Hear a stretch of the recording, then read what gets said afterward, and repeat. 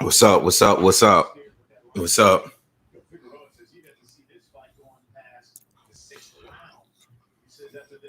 Deuce, you back, man? Yo, couldn't court. I didn't have enough time to cover the Casemiro fight just now, but I was in here watching it. You know, not shocked at all. Dude got crazy power. I can't wait to him and in a way fight each other. Yeah, and I seen the Josh Taylor fight, the knockout. I saw it after I stopped the first live. I watched that one, and I saw the knockout. I saw it.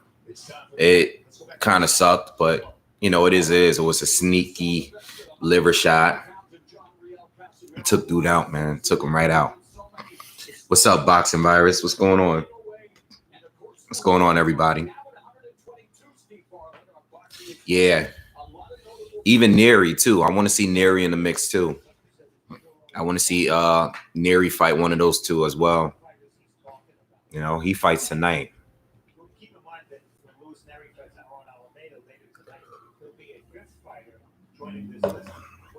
Shout out to everybody that's coming back from the earlier live commentary I did. Fight wasn't all that great, but, you know, we had fun. We chopped it up and everything. Yeah.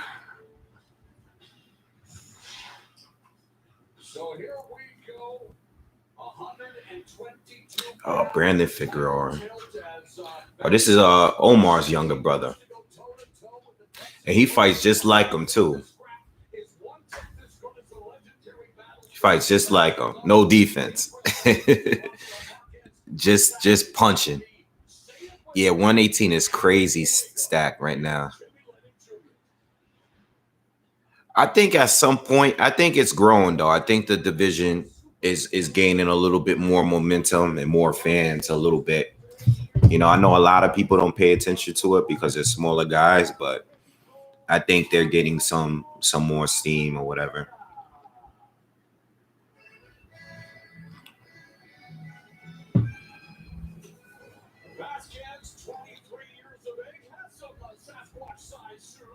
I mean, I would lean toward Inoue, but I could see it. I can see Casemiro just hurting him and getting him out of there too. You know, he could hit the both of them. I don't see that fight going to decision. That's all I'm gonna say. I think it's gonna be a knockout, and I think it's gonna be within like 6 rounds on either side. You know, as far as those two, but I think it's really between those two right now. You know, Louis Neri fights tonight. I think I would probably give Casemiro a better shot at being in a way right now, to be honest. But I think it's really probably between those three. Maloney is a good boxer. He is a good boxer. He is. He's a good boxer. You know, I saw his last fight, but I can't see him. I can't see it, you know? I can't see it. I did watch it. I think I was doing live when I was covering his last fight. He's good, but I can't see him beating those other guys I just named.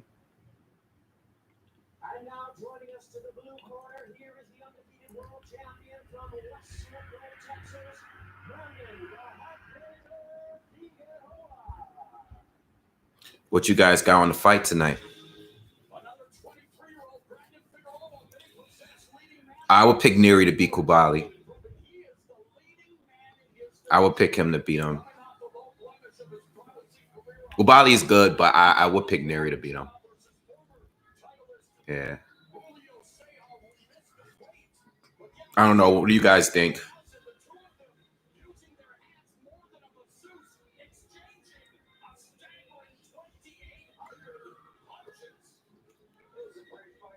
I hope Inoue stays down at 118 while he's down there too. Deuce, what up, man? I seen you say that earlier too. I think you left that comment earlier. I think one of the Charlos. I mean, both tough fights. I mean, I wouldn't be surprised if one of them lose. You know, I think if anybody's gonna lose though, I think it's more likely Jamal lose. But I mean, even with Rosario, I mean, he has knockout power, and I think if he can hurt Jamel, I think he can definitely get him out of there as well. You know, but I think Jamel is gonna knock out Rosario. You know, I don't know when, but I think it's gonna happen at some point. They both hit hard, but I like Jamel's experience. I mean, Rosario's improved, but I like Jamel's experience, and I think he's just think he's better overall. Rosario's gonna win. How do you got Rosario winning by knockout?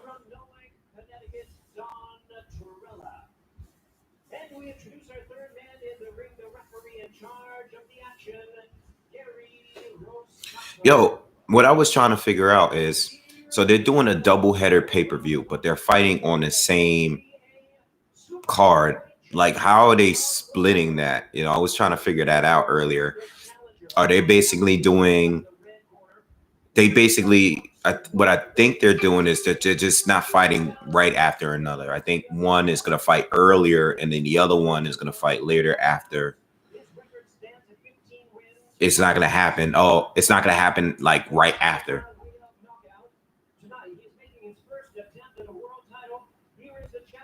Oh, Jamal fights after this fight. That's great. That's great. And then it will have the pre-fights for the next card. I get it. So they did that because they didn't want to fight one after another after what happened with the Tony Harrison fight. That's what I'm assuming. I don't think it really matters because, yo, if Jamal loses, you know, Jamel got to think about that all night into his fight. You know, being that they're twins, it's going to be bad either way. Have the Charlos ever been hurt? I don't think so. Nah. Every time I see them get punched in the face, they seem to just keep coming, and I don't know, you know.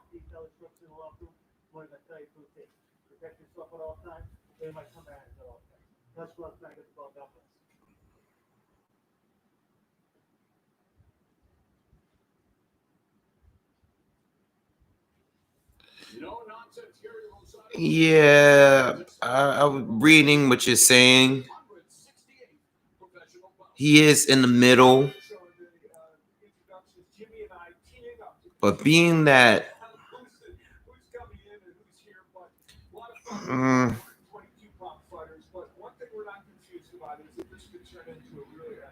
I get what you're saying about Rosario having more ways to set up his offense. I do agree with you with that.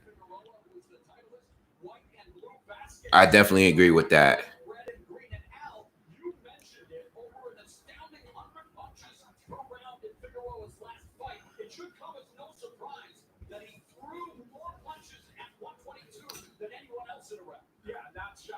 I'm not familiar with the other guy that Brandon is fighting to say if he's gonna knock him out or not. I just know he comes in straightforward, no defense, and punches a lot and get hits a lot.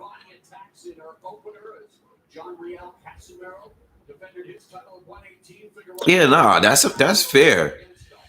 But as far as him being all around better, I mean that's fair, but I don't know, man. I don't think anything in his style is. I definitely don't think he's more skillful than a lot of like. If you to be honest, when you think of Tony Harrison, John Jackson, Erickson Lubin, sure, I can even go back to like Demetrius Hopkins, like all of these fighters that Jamel won against, even Vanes Monterosian, a lot of them, I can't say that Rosario had more skills than these guys, you know? And Charlo still beat them.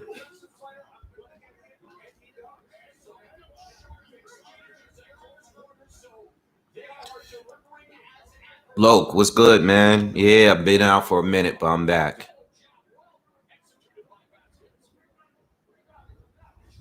You know, I series order almost every fight, but I can't pay pay-per-view for this. I mean, it's your money, man. You know, I don't know why people. I don't get upset when people don't want to. Or oh, Brandon's about to knock this dude out. Yeah, I don't get upset. Like I don't feel like I think people get upset when people feel a way about me not ordering certain fights. I just gotta really want to see the fight. You know, I gotta really think it's worth it. Like I want to support boxing, but I don't want to support everything just because I don't want them to think that me supporting it means it's good. You know, even as a boxing channel, I'm not gonna just support whatever they put out. You know, um, it's like Teofimo Lopez against Lomachenko. Now that's a really really good fight to me, right? I would pay for that, but it's not a pay per view. So if you don't want to watch the fight, then don't pay for it. That's all. And then there's a good UFC card. I mean, if you're into UFC, you can always just, pay for that fight. Rosario is not a pay-per-view draw, so I get it. I bought it because of the importance of the fight, it being the unification, and me thinking that there's going to be a knockout in the fight either way. And I also bought it for Jamal Charlo against Derevyanchenko. To me, I think that would be a very good fight as well. That's why I'm paying for it, and I like the undercard. I like all of the people that's fighting. I'm familiar at least one of the fighters. So, I'm cool with the pay-per-view. What's up, everybody? Everybody's coming in. Just hit that like button. And those are my guys. I'm not gonna lie. Those are my guys. I'm cool with the Charlo twins. I try to support them. But I am honest on the channel. When I think they're gonna lose a fight, I say it. When I don't like them fighting a certain fighter, I'll say it too. I'm not like one of these channels that's going to support every single little thing they do. There are people that Jamal has been facing at 160 that I do not like. I've said this countless times. I'm not a fan of all of these fighters he's been facing at 160. Just not. I'm not saying it's all his fault. I'm just saying that these guys coming up from 154, Dennis Hogan, Brandon Adams, Highland, and all of those guys. Some of them he had to face because of their ranking, but others was just like, oh, these guys are trash, And he was fighting really good fighters at 154.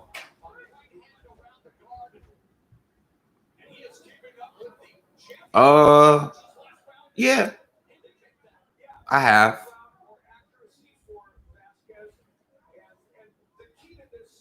Yeah, I write everything off. But it's about, the principle of it. As much as I love boxing, the way I view pay-per-views, and I'm expecting them to happen a lot more now because they're not going to be able to fill these arenas and stuff like that because of COVID. But the way I feel is you give me the fights we should be getting and you get rewarded. People will pay. I don't want you guys to just give us all pay-per-views to pay the fighters if there's no real danger involved in it. I would pay to see Lomachenko against Teofimo Lopez. I would have paid for that. I would have definitely paid for that. Like if it had a terrible, terrible undercard, I probably maybe not. Maybe that's the only thing that might make me question it. But I mean, that fight specifically is a real fight. It's a unification match. It's damn near a undisputed fight. That's a really important fight. Like you pay for that. Like Lomachenko might get knocked out. He's fighting a dangerous opponent.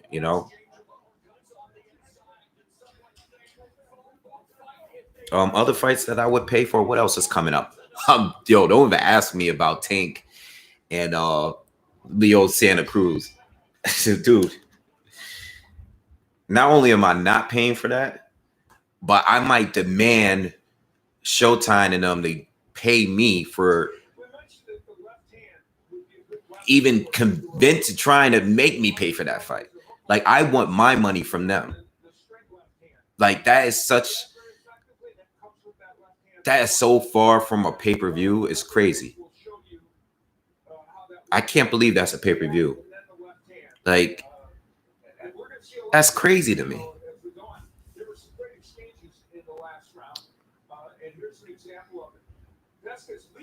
I see. I mean, I'm not gonna go out and say that Tank is gonna knock him out, especially after seeing his performance against Gamboa. But it's like I see Tank winning, but I just don't understand why this fight is happening. If Tank has been at 135, he's at 135. Leo's another 126 guy. I know he just moved to 130, but he's really a 126 guy. And I'm tired of Tank fighting those guys. Like I want to see Tank fight a real fighter at lightweight, you know? Yeah, I think Leo's gonna lose for sure. I just don't know if it's gonna be by a knockout. Because Leo is tough. Leo's tough. He does throw a lot of punches and stuff like that. Tank didn't look so hot in his last fight, you know. So I see Leo like I don't see him winning, but you know, at the same time as I don't see him getting like just totally destroyed either, you know.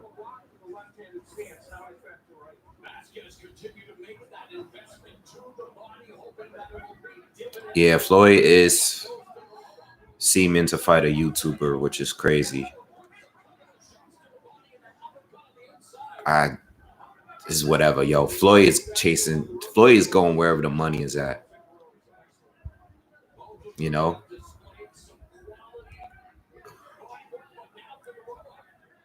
If I wasn't covering boxing tonight, I would have ordered a UFC tonight.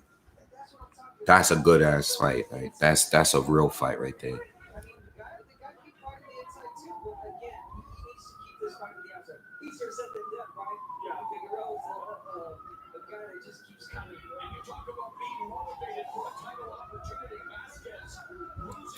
Yeah, look at Vasquez's face, man. All swolled up, red.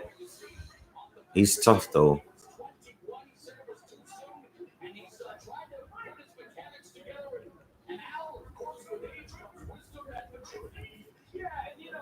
Yeah. Yo, I was gonna make a video on this fight with Floyd. Floyd fighting the guy that lost. He not fighting KSI. He fighting a YouTuber. Uh, is Logan Paul a lot more popular than KSI? That's the question. I don't know. I don't follow neither one of them. I don't know what they do. I don't know what they're famous for. I just know that they have a lot of subscribers on YouTube. I think somebody told me Logan Paul is like a gamer or something like that. But I don't know. I don't know what they're really famous for. I never heard of them before they fought each other. You know,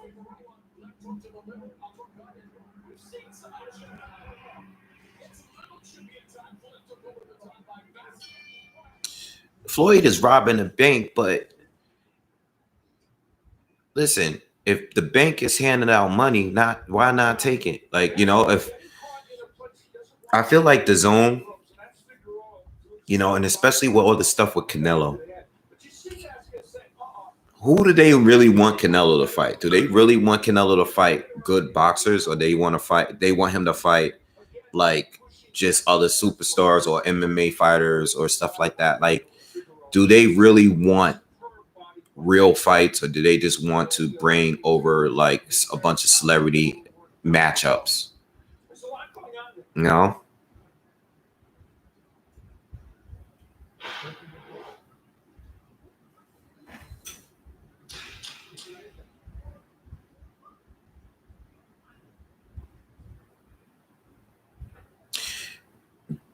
Logan Paul, I believe, isn't he like a cruiserweight? How big is that guy? I think he's like a cruiserweight, right? Am I right? I think that's their selling point. I think they're marketing it as Floyd versus a really big guy.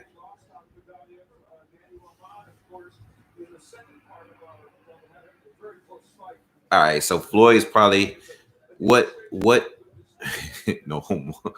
What Floyd what weight is he gonna make Logan Paul come in at? Do you think he's gonna let him? Do you think Floyd is actually gonna fight him at that weight? I bet you Floyd is gonna make him come down to 175. You think Floyd is not gonna drain him? You think Floyd is gonna actually fight that man at his current size?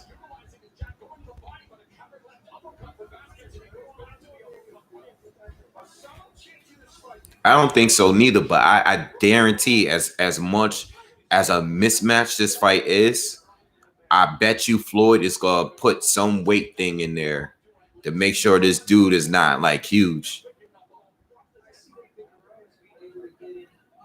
You know what? Forget all that. I feel like if Floyd Mayweather made a decision to fight this dude and it's in writing and they're actually gonna fight, Floyd is gonna win. There's no way Floyd can lose.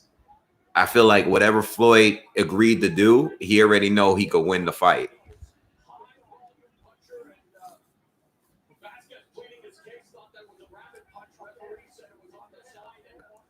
But I was watching the KSI rematch, and I was like, "Yo, the KSI dude was doing okay. Like he was doing pretty good. Like even though he's not like a real boxer, I could see him giving a boxer that's really small trouble. You know,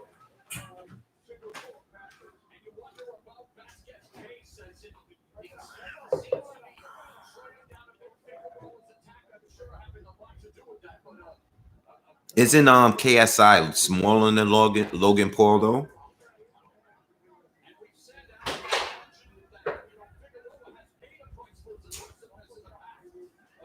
I was talking on this earlier on the earlier live. I think Tyson is. I just hope it's they're wearing headgear because I don't. I think Tyson's going to destroy Roy Jones, especially if they're fighting serious. Like if it's like a serious fight where you can actually knock people out. Um, I think he's going to destroy Roy Jones Jr. I don't. I don't. I mean, I just hope.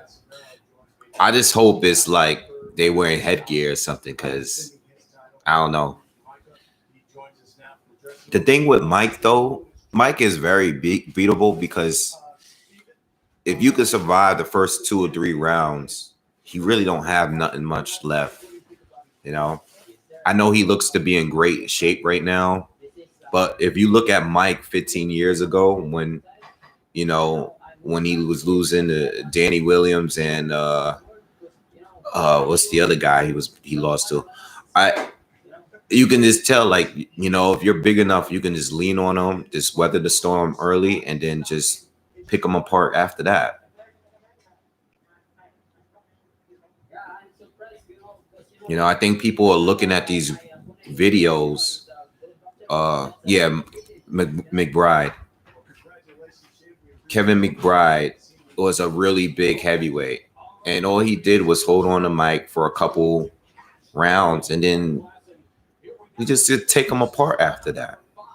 You know, but Roy, the problem with Roy is that Roy don't have the legs, man.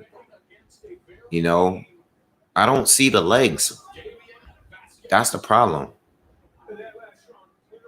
And he's not a heavyweight. He's not like these big guys that Mike was fighting 15 years ago. I mean, it's crazy talking about Mike, and he hasn't fought in 15 years. But he looks great in these videos. But if he, I don't know, man.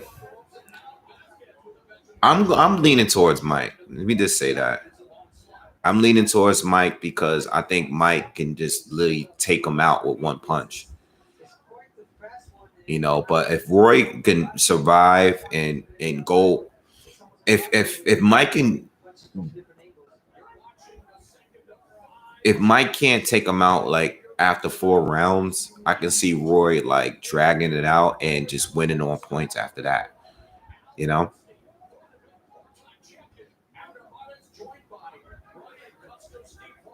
Yeah, Roy's last fight was 2 years ago, but the last good fighter he fought was Enzo Macaronelli, and we saw what happened in that fight. And these guys still are not heavyweights,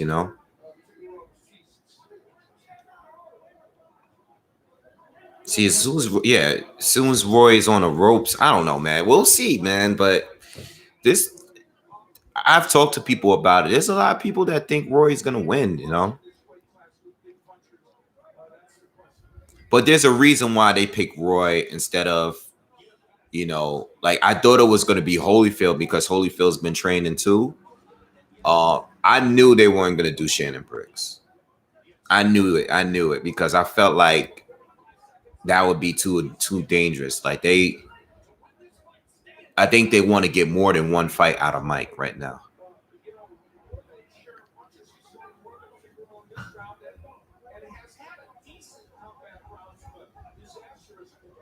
Shannon on that juice.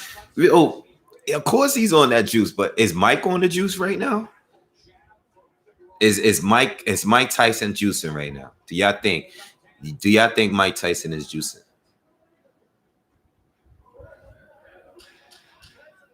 I think he is.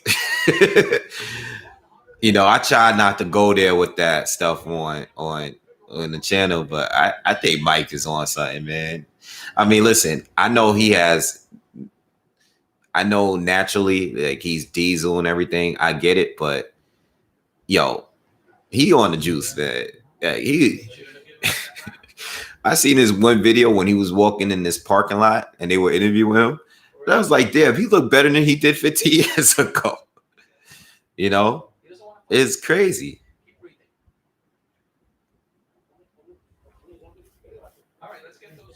I like Crawford versus Brook, man. I like the fight. I like that fight. I wanted that fight. That was the one fight that if it's not gonna be a PBC guy, that's the one fighter I wanted to see Bud fight. You know, and I like it because Bud is fighting against a good boxer that's big, that's strong, that has power, and I seen Bud just seems to like always outbox everybody he's facing and stops him at some point. Like, nah, Crawford, I mean, Kell Brook has a really, really nice 1-2. He moves well, you know. I like Kell Brook. I like that fight, man. I can't wait to see that fight. I want to see how Bud wins that one. If he does win, I don't think it's going to be in the same fashion the way Spence won. Like Spence had to dog it out. Spence was trying to box with him early, but he switched it up and dogged him out.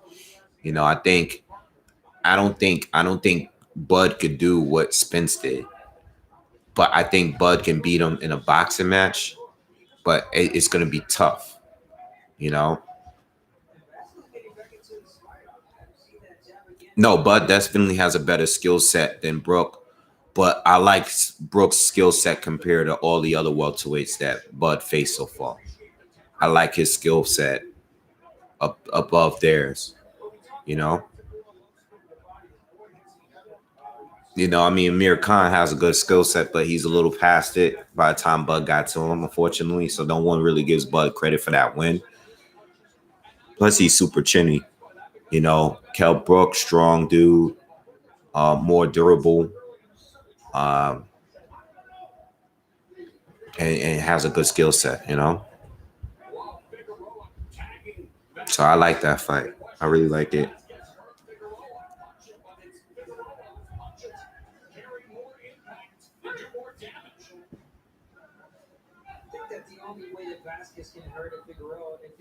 Spence and Crawford are the best at 147 to me, you know. And I just, wish they would fight each other, you know. But everybody wants Bud to kind of fight everybody else that Spence fought first. And I'm just like, boxing really doesn't work that way. You know? Brandon Figueroa is fighting right now. I'm not forgetting Manny. It's just that Manny might be fighting Conor McGregor. You know? So if he fights Conor McGregor, it's no real point, to really talk about him right now.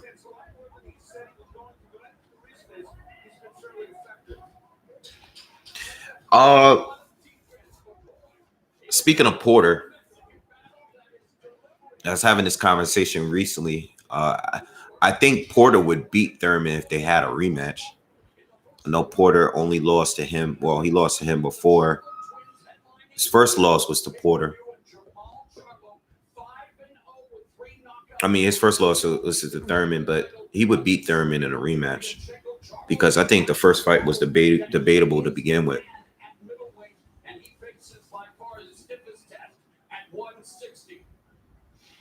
Derevyanchenko, a decorated amateur career and Olympian who has a pressure style that well gave. He still want to see Errol fight Keith Thurman. You just want to see Keith Thurman kick. You want to see him get destroyed, yo. Keith Thurman disappointed me, man. I was always a big Keith Thurman fan, man. But I think it's just the injuries, man. I think his injuries was a lot worse than we thought, and I think he was just kind of trying to cash out. The fight is on Showtime pay-per-view. You got to go to pay-per-view and watch it. If you, unless you got one of those Fire Stick things or something.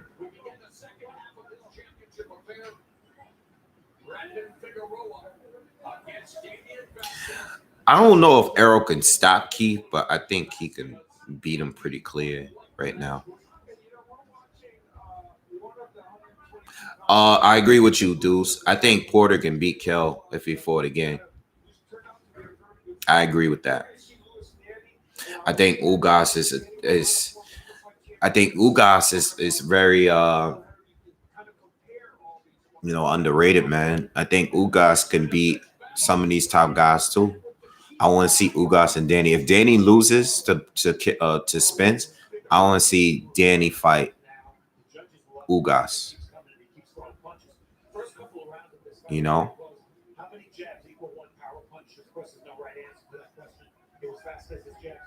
I don't think Ugas could beat Crawford. I think Errol got the best chances of beating Crawford. I think one of them, whenever they fight, I think the only two that could beat the two of them right now is one or the other. I think the only person that I feel like can beat Errol right now is Bud. And the only person I think can beat Bud right now is Errol. That's just my opinion, though. I think Spence beats everybody else at 147. What y'all think about Virgil Ortiz and Boots? Gerald Ennis.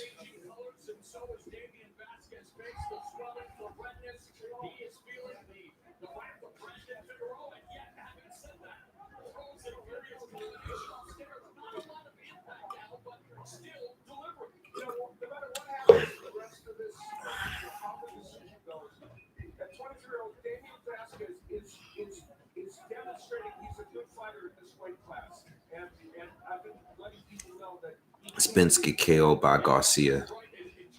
All right.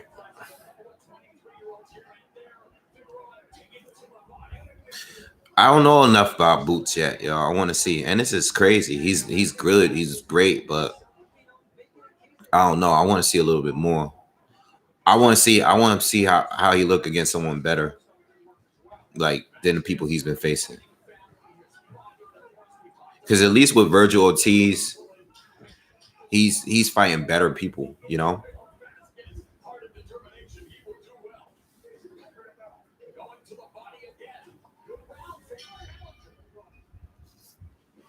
Damn, Brandon ain't knocked this dude out yet. I want to hurry up and watch the Jamal Charlo fight, man.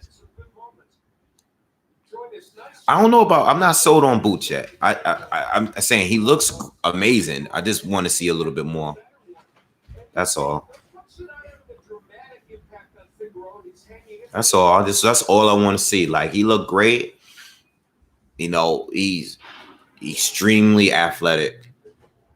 I love watching him fight. I just want to see him against somebody a little bit better, man.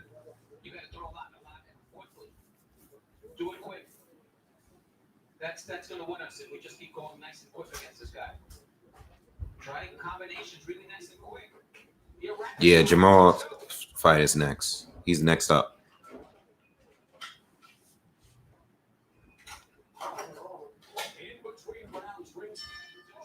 You want to see Ennis versus Porter right now? I don't want to see Ennis against anybody that we just talked about right now. I don't want to see him against any top like 10 right now. Not yet. I want to see Ortiz against a top 10 though. I want to see Ennis fight someone decent first, man. Not saying he won't win. I just gotta wait. It's too early, man. Oh, you didn't miss much yet. Well, you did. Casemiro got a knockout in the first fight. You know, if you're a fan of 118, he got a knockout. I think it was the second round. And Brandon Figueroa is slugging it out.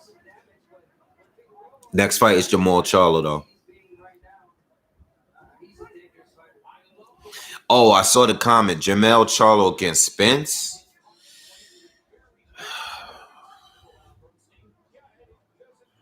I don't know.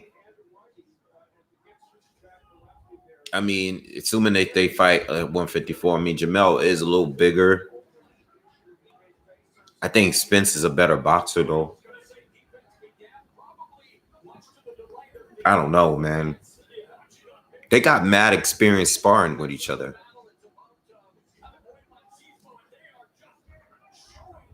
I don't know, but they got to stop this fight because this dude is getting destroyed right now. Brandon is ODing on this guy. This guy, his right eye is closed.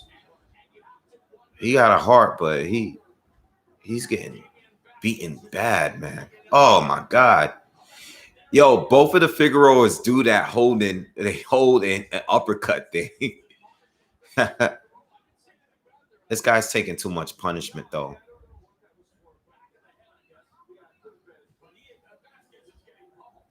Jesus Christ.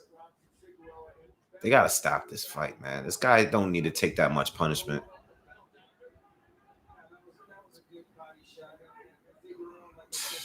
You guys watching this fight?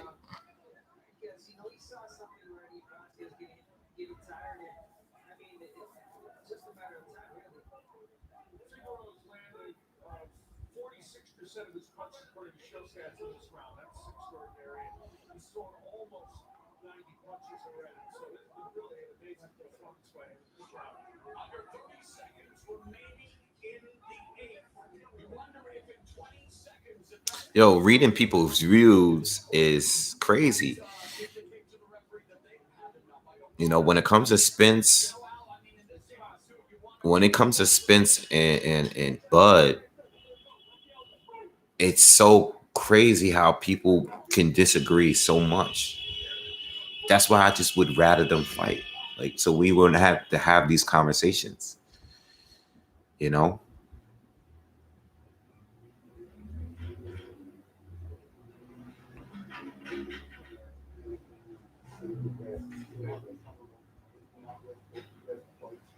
How's the UFC card going so far?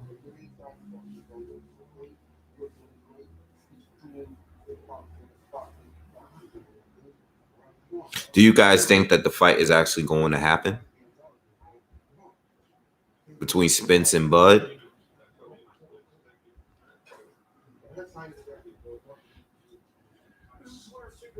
Yeah, I'm starting to lose hope.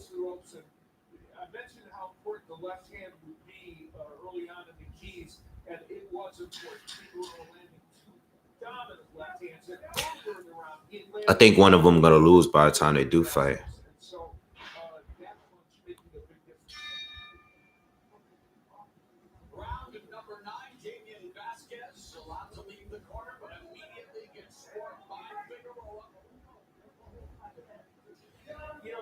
They should just stop this fight already, though. This dude's beat up pretty bad.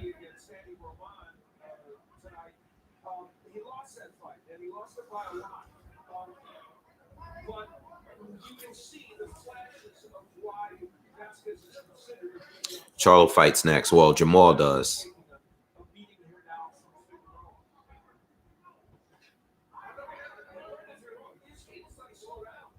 Yeah, I got both of the Charlos winning tonight, man. You know, but both can possibly lose, you know.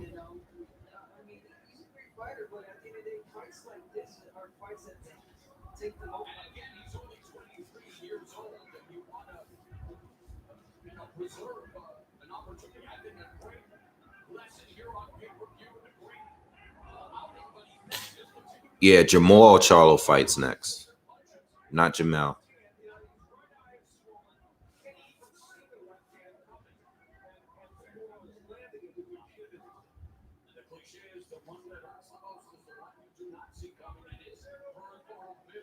God, Figueroa is just landing every punch he throws. This guy, this, yeah, fights like this is bad. When a guy is landing every single punch, it's like it's no point, man. When a fighter lands every single punch he throws, it's like why keep the fight going, man? You know, something happens to this dude later. It's just this is too much, man.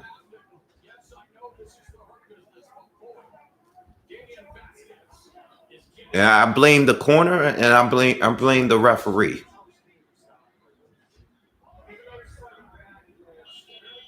This is bad, man.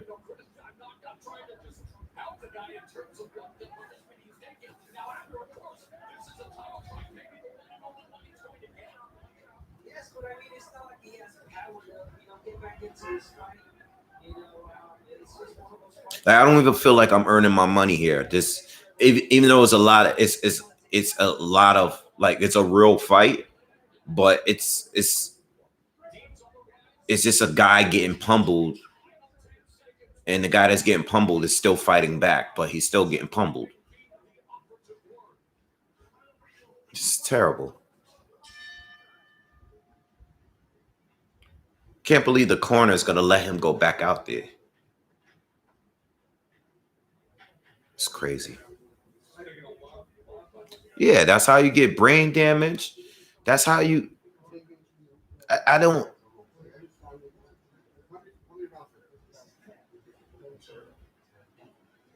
Yo, two more rounds of that is too many rounds. One round of that is too many rounds. His eye is done.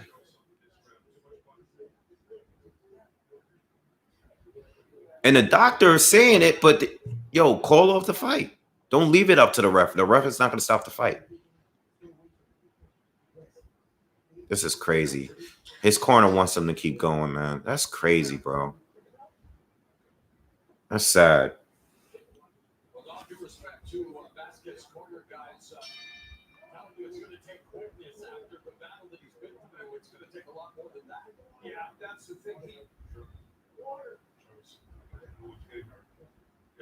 That's crazy. Doctor gonna let him go. Wow.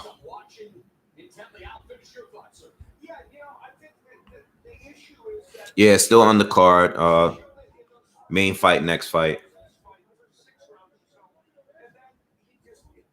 Yeah, it's not the one big punch, it's the accumulation. He's been taking punches to the face all fight long. No defense.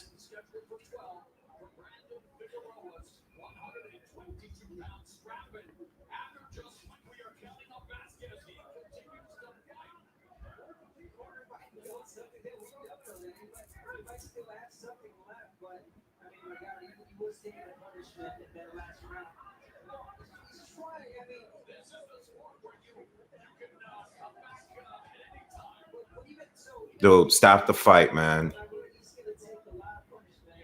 This is crazy.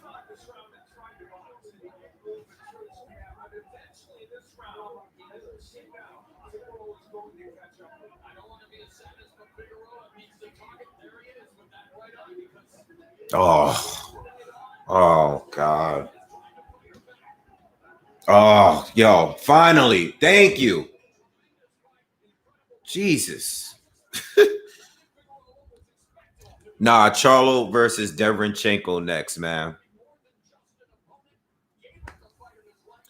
All right, yo. Let's talk about this fight. Who do y'all got winning this fight?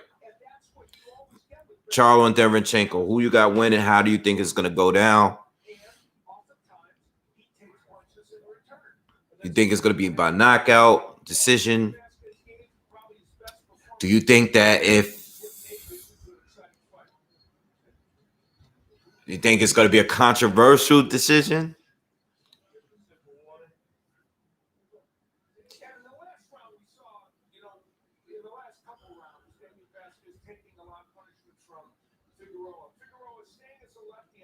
Charlo by gift decision or draw.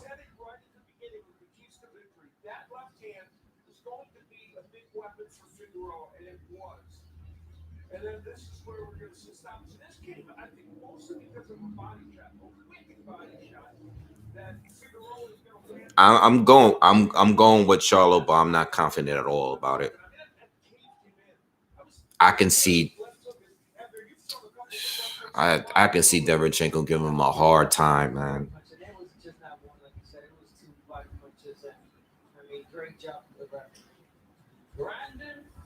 Brandon Figueroa.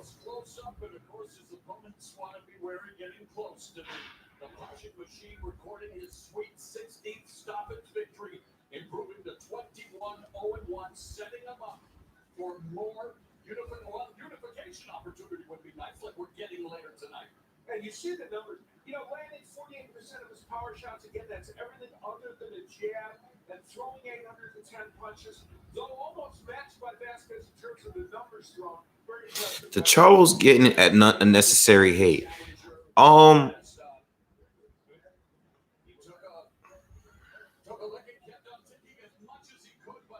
Are they getting hate?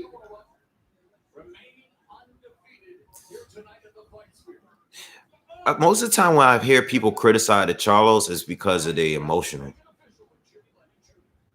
I think some people criticize them because they may be like, maybe because some of the fans, think that certain fighters are ducking them. Well, not them. Let me say more for Jamal. I think people talk bad about Jamal because they say that Canelo or Triple G is ducking him. So I think that may piss people off, but I don't think they get that much hate like that. At least I don't see it like that. But they are very emotional, both of them. People take it the wrong way. I don't really care. If you're emotional, that's your own business. I care more about what you're doing in the ring, As long as you're doing your thing in the ring, it's not much I can really say if you winning,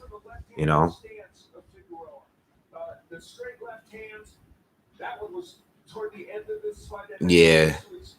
I can see why people don't like him. But, I mean,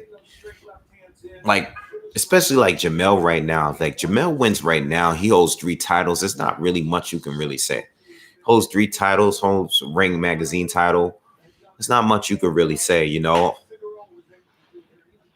Especially him, And if Jamal actually does better against Derevyanchenko than Triple G and Jacobs did, that'll be very, very impressive, man. It's not much you could really say to that.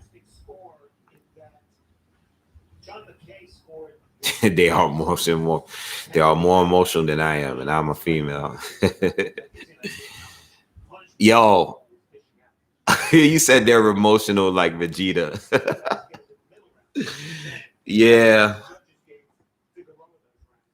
I mean, it is what it is, man. Sometimes it's bad though. I seen when they was online, I think they were like arguing with each other. One of them was on live and they was just talking crazy in their house. I was like, why are they doing this? But that's the new thing for guys now. They go on the internet and they just yell and scream all day. I don't know why. I don't know. That's the internet. It's crazy, man. But you know what? Like they're tough and they win and I don't know. I think more people pay attention to them. You know what's weird? I think like when the Charlo twins was first like getting like a little buzz, people wasn't really rocking with them like that because they was quiet and they was selling them as these twins. And I think once they started getting some good wins, they started talking crazy to people, and I think people started like taking more notice of them. Sometimes you gotta start talking crazy and being disrespectful to your opponents for people to start noticing you, because nice and respectful and like quiet and I remember they used to give interviews and they used to just smile and they were like so like nice twins. And once they started talking crazy to people, they became more popular. I liked them better when they were quiet. All right, so the Jamal Charlo fight is up next, y'all.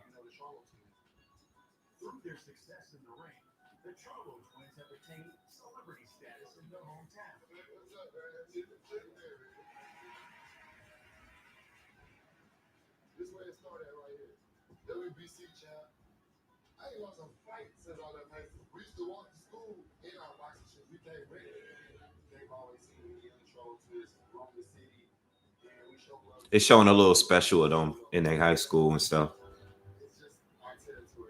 They got some nice houses though. I think Jamal did like a special on YouTube. His house is crazy. Like he has like a big time house. Like very, very, very impressed. That's some nice stuff. I'm glad they're doing good for themselves, man. That's all I gotta really say.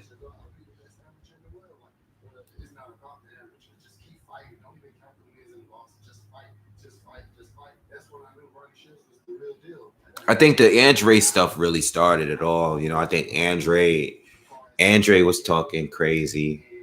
It wasn't really anybody. It was the J Rock Williams too. J Rock, they were going back and forth with their camp. No, remember the Charles Hatley fight with Jamel?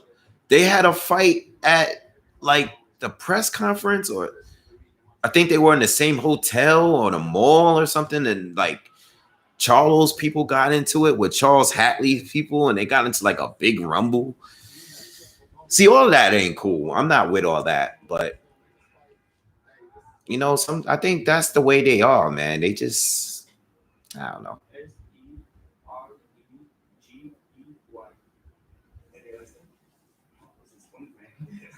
You guys think Jamal Charlo better than Daniel Jacobs?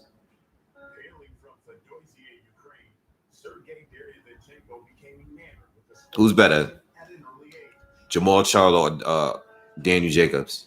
If they fight right now, who's gonna win? Like who you got right now? Let me put some of y'all on the spot. Jamal Jacobs. Hell no. Jacobs.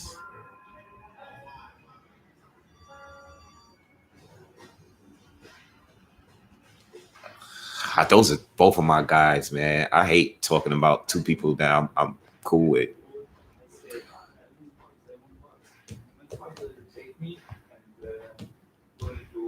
I did a video about this though before. I think I said I was leaning a little bit towards Jacobs.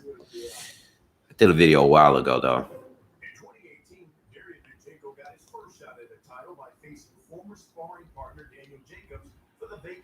Jacobs is weird with Jacobs because sometimes I feel like he can really bang and go for the KO, but he can be too passive sometimes. You know, sometimes I feel like he needs to just sit on his punches and go after whoever he's facing, but he plays it too passive sometimes. That's the one issue I have with him. But he's definitely a lot more well-rounded than Jamal is. Jamal, you know, he's kind of one-dimensional in some ways, but he does what he does, and he's good at what he does. Jacob switches it up sometimes, switches it up. It's good that he can do that. He can definitely do more. He could definitely adjust more. But sometimes I just want Jacobs to just destroy whoever he's fighting, you know? He be too nice sometimes, man. I like how he fought Triple G, though. Even though he lost, that was still my favorite Daniel Jacobs fight. Even in the loss, that was my favorite fight. Like he went at Triple G, but you gotta remember too, he didn't make the weight. You know, he kind of just was over the weight, and he was a lot bigger than Triple G that night. I thought he won that fight too, yo. I love Triple G too, but yo, I thought Jacobs won that fight, man. And you know what? I've seen that fight at least 5 times, bro. I have it scored the same way every time I watch that fight. Every time I watch that fight, I just don't think Triple G was ever really in a good rhythm, man.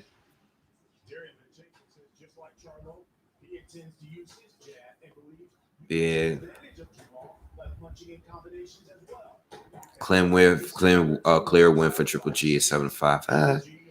Listen, I'm not mad at the outcome, but I think Jacobs won, man. I think Jacobs won more rounds, and I think he would have definitely. I think he would have definitely probably got knocked out if he was trying to make the weight, you know. If he was just even a little weight drain, he wouldn't have been as durable as he was. I think because he was so much bigger than Triple G that night. Probably why it was so much more competitive. I actually predicted Triple G to knock him out, you know. This is the current Irish whiskey belt holder. This is the rich and smooth challenger. Bing. Yeah, I thought Sergey won too. But I watched that again, and when I watched it again, I was like, all right, you know what? I can see why Triple G, you know, especially Triple G and his jab, man. His jab was on point all night against Derevyanchenko. Coming up next, Jamal takes center stage in our first main event. And as we approach that fight, let's reset our Showtime announce team here at the Mohegan Sun Arena tonight. We've got Mauro Ranallo, the best in the business. Nah, Jacobs did not almost beat Canelo. Nah, I'm not. I love. Yo, I tell you, I spoke to Daniel Jacobs about that fight, man. Jacobs told me himself. He was like, yo, I was drained. He told me. He's like, I was drained. Listen, Canelo won that shit. I didn't think that fight was close.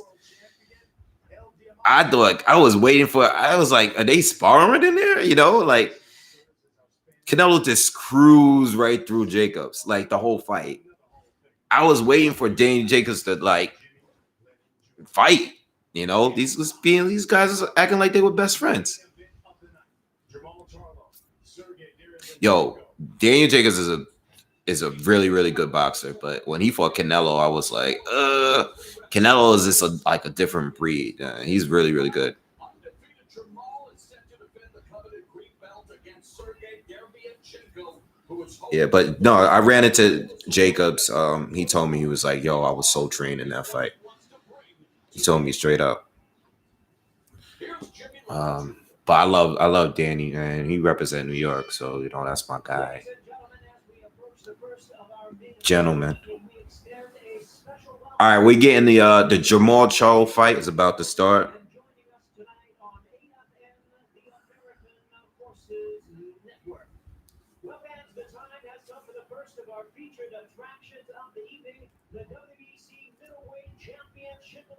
I like going back and forth from from the zone to this. I do like the commentary. I mean, even though they got rid of Paulie, I do like Showtime's. I always was cool with Showtime's their commentary during the fight. I'm not a fan of the zone's commentary. I do like ESPN's sometime, you know. But I like Showtime's commentary. I always like Showtime's commentary. Derevyanchenko's walking to the ring now, guys. So tune in. If you guys find a way to watch it, make sure you get it on now.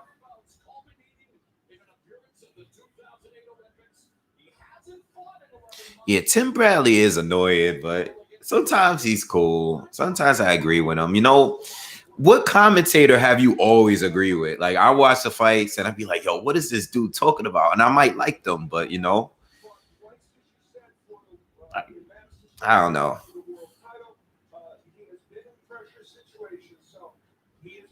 I don't like, who I don't like? I don't like Sky Sports commentary. They are like biased and they don't even hide it.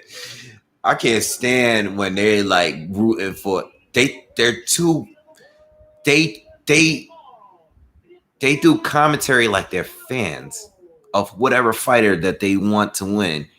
That'd be so annoying to me. All right, Jamal walking to the ring now. He's wearing a black. His robe is actually pretty dope. It's all in black. He ain't carrying nothing heavy though.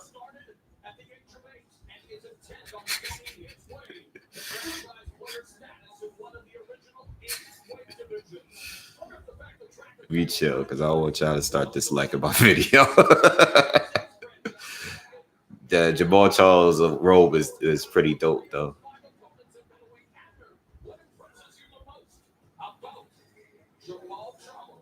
Oh man, the guy's incredibly self-confident about himself, his intensity, his power. All right. Yeah, that robe is nice.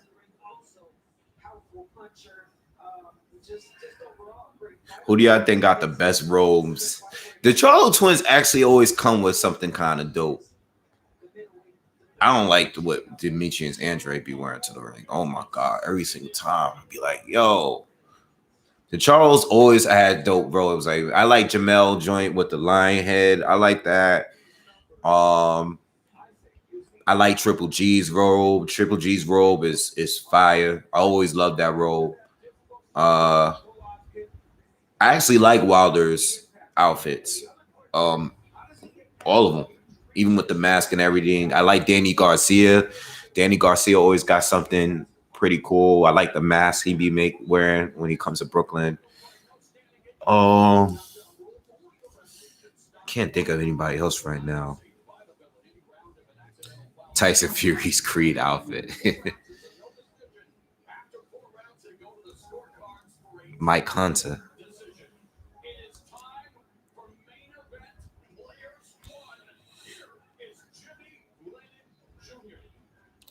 I was talking about this earlier about Breeders. I really think he should just stick and stay at cruiser. Just become undisputed. He's already like 35. I wouldn't even. I would just stay at cruiser, bro. To be honest, I think he would do well, but against who though? I think once he steps up, fight the bigger guys, I think he's not gonna look too good.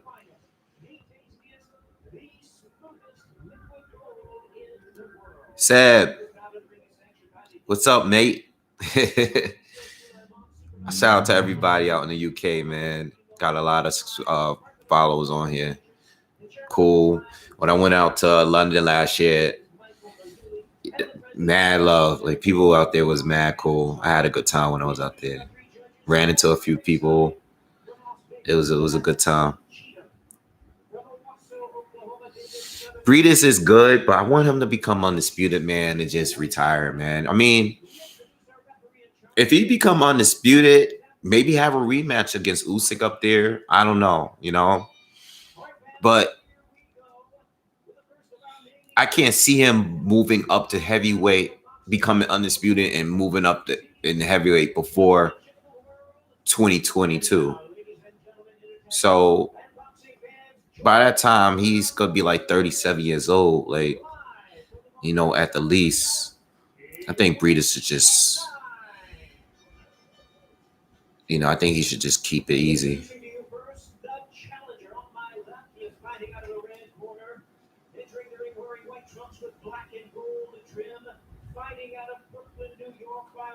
Nah, he's not cruiserweight. I mean, he's not undisputed because the belts got scattered around. I think he has 2 of the belts, I believe. I gotta check.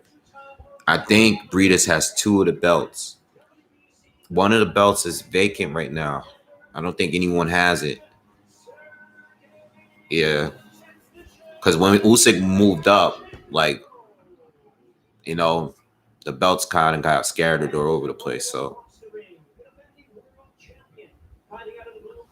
yeah, if Jamal loses, and this is the more, I think this is a 50-50 fight right here.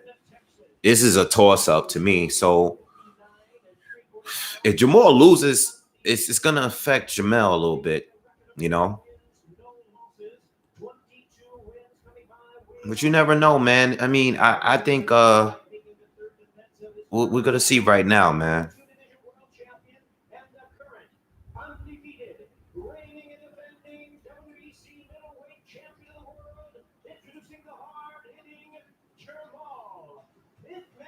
Jamal won't lose.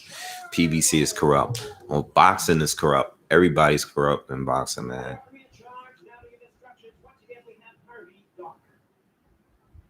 Oh yeah, Breedis definitely got to run that fight back against Glowacki. All right, Jamal Charlo, Derevyanchenko, round 1 is about to begin right now. I'm going to say Sergey because I'm not going to say Derevyanchenko over and over and over again. Harvey Dock is the ref. And the champion Jamal Charlo in the black with silver trunks, the determined challenger Derevyanchenko in the white with black and gold. And he told us that he wants a faster start. Remember, in his 2 biggest fights against Triple G and Daniel Jacobs, he was dropped in the open. All right. That's a top priority for him, and he has to worry about. All right, both fainting a lot. Jamal came out with a little bounce, look a little light on his feet.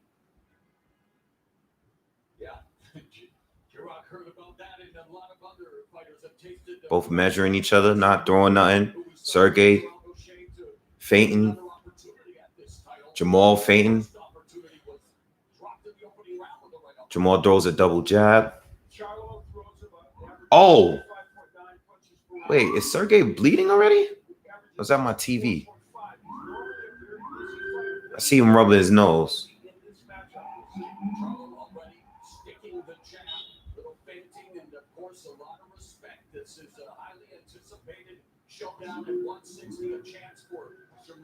Jamal jabs to the body. Yeah, I think that was my TV. I was just looking at it. It was dark.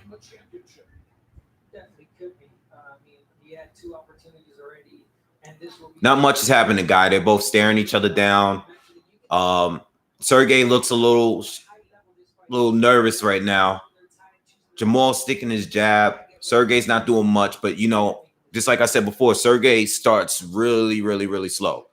And he's been dropped in the first round a couple times now, so he just looks a little stiff right now. So far, Jamal's doing, just controlling it with the jab. His jab is really, really fast in this. He looks sharp so far. Sergey steps in. Right hand misses. Nice jab by Sergey. Charlo returns a jab to the body. Derevyanchenko ain't really, he's fighting on the outside for now, though. He hasn't really gotten on the inside. Hasn't done much to close the difference.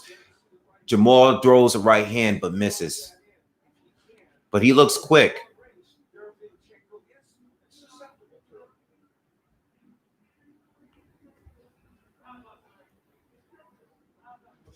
Nice jab to the body by Sergey.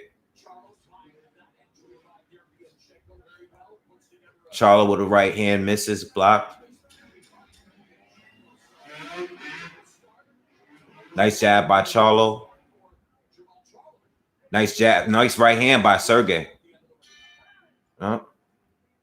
Nice little round, not much going on. Not much there. Charlo definitely landed more jabs. Sergey landed a nice right hand at the end of the round, but besides that, not really much going on. That's just a free round. Probably give it to Charlo slightly.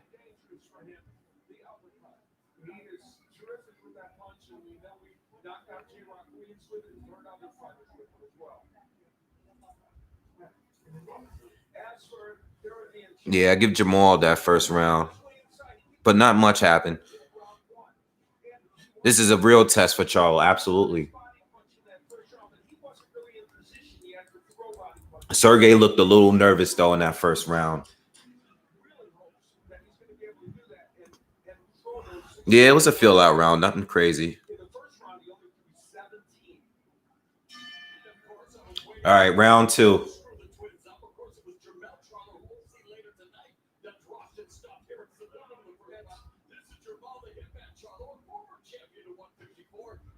They both trade jabs. Derevyanchenko looked like he's trying to close the distance a little bit more. He's stepping in a little close now. Now he's in range. Jamal lands a right hand, but not flush. Nice jab landed by Sergey.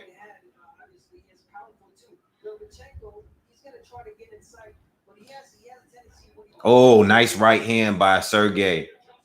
He's getting closer to Charlo. Charlo throws a couple jabs, but they're blocked. Sergey getting low. He's measuring. Charlo throws a right hand, but that's blocked.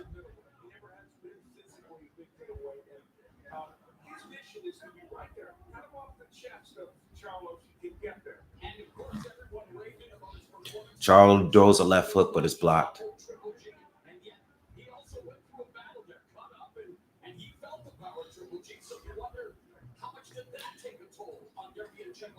Nice left hook by Charlo. I feel like Sergey was starting to edge a little closer and close a gap earlier in this round, but Charlo got it back on the outside now. But he's not landing much. Most of the shots are being blocked by Sergey. Nice jab by Sergey. Nice right hand by Sergey.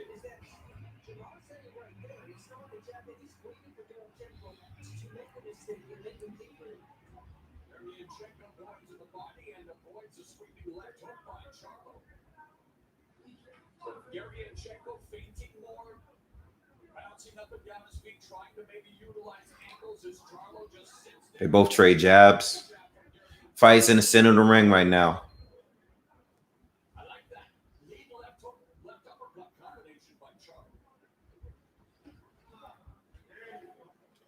Oh crap! I gotta fix the settings on my TV.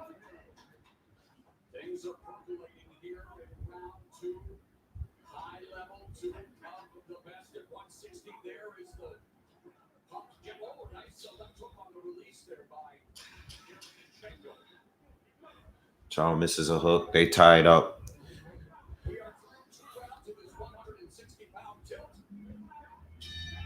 All right.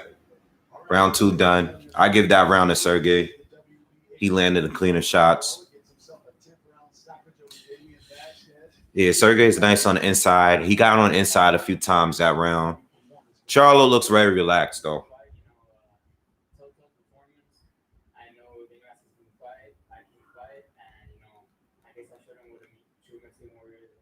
There's so much talent at 122. Tell us, what would you like to do next? Take some time off. Obviously, get back to the gym. How you guys got it? I got it 1-1 for now.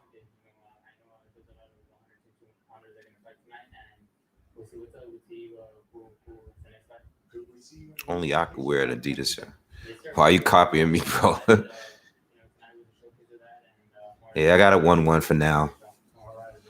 Nothing crazy going on, though.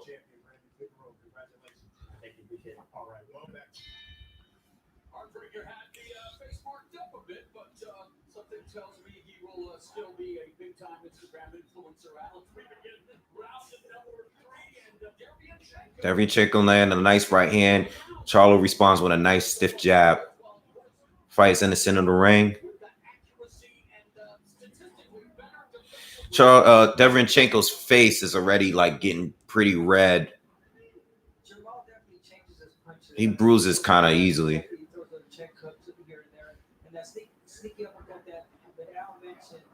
Derevyanchenko looking for that 1-2. The only times he's caught Jamal is when Jamal moves back in a straight line. Right. He's got to use some angles. He's got to turn it to another. Oh, nice jab by Charlo. While Derevyanchenko stepping in. Nice, another jab by Charlo. He tried to hit Derevyanchenko with an uppercut, but it was blocked.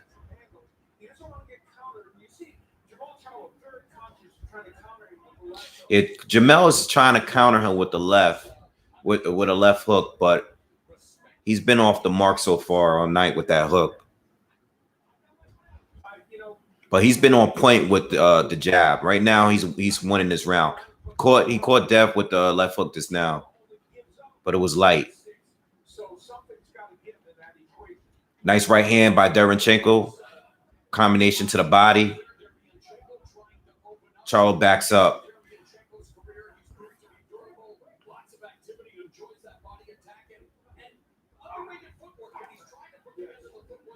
Derevyanchenko stepping in now, getting in. Charlo's keeping him at range though. Charlo's been accurate with the jab, man, and he's throwing hard jabs.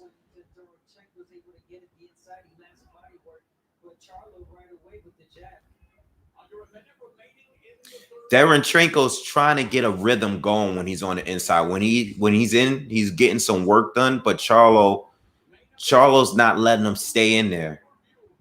He's doing a good job at keeping the range with his jab. Oh, wow. Oh. Charlo lands a jab and a left hand. Left hook behind it. This, really showcasing the different styles, the different levels, and just enjoying two high-level professionals supply their trade and a lot of the mental warfare going on as well as Charlo tries to score with that combo.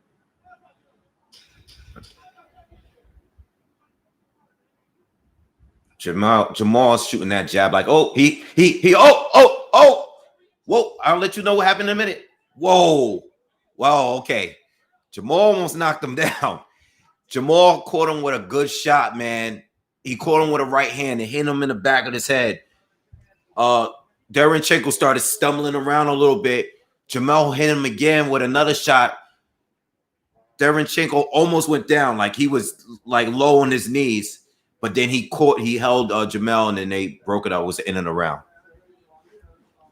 They're showing a replay now. I'm gonna tell you exactly. So Jamal caught him as Sergey was stepping in and landing the right hand. Then Jamal, I keep saying Jamal. Jamal stepped in and then caught him with a left hook while Sergey was trying to catch himself. That the left hook is almost what put him down, but he held his balance a little bit.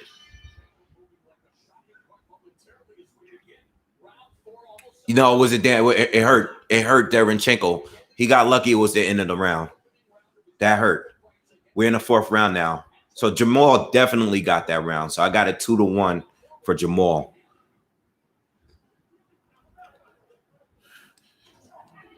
Oh, Sergey steps in, throws a nice counter in combination. Jamal's back out, shooting a jab again. Oh, Jamal lands another right hand.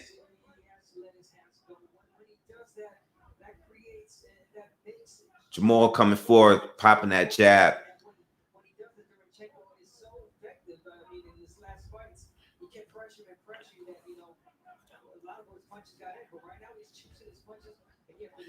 Jamal's doing a good job stepping out and keeping that jab out there. He's even going to the body a little bit. He's working the body when they're both on the inside. But you can tell that Jamal's not comfortable with staying in there. You know, he's keeping it. He doesn't want Sergey to close that gap. Nice hook by Jamal. Oh, nice combination. Derevyanchenko's having trouble because Jamal is doing work when he steps in. Oh, Jamal lands a nice uppercut. Hurts Derevyanchenko a little bit. Jamal is doing extremely well, guys. Derevyanchenko's having his moments, but he's...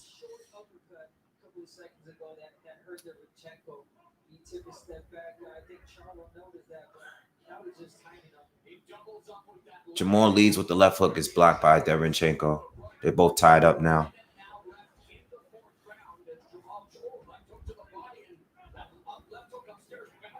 Nice right hand by Derevyanchenko. Jamal's still consistent with the jab, though. But Sergey got some damage on his face.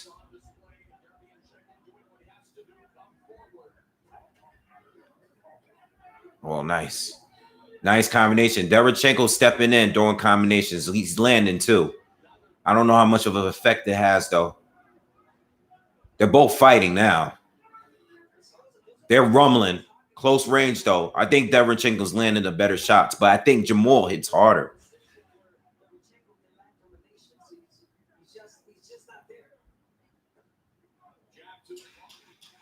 Good round. They both exchanged a lot this round. Nice jab by Jamal. He tries to throw the uppercut but misses. Good round. Very competitive. Derevyanchenko was doing on his thing on the inside for sure. But I still give Jamal the round. Think he landed the better, the cleaner punches. I got a 3-1. Who you got winning the fight? How do you guys see the fight so far? Jamel and Rosario fighting later. All right. Jamal and Derevyanchenko's fighting now. And then they're going to have more pre-fights and then do another main event. So it's 2 separate main events. I'm actually impressed with the fact that Jamal is doing some work while they're both on the inside. You know, he's actually fighting a little bit. You can tell he's not really that comfortable. That's not his strength, but he's doing something, you know, when Sergey is up on him. All right, so we're in the 5th round. I have it 3-1 so far for Jamal. He's kind of still in control.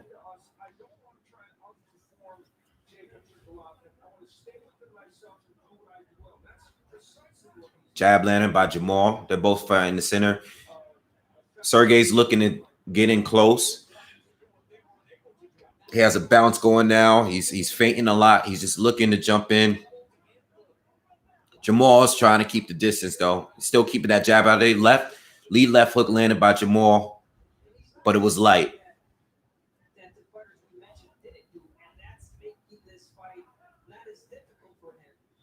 Jamal misses a big wide left hook. Oh, steps back, lands an uppercut against Sergey. Lands a jab against Sergey. Misses an uppercut, blocked by Sergey. Sergey misses a right hand.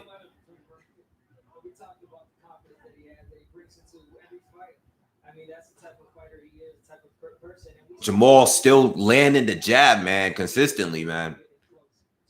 Just landed 2 more, and they're hard jabs. Very stiff. The third, he just landed another stiff jab. Sergey responds with a jab as well, though. Jamal is doing very well, man. He's getting low. He's ducking under Sergey's shots. He's moving extremely well. He's keeping the distance very well. He's looking very good so far. Sergey lands a right hand. Sergey's trying to get in. He's in on the Jamal. He's going to his body. Jamal's moving. He's going back to his body. They're both trading. But Sergey's landing the better shots on the inside. Oh, they're still trading. They're still trading here. Jamal landed a couple. They get tied up, separated. All right. Is a cut under Sergey's eye. He's taking some hits, man. Sergey's land. He's back in. He's throwing nice combinations. Landed a couple. Jamal's back on the ropes right now. Sergey's going to work, stepping around him. He's trying to get in, but Jamal's fighting back and landing as well. They're both tied up on the ropes right now. We got 15 seconds left in the 5th round. Derevyanchenko, nice right hand. Nice jab, too.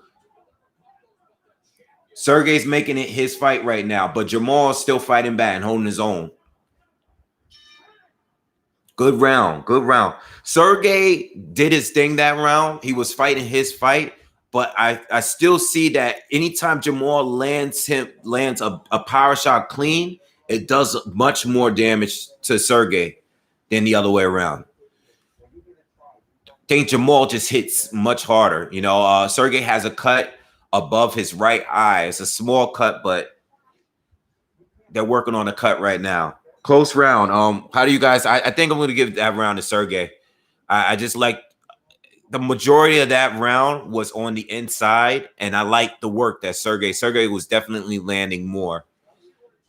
Because he was, you know, that's where he likes to fight. But Jamal did land a cut.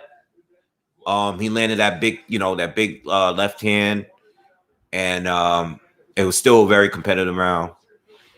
But I'm gonna give Sergey a round. So I have a 3-2 so far.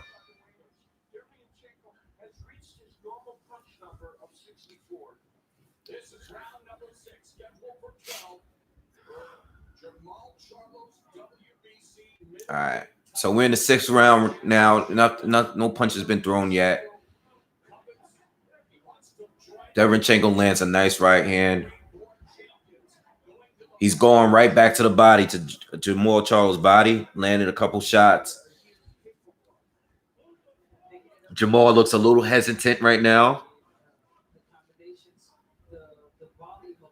He got to go back to his jab. He's not throwing any jabs right now.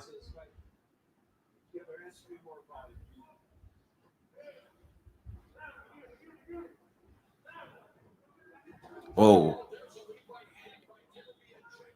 They both trade right hands. Oh, Sergey lands a right hand. Looks like it hurt Charlo a little bit. Sergey's back where he left off. All right, he's loading up a lot. He's working the body. He's getting in on Charlo. Charlo's starting to look a little uncomfortable now.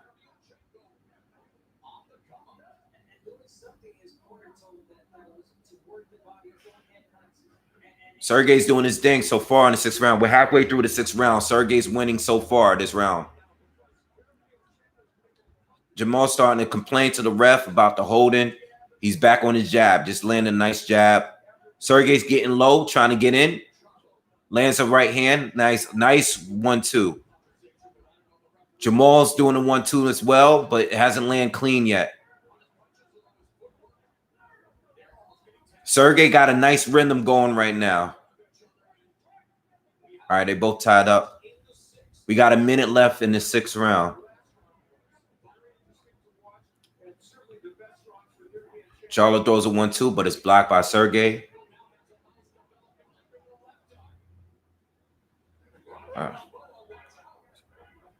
Sergey's landed a lot this round. He's working his body. Charlo sneaks an uppercut on the inside. A lot of wrestling, though. It's starting to get rough. Sergey's definitely making this fight, but Charlo's still landing his shots in between. Sergey's relentless. He's just coming forward, throwing a lot of shots. Charlo is fighting his fight. He's landing some, but Sergey's doing a little better. Sergey, blood is streaming down his eye, the same right eye that got cut. Charlo's back on the outside, throwing jabs. Throws a left hook with block. Oh, lands a left hook. Sergey's back in, throwing combinations. Oh, punch after the bell. Sergey lands after the bell. I mean, Charlo lands a punch after the bell.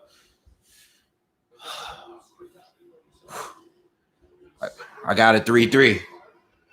I got it 3-3.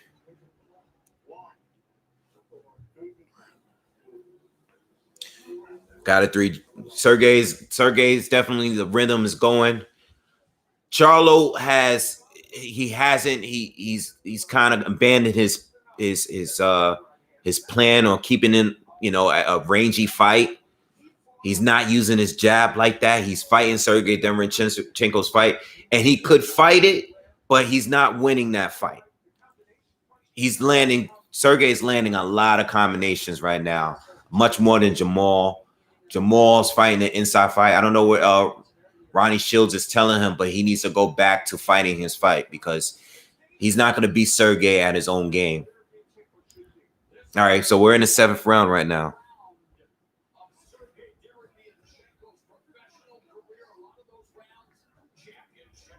All right,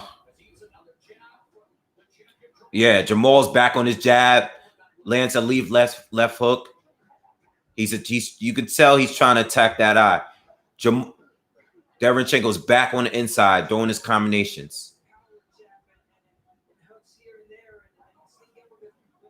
Jamal ducks, lands a right hand. Back to his jab, lands a right hand.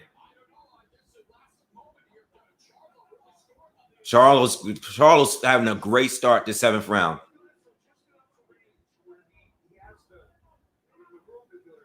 Now he's hunting Derevyanchenko down. Derevyanchenko is moving backwards. I think one of those shots hurt Derevyanchenko. I think the cut is bothering Derevyanchenko. He keeps wiping his eye.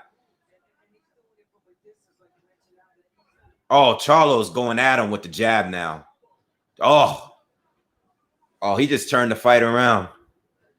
Derevyanchenko is more on the defense. He's on his back foot.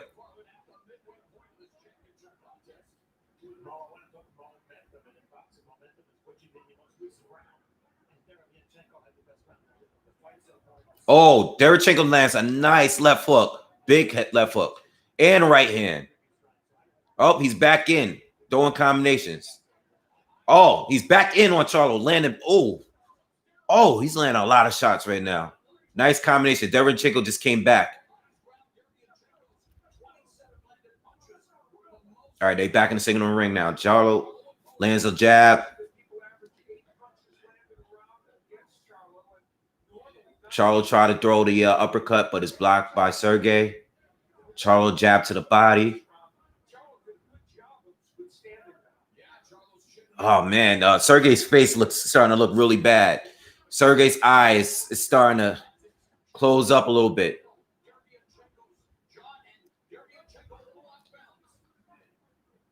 Yeah, Derevyanchenko, you can tell these punches are affecting him, man. Jab. Oh, nice uppercut by Charlo.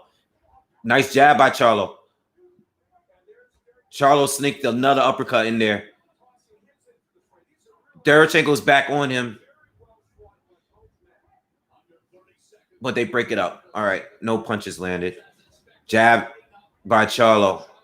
Right back in the center of the ring. Derevyanchenko's face looked really bad. Both sides. He's bleeding from both sides, both eyes. I'm starting to think this might get stopped at some point. He looks bad, man. He's fighting. He's still fighting, but he looks bad. He's taking a lot of punishment, man. This is one of the things I said in the Charlo definitely got that round. I said, Derevyanchenko been taking a lot of punishment. He's been taking a lot of punishment, and this is part of the reason why I don't know how much he can really take.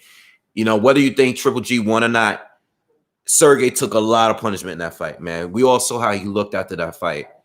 And he's starting to look the same way now.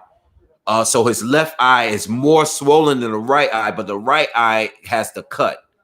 All right, so he looks pretty bad. As soon as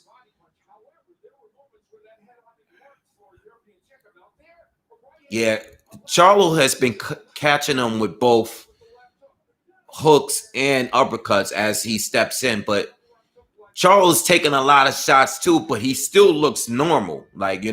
His face looks fine. He's taking shots. It just don't have no effect on him. Derevyanchenko coming out of the side. This is the 8th round. He's coming from his corner, and he already looks bad already. It's so much they can do to work on his face. Derevyanchenko's back on attack. Oh, Charlo catches him with a left hook and then catches him with a right hand right after. Throws a jab blocked by Sergey.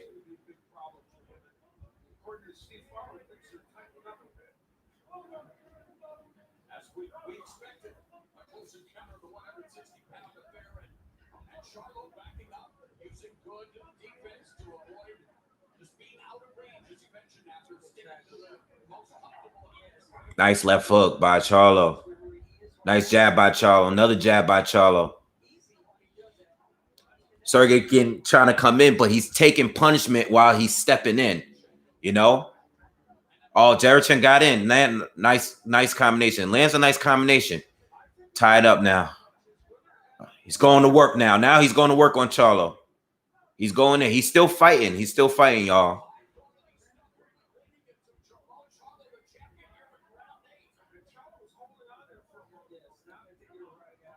Oh, nice right hand by Sergey responds with another right hand.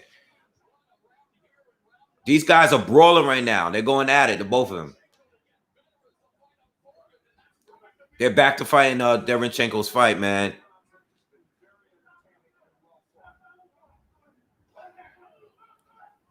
Oh, nice right. Next hook by Derevyanchenko.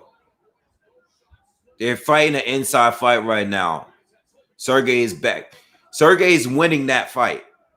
He's winning that. Whenever they're both on the inside and they're just trading, Sergey wins. But Charlo hits harder.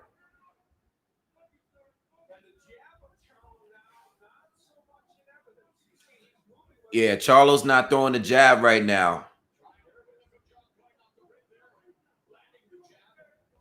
All right, he's back to shooting the jab now. He's back. 30 seconds left in the 8th round. Oh, they both trade right hands.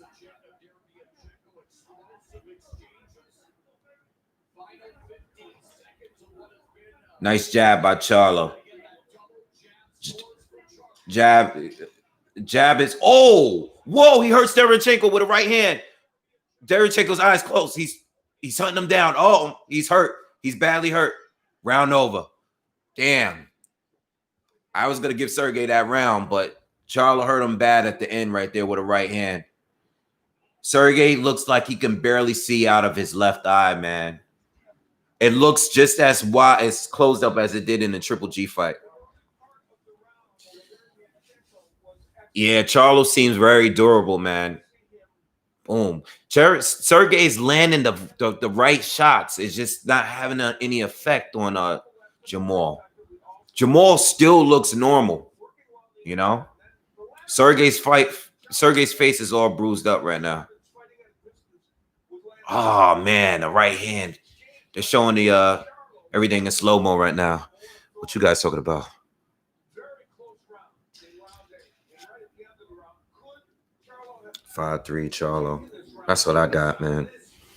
I got 5-3 Charlo. Got 5-3.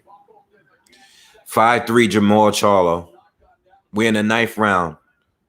go down earlier and Derevyanchenko, who was trying desperately to continue the attack. Sergey can't take another right hand like that.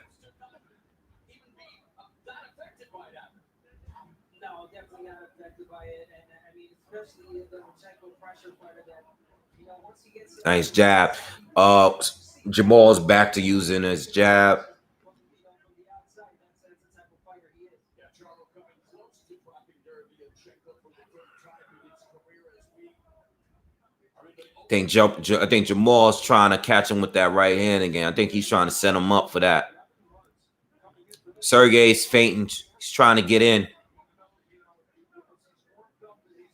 Jamal throws a double jab but misses. Throws a right hand, lands on the back of Sergey's head, but not clean. Oh, another big right hand. I think Sergey's having trouble seeing out of that eye. He hits him flush with that. Oh, another right hand. Jamal's just going for that eye now, man. He's going for that left eye that's closing up a bit. Another right hand. I don't think Sergey can see it. I don't think he can see it. Jamal's just hunting for it now. Yeah, another right hand.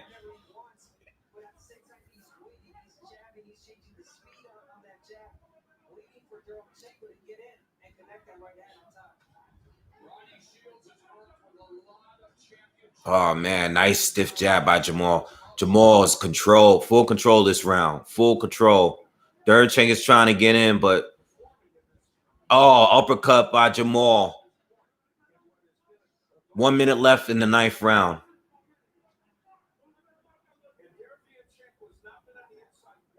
This round, Jamal's dominated. Sergey hasn't got in yet. Nice left hook by Sergey. Sergey's trying to get in. Jamal lands an uppercut, gets back out, lands a right hand, throws a jab right after it. Charlo's in full control right now. He's just teeing off on Derevyanchenko. 30 seconds left. Oh, uppercut. Damn, he's getting messed up. Derevyanchenko is tough, man. I don't know how he's still taking these hits like this. Oh, right hand by Jamal again. Backs Derevyanchenko up. He's backing him up. He's hunting him down. Round is over. Wow, that was Jamal's most dominant round up to this point. I don't think Derevyanchenko can see out of his left eye anymore.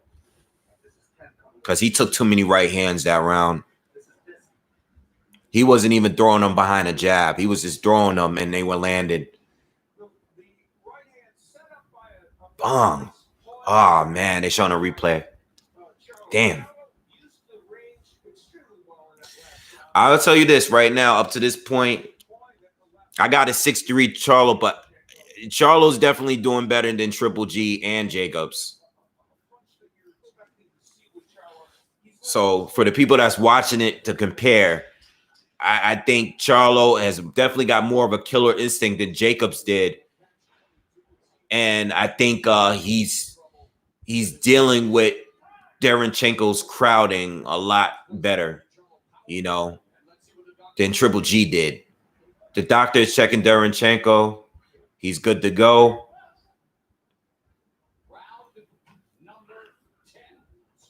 Round 10, y'all.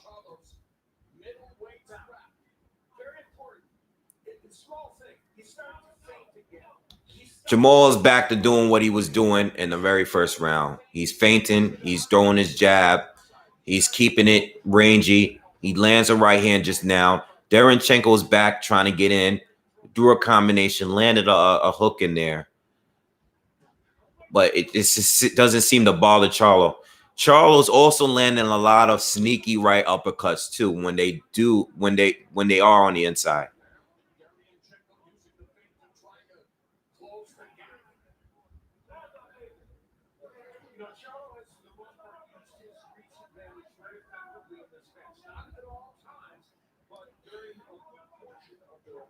Derevyanchenko tries to step in, misses a left hook.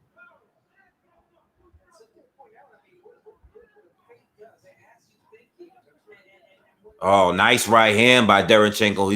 He's going back in on a little, landed a couple shots, but Charlo's trailing with him. Charlo's fighting his fight on the inside again, but he's doing better because I think Sergey's losing a little steam.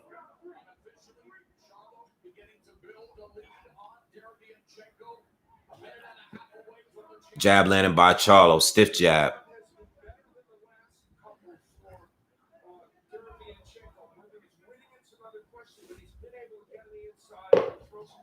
Oh, nice right hand by Derevyanchenko.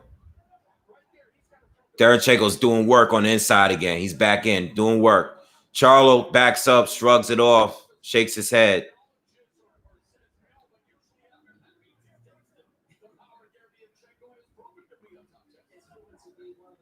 Charlo lands another stiff jab, man. Double up on the jab. Triples up on the jab.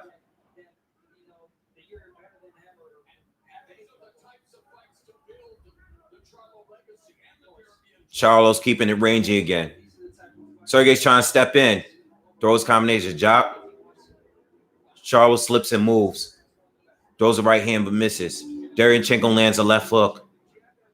Charlo's shaking it off. He's not pretty much saying he's not fazed by it, but Derevyanchenko has been landing effectively this round, like consistently. I mean, I don't know if it's hurting Charlo, but he's definitely been more consistent this round. Good comeback round. Oh, right hand by Charlo. They both trading again. All right, good round for Sergey. Good comeback round.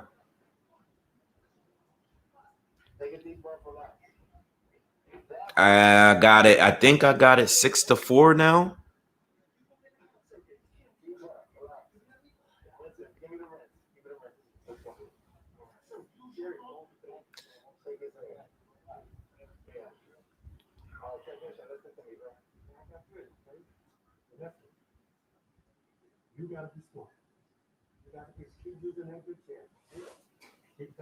Yeah, Sergey is tough, bro. Sergey is tough, but it's good that I love when a fighter steps up in opposition and fights better. You know.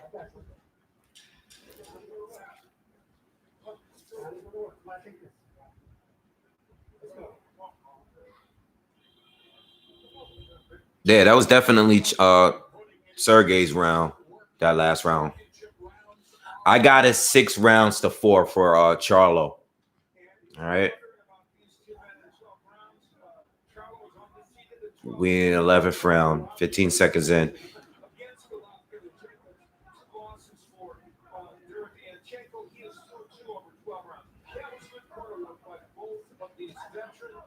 Guys, Jamel is fighting later.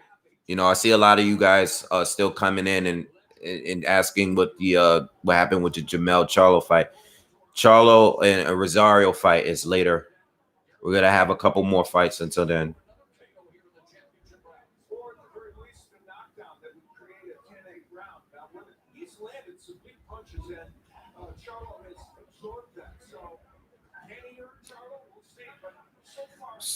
So far, Sergey seems to be in a good rhythm for this round, but not much is happening yet.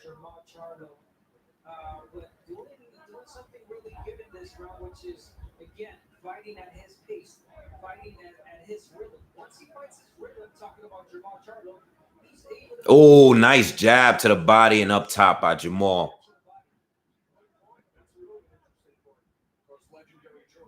Popped his head right back. Jamal goes for the 1-2, but misses.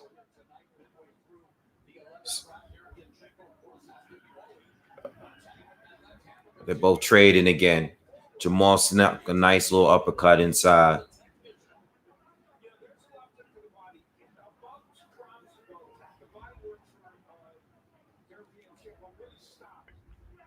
Relentless pressure by Derevyanchenko, but Charlo doing a good job of defending and countering. This is a very well fought boxing match. Nice jab by Sergey, stepping in with the jab, but misses the right hand behind it.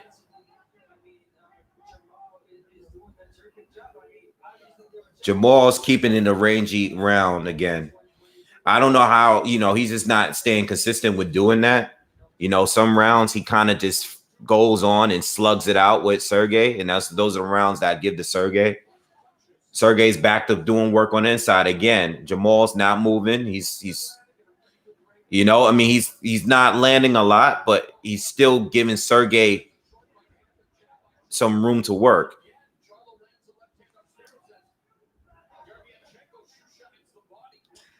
Derevyanchenko don't have that same sting though on the inside. Jamal back out, lands a jab. I'm giving Jamal that round. Sergey, he was doing work on the inside, but it wasn't enough for me.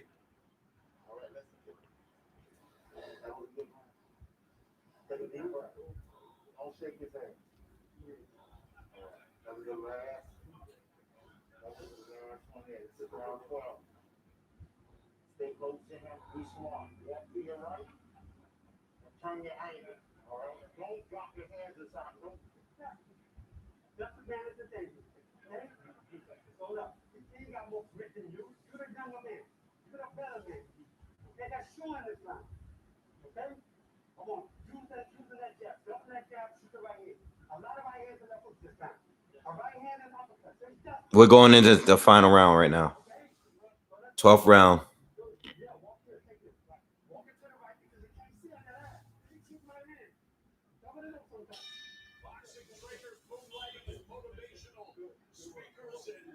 All right, final round, y'all.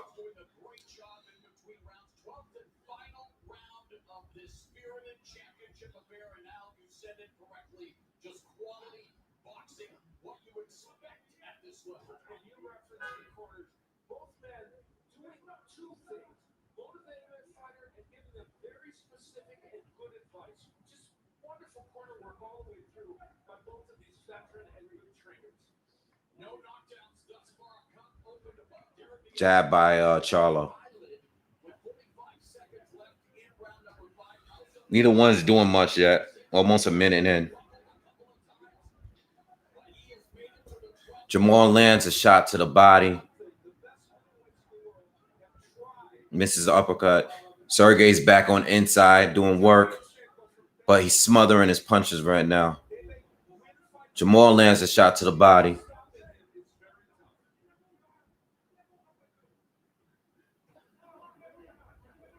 Jamal lands a jab, doubles up on the jab, but misses. Sergey circling to his right. He's looking for opening. Steps in, misses a jab. They exchange, but both miss. They're both back out in the center.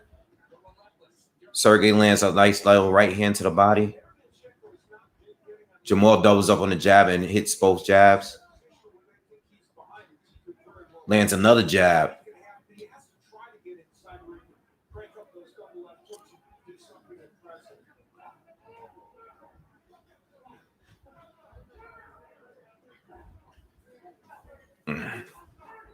Sergey is on the attack, man. He's landing combinations. He's fighting his fight again.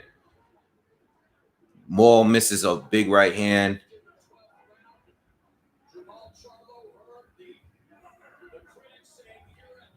Jamal lands a left uppercut. Sergey's is coming forward, doing combinations, fighting his fight. He's going out like a warrior, though. He's going out. He's winning this round right now, fighting like this. He's crowding Jamal. Jamal's fighting back, though. He is fighting, but he's losing that inside game. He don't have the inside game Sergey has. Jamal lands an uppercut. Lands another one. Hurts Sergey. Sergey's holding on. Oh, I thought something was about to happen. Oh. Sergey's fighting back. Oh. Good fight. Good fight. Good fight. Good fight. I thought he was about to. I thought Sergey was about to fall down at the end of that fight, man. Charlo won. Whatever you guys scored it, there are a couple of swing rounds in there, but whatever you scored it, Charlo won in clear. You know, I don't think that's no split decision. I think that's a unanimous decision. You know, 7-5 is safe, and it's a clear 7-5. You know, 7-5, and he definitely hit. Not only did he win more rounds, but his punches were a lot more effective. You know. Yeah, man. So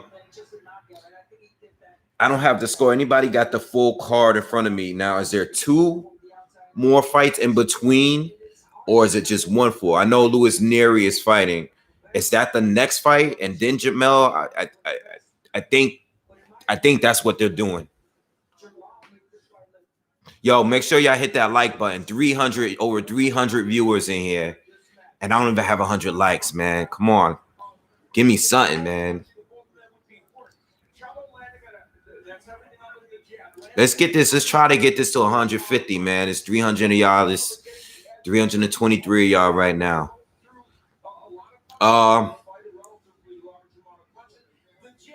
Okay, so there's an intermission. All right, got you. Nah, I can't put it on the screen, man, because that's how I'm gonna get shut down.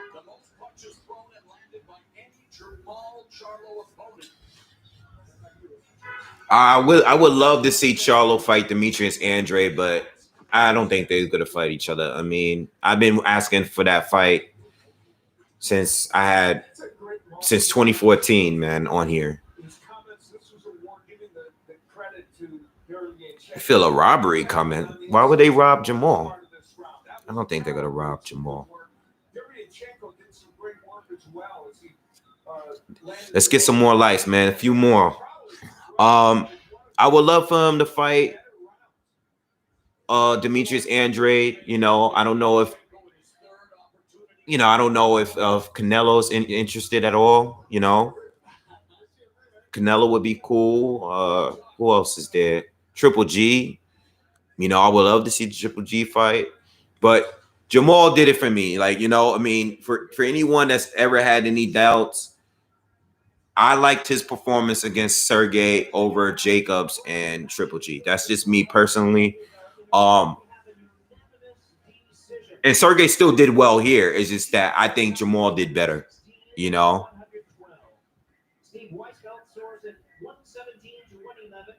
117 to 111.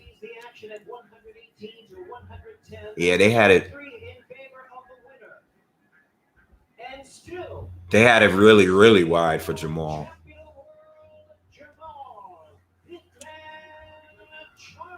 Yeah, but any of those fights are cool. Let's see what he says. Let's see what he says here. Oh wait, huh? Who do you think he's gonna call out?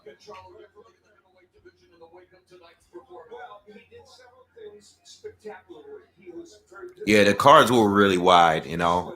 They were really wide, but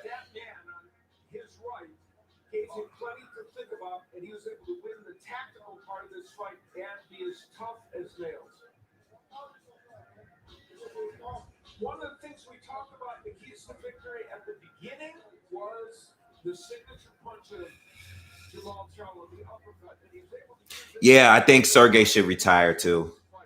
Only because if he you know, at this point, anyone else that fights him is going to use him as a stepping stone just to do better than the three big names he already fought. And I don't think, his face is not going to hold up. His face looks similar to the Triple G fight. You know what I'm saying? It's just going to be a pattern, you know. And Jamal looks normal, I mean, The first lion roared tonight. Let's bring in our unofficial scorer, Steve Farland. Take a look at the official score. yeah, Sergey's pretty much a gatekeeper, The first 5 rounds of this fight were given to Charlo by all 3 judges. So he built up Charlo and Jacobs did have beef, but they never fought. and basically hung on pretty close on the cards in the second half of the fight. Well, if Sergey wanted to move down to 154, then he would be a problem down there. But 8 rounds to 4. I still think that his face not holding up. Like, if you watch this fight, his face started looking pretty bad after the first couple rounds. Dominating the early part of the fight. I scored it 7-5. 7 rounds to 5. But they were clear. I think there was a couple of rounds that were like, I think even a couple of rounds that I gave to Derevyanchenko was pretty 4 of the first 5 rounds. So he built a lead on debatable, as well as the official cards. No, I give Sergey a lot of credit. He did fight top guys.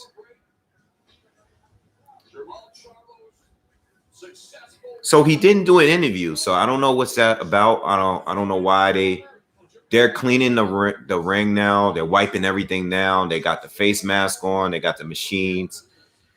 Guys, give me a little bit. We'll be back in a few.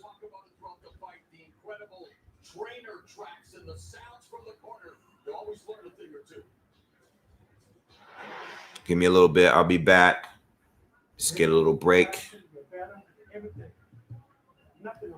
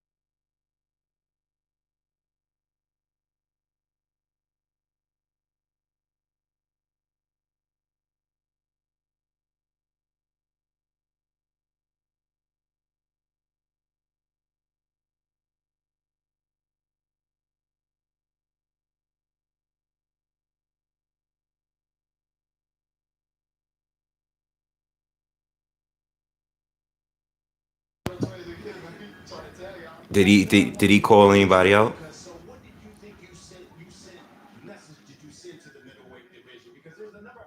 Chris Eubanks Jr. said, I want Charlo. Yeah. Andre's out there. Yeah. What do you think? What would you like next? What do you All right, they're asking him now. you send to the middleweight division? Look, I'm not into He's making the fights. You know, the bigger fights are out there. As you see, I'm stepping up a competition. I'm steady growing. I'm steady learning. I'll let my team get to it. They make the best decisions. oh, come on, man. Man. My brother Nick, so that's Oh man, I don't want to hear what your team want to do, man. I want you to call them out. Who you want to fight? Like who you want to fight? I hate that, yo. So I'm gonna get with my team. Nah, man. Who you wanted to fight before this fight? Like, damn. I'm thank y'all for tuning in. All the fans around the world, we love y'all. Man, I'm excited right now for just putting on the best performance in front of You guys can't hear me? Still? Unbeaten, Jamal Charlo, WBC middleweight champion of the world. Appreciate it, man. Thank you, man. Thank y'all. Hey, I stayed out, man. Team Charlo, we in the building. Lions only forever. There you go. Coming up after a short intermission, we got Luke Thomas. Oh, trolling. Like, yo, we can't hear you. We can't hear you. I've been pushed the mute button, the unmute button. I knew y'all was playing. I wish he called somebody out, but I wasn't expecting him to. Oh, Roman versus Payano should be a good fight. Oh, this so they're gonna have the intermission now. Okay.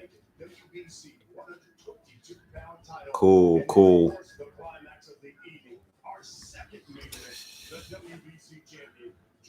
Charlo fights the WBA, the IBF title. It's Jason Rosario in a 154-pound unification bout for supremacy of the division.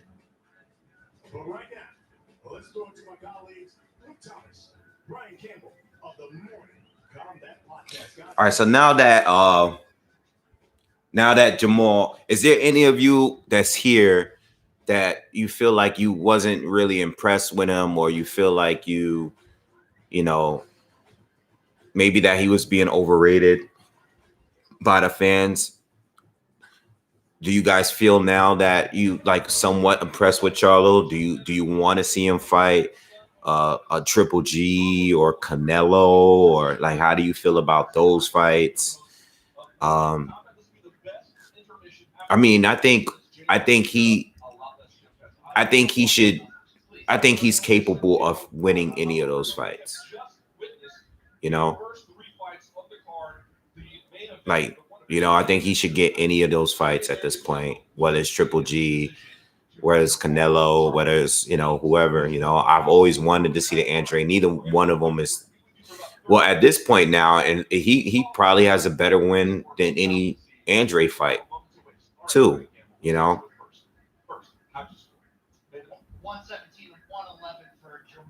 I always thought Andre was a tough fight for Charlo, though. But Boo Boo, they gotta work something. I can't really see.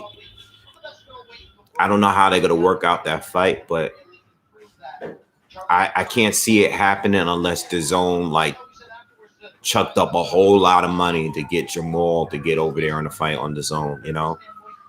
I can't see it happening any other way, because Charlo don't seem to really be interested in a fight like that.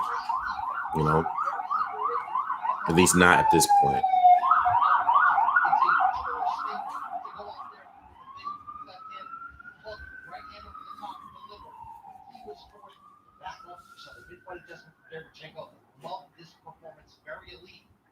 But I would really like the Triple G fight. Like, I don't know if Triple G would take that fight, though. I don't know if he would do it right now. Oh, man. He said Andre's this era's Winky. Well, even Winky got a couple good fights.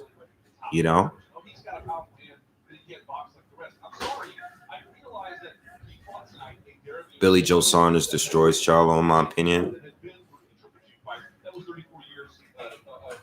I think Charlo should stay at 160. I know he's been talking about going to 168.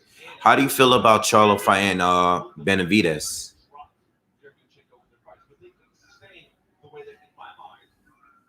Can he beat Benavidez? Can he beat Caleb Plant?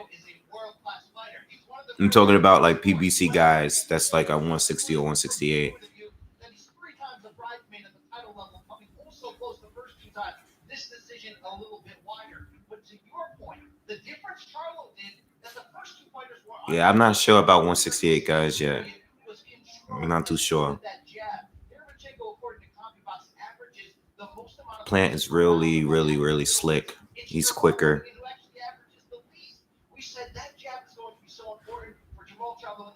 But I don't know, man. I would like to see that fight though. I would like to see Jamal against Caleb Plant. That'd be a good fight.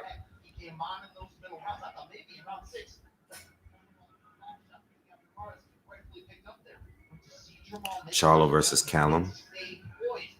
I think Charlo's a better boxer than Callum Smith. But Callum is a big dude. He could punch too. Anybody, you guys, any fighters you think can actually hurt Charlo? I still haven't seen him really hurt yet. You know?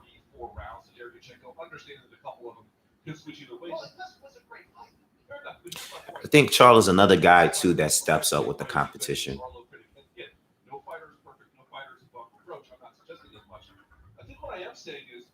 Yeah, the only middleweight right now that I think Andre has a good chance of beating Charlo. You know, but Andre fights really wild, and you know what? Andre is dominant early in the rounds, but he starts getting really sloppy. If you watch his most recent fights, you can see like he can definitely get caught. And I don't know what kind of chin Andre had because he hasn't fought anyone with a big punch yet. You know what I'm saying? I don't know, man. I feel like Charlo does hit hard, man. And even if Andre is winning, you just never know. One thing I do know is Andre's not knocking out Charlo. But I can see Charlo knocking out Andre. You know? That would be a great fight. We gotta get that fight, man. Like Andre, Charlo, they already don't like each other. They've been talking so much about each other over the years. There's no reason why we can't get that fight, man.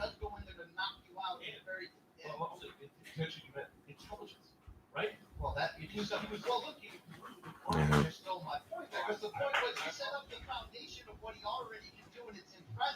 But I said it before, I'll say it again, you have to earn it in there. And it was the poise which mixes with the intelligence. To your point, that shows you he actually is the real deal. It's not just a brash guy who's got some knockouts together, won a title in the second division. He has grown now at age 30 into one of the best. Charlo fought that dude or Andre fought that dude?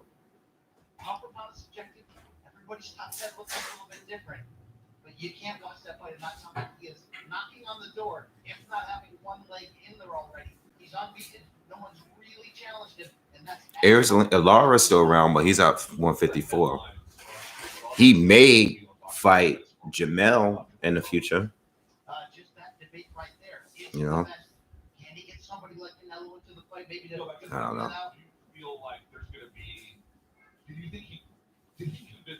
All right, give me a second.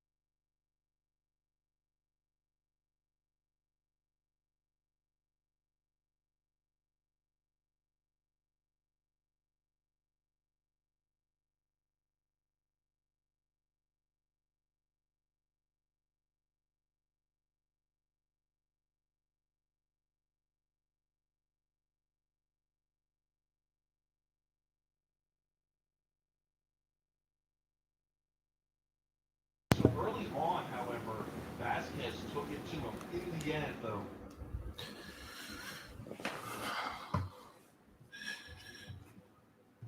See what y'all talking about.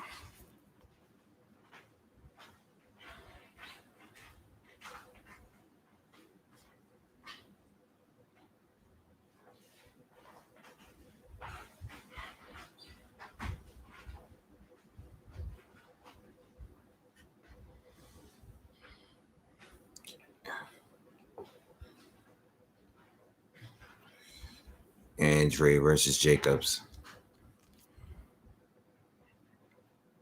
I think Andre beats Jacobs.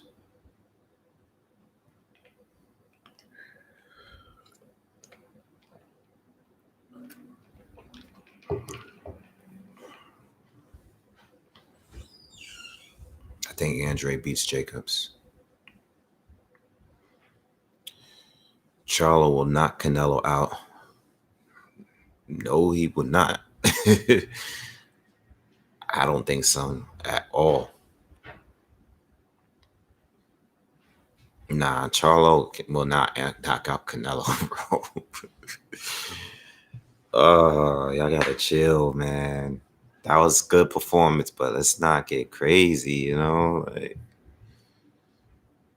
don't do that.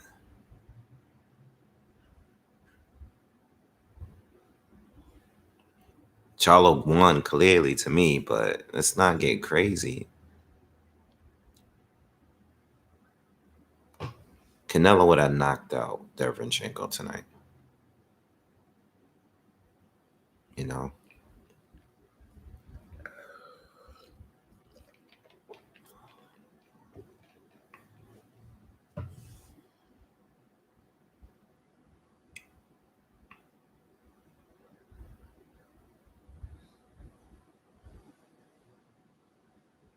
I'm holding up good, you know? Doing all right. Everybody's doing good. Family is doing all right. Can't complain.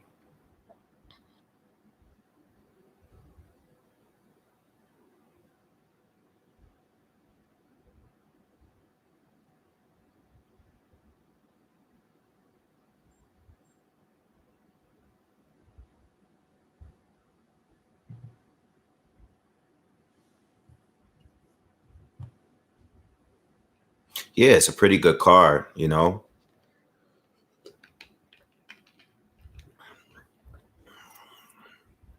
You got the Casemiro fight, knockout in the first fight.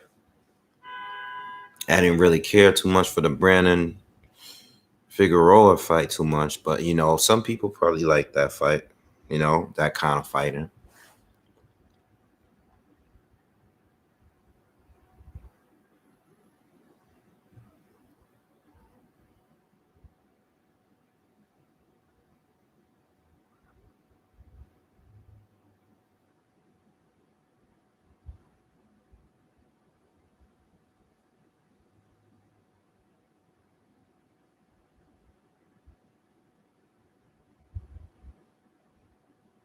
I thought Canelo did offer Charlo a fight at some point this past year. I don't know what they offered, but I thought they did offer him something.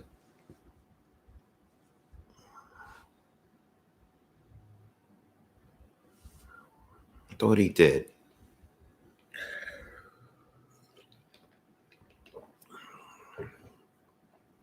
Okay, yeah, he did. I remember that. I remember that. I remember them offering him something. I don't know what it was, but I know they did offer him something.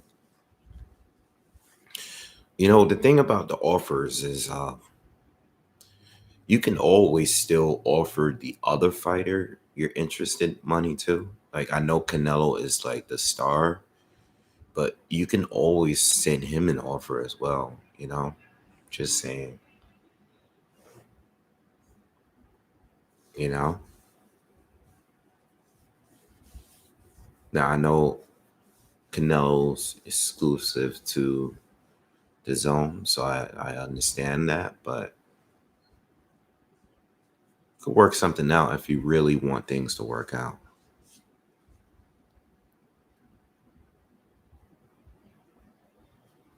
So I don't think Canelo is ducking Charlo. I don't think he's ducking Charlo. I'm for the most part, I'm fine with who Canelo has fought. You know, he fought Kovalev and Daniel Jacobs last year. You know, there's intermission right now. No one's fighting, so they're setting up for the second part of the pay-per-view. So there's 2 more fights before the second Charlo fight.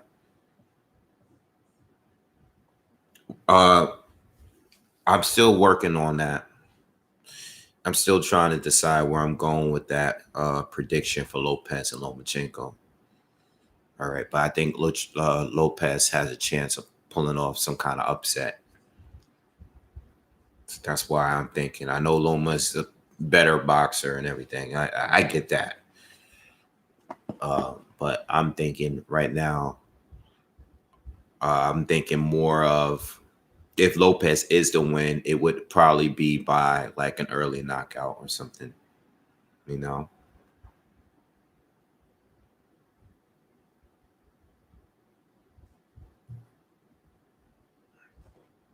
But I could see, you know, Lomachenko's should be the heavy favorite to win, you know? But I'll do a breakdown of that soon.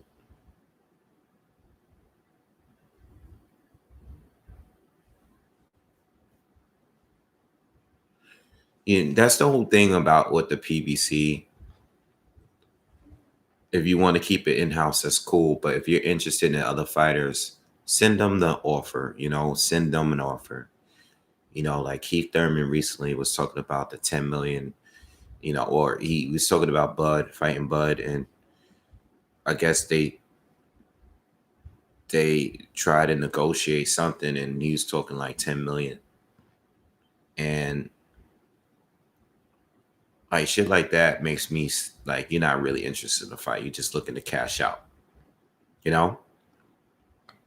You gotta give us, you know, if Keith, if you want to fight Crawford, you can always just send him an offer, you know.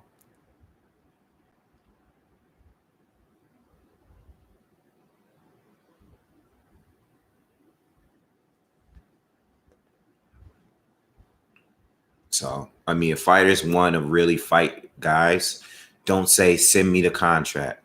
Don't say that. Just say we gotta send you offer. You send offer. Something realistic too, not something where you, all right, we're gonna send you this way. You can turn it down because this is not a realistic amount of money. You know, send something that's real.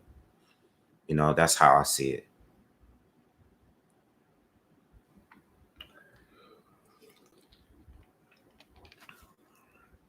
Yo, the Chavez Jr. fight. Oh my. So I watched that today. Totally random too. I clicked on it just to watch Chavez Sr. fight. So I turn it on and it's, you know, like I was fast forwarded it, but I fast forwarded it too far. And it led me to the Chavez Jr. fight, which I had no idea it was happening. So I'm watching this fight and I'm like, hey, this dude that I never heard of he's fighting is clobbering him a little bit, right? And then Chavez Jr. does what Chavez Jr. do. He goes to the corner. The doctor looks at his eye and he's like, yeah, I don't think I can continue. Yo, so they immediately put the camera on Chavez Sr., who's sitting in the crowd, and he's like, "What?" Like he has no idea why his son just stopped fighting. Yo, oh my god! Like Chavez Jr. is such an embarrassment, bro. It's just, I just can't. I just don't understand how. I just don't know, man. Chavez Jr., like, Even when you think he's gonna come back and he's ready to go, you know, when he made weight against Canelo, he looked like he was ready, and then he went and did that night. Like, oh man, like Charles Julia out here just losing to random dudes, man. Yeah.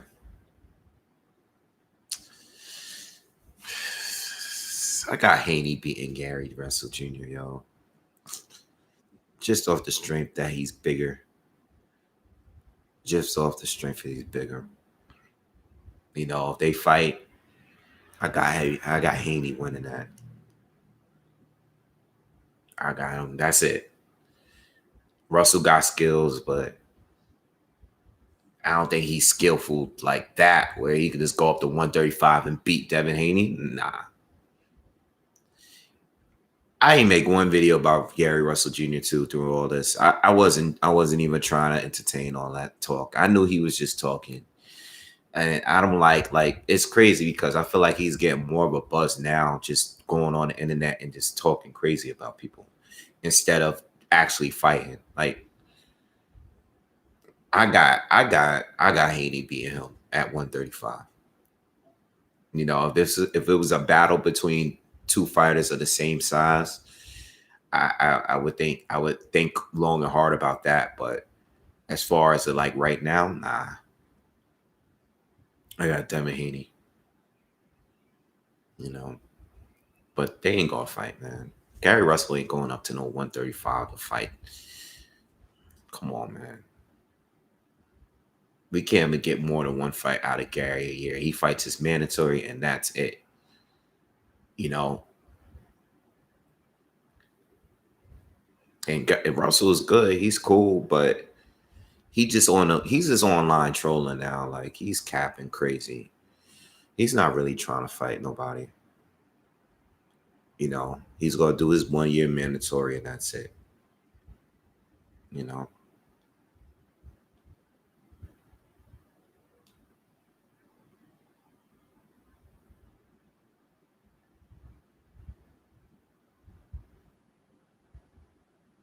I got Campbell winning. I think Luke Campbell is gonna beat Ryan Garcia if they really fight. I'm surprised they letting that fight go down. They're on intermission right now, so this pay-per-view split up in two. So we're just waiting for the intermission to end right now. They're just doing commentary right now. There's gonna be a whole second pay-per-view card. We just finished the first one.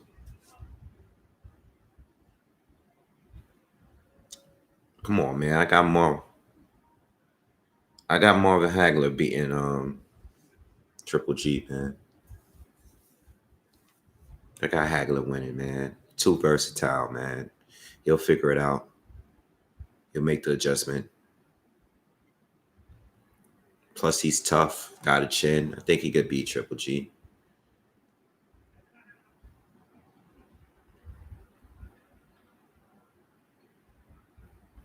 I don't. Yeah, I believe Tank having issues. He had issues making weight at 135. You know, probably shouldn't be fighting that. He has no business fighting at 130 anymore, man.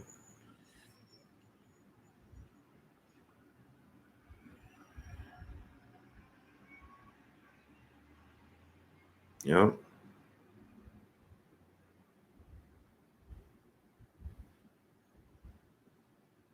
Dillian White should definitely be doing a rematch, though. I seen the comment.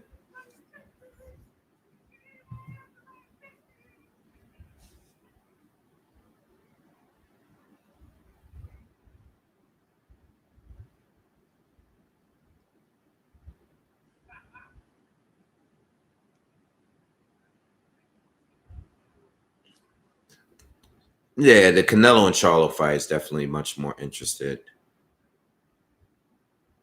It's more interesting now, you know, definitely more.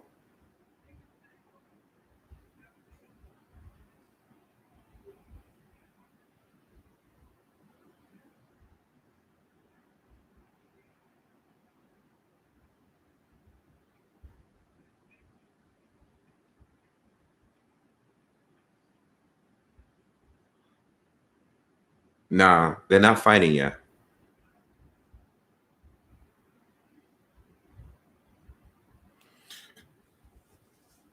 Floyd versus Canelo 2.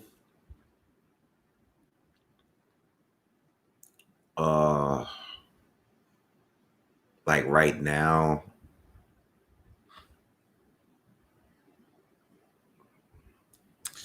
I don't know. Let's say 160 because I don't think Canelo's coming back down to 154. Let's say if they fought at 160, which is more realistic.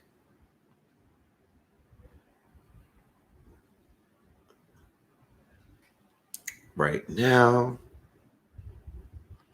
I'm kind of leaning towards Canelo, but I can't see Floyd losing. I don't know.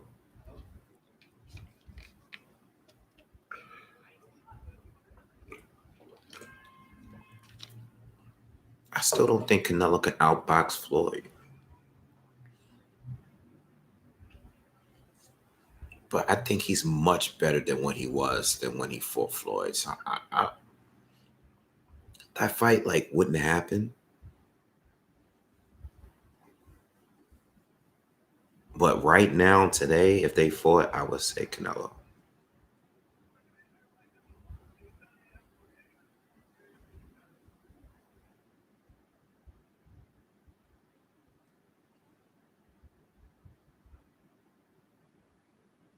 I think 160.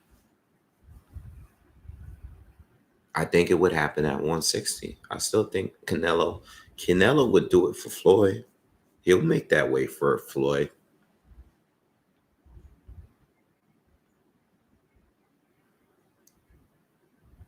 I think Mike Tyson could beat Shannon. I mean, I think Shannon Break could beat Mike Tyson right now.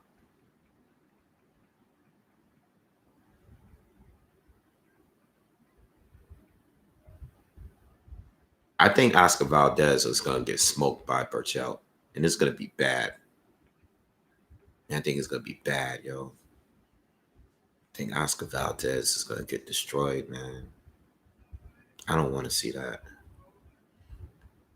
Oscar got no more Valdez got no more defense, man. He just go in there and just goes to war with everybody now.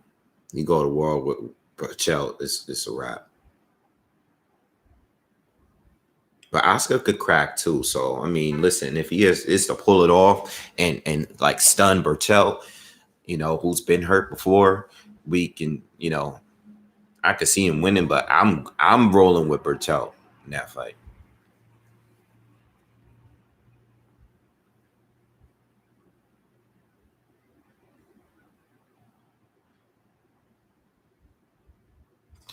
You got Loma knocking out Lopez.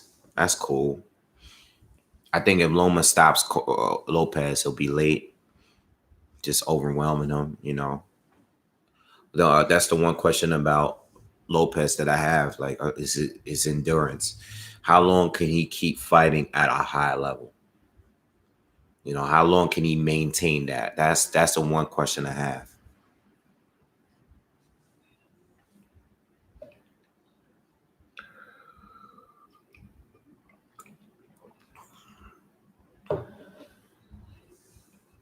Tyson come back as a piss take, a money grab. Everybody's doing money grabs, bro. Man, Pacquiao's doing money grabs. Floyd Mayweather's doing money grabs. Mike Tyson's doing money grabs. They're all doing money grabs, man. Conor McGregor, all of these dudes. I ain't mad at them neither. I mean, as long as you ain't ruining anything that I want to see, or stopping anything I want to see from happening, I don't care. Yo, y'all love asking me this top five. This is the third time today. My top five is Tyson, Roy Jones, Sugar Shane Mosley, Floyd Mayweather, and Miguel Cotto. That's my top five. And those are my top five that I grew up watching. I mean, not like people I'd never seen fight live. not people that I see fighting on tapes or on YouTube. Those are my actual top 5 that I actually watched growing up. Those are my 5.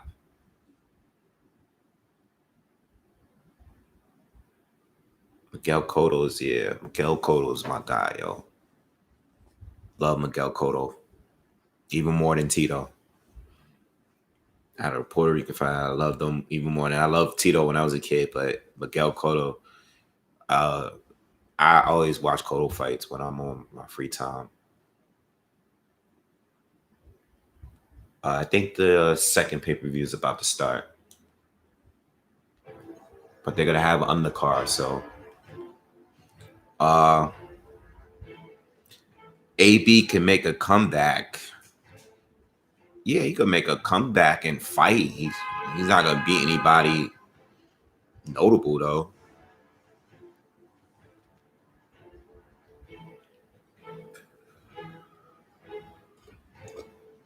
Yeah, let me tell you something, man.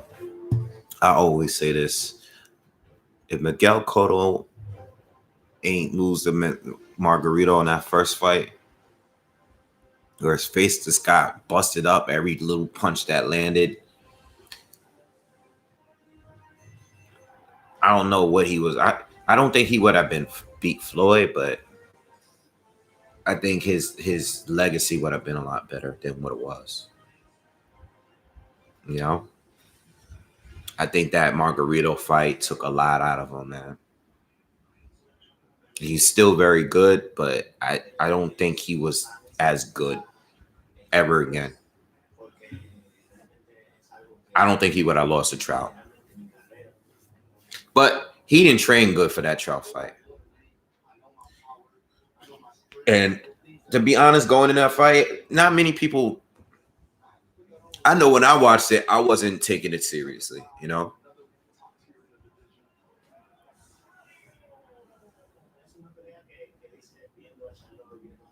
So they're showing a preview right now for Rosario and Charlo. So it's about to start again.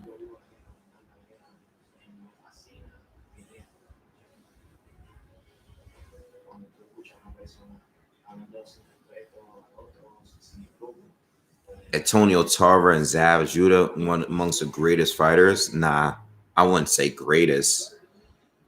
Zab is in my top 10 favorite, but he's not like a great. Like I wouldn't put him up as a great, like an all-time great. I wouldn't say that, you know. But he's one of my favorite fighters just because the New York bias, of course. You know, I was a kid watching all his fights. You know, my favorite Mexican fighter.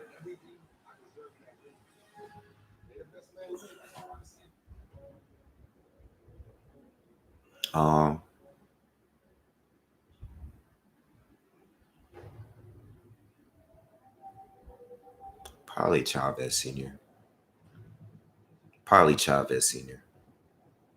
Yeah. And if I think of like everybody that I go back and watch fights, I probably watch him the most. Chavez Sr., you know.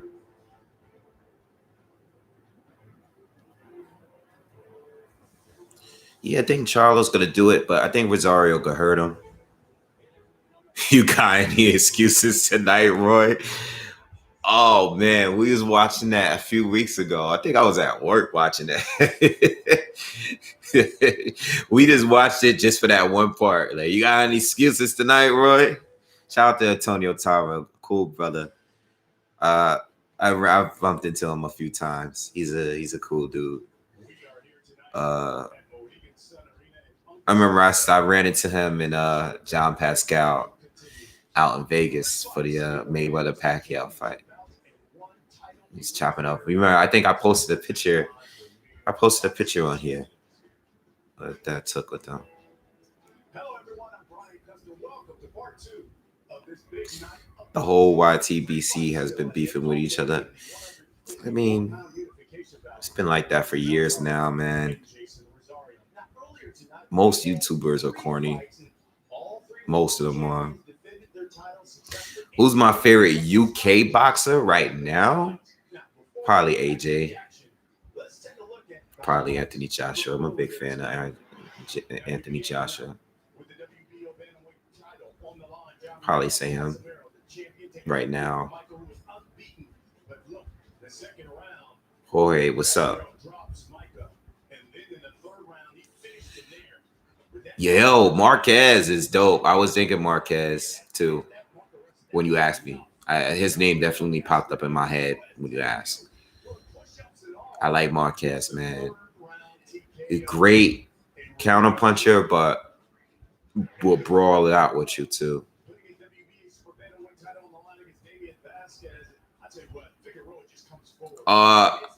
Honestly, I haven't played a Final Fantasy game since like all the way through, like since like Final Fantasy 10. So I stopped playing them. They don't really interest me anymore. I just like that specific one. I like 7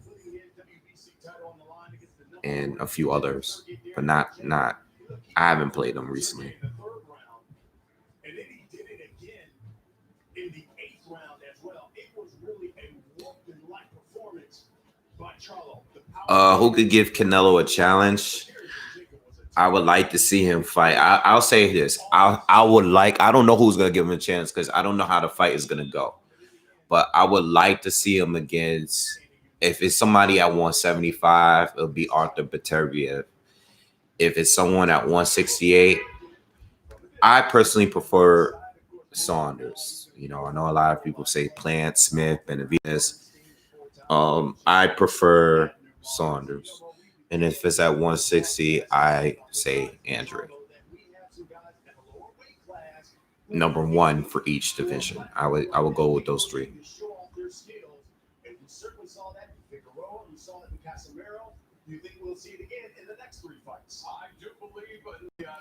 If Sugar Ray Leonard were to fight these guys right now, Spence and Crawford, I don't know, man.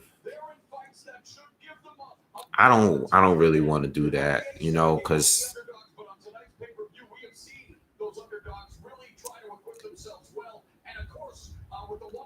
I feel like either way it'd be disrespectful, you know, because I think, you know, I could say Ray Leonard, but I don't want to just be saying it.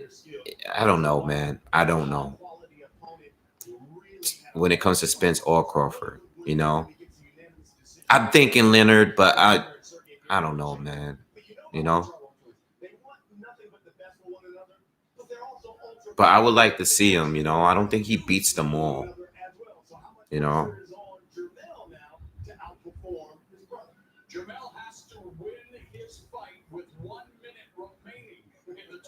If you say who the fuck AJ has beaten, then I wouldn't even. I'm not gonna even have the conversation.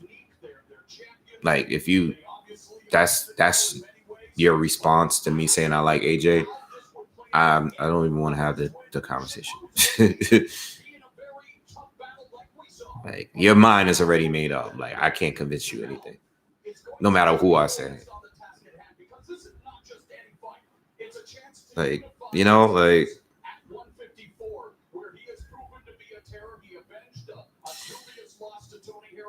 In his last fight and against Jason Rosario, who of course recorded the upset special in January. Who I got, Ali or Shields? I mean, if they fight now, I got Shields easy. I mean,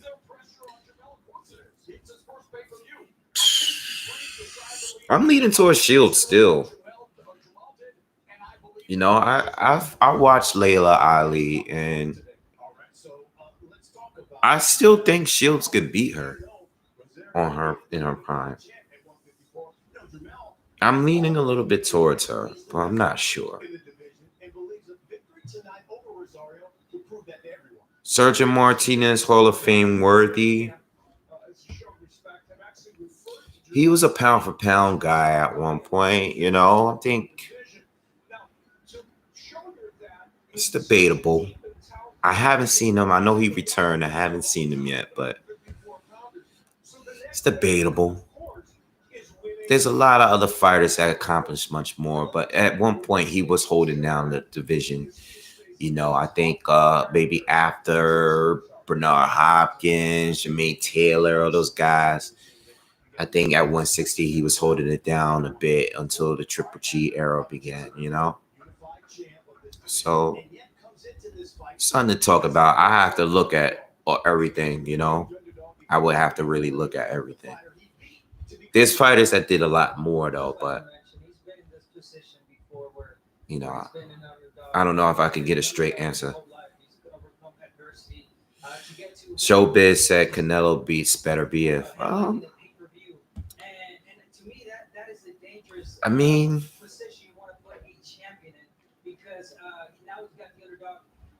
I don't really think there's anything wrong with thinking that.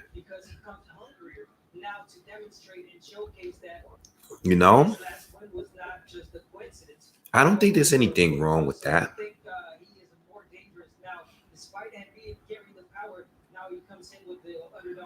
Like, it better be if couldn't knock Canelo out, right? Do you think he just beats him on points? That's the question. Do you think he beats him clearly on points? Canelo's pretty tough, and Canelo boxes pretty well. PS5 or Xbox? I'm gonna wait a little bit. I never buy the new consoles well, let me not say I never, because I do. But this time around, like, I'm fine still with the current stuff. So I'm gonna wait and see how they are, how the new games are, and if it's worth the upgrade, I'll do it. If not, I'll wait 6 months or even up to a year if I have to. I'm lying, but I'm going to wait a little bit. I'm not going to buy both, and I'm going to wait to see how they both look when they both come out. I think Ennis is one of the best prospects that's out. Yeah, I think he's probably one of my favorites right now. So, yeah, I would probably say he's probably my favorite right now. But he's still a prospect, and I still want to see more. I don't want to, just go straight to saying that,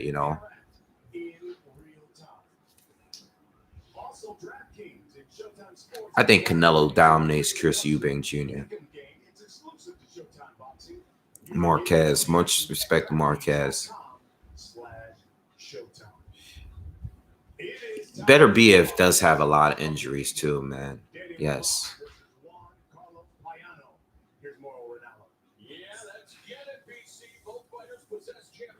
All right, we're getting another fight. We're getting Danny Roman against Juan Carlos Payano, which is a pretty solid fight.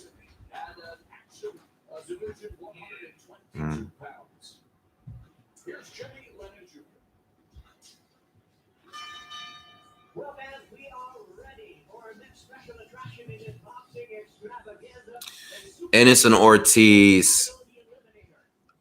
I got Ortiz for now. He's shown me a little bit more. So I'm going to go with Ortiz for now. I liked how he looked against the better opposition that he's faced. But I want to see and wait and see. I think Ortiz is already at the level where he can fight he can at least get in the ring with any top 7 fighter. So Ennis looks like he can fight any of those guys, but he hasn't fought anyone good yet. So I'm going to wait with Ennis. And Ortiz, he's like a couple of fights away from a championship fight. Yeah, Boots is more versatile. Boots is definitely more athletic. But how does he fight when he's fighting a real fighter, So I'm going to wait, and I'm going to wait and hold out on that. Ortiz, again, he's had a good 3 fights with solid guys, like, real good fighters. Not elite welterweights, but good welterweights. Ennis hasn't fought anyone yet. I'm still waiting for Ennis to fight someone that is like that's been in there with someone. Ortiz has not fought a top 10 yet, but he is definitely ranked high up there. Maybe one of the two sanctioning bodies.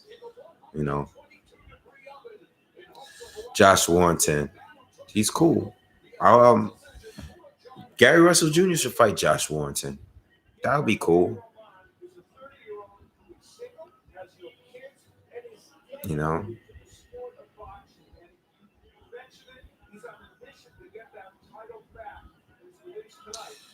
The man to beat anyway. I don't know. I think Casemiro has a shot. He can hurt him. But I'm still rolling with Inoue in that fight. I think he has a good shot. But I think Inoue beats him. I think he beats Neri as well. No, we'll see.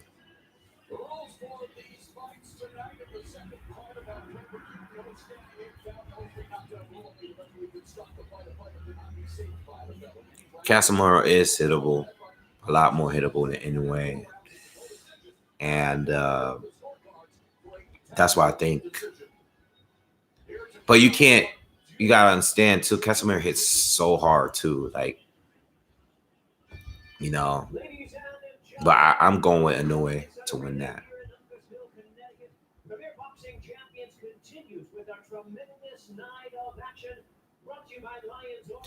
Navarrete is up at 22, I think. So I know Inoue was talking about making that fight more. I know they were talking about that fight maybe in the future, but I think Navarrete is way too bigger than Inoue, man. I don't know, man. I don't know.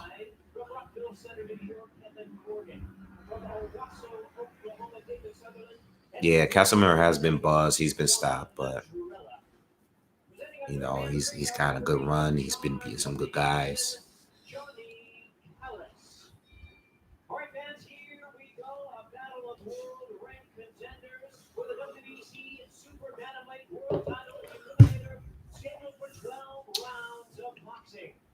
Presenting first on my left, he is fighting out of the red corner, wearing white trunks with gold trim. He fights out of Miami, Florida, by way of La Vega in the Dominican Republic. He weighed in at 121 and 1/2 pounds. His record: 21 wins, 3 losses, 9 wins coming by way. Yeah, Navarrete is dope. Who's the most overrated fighter right now?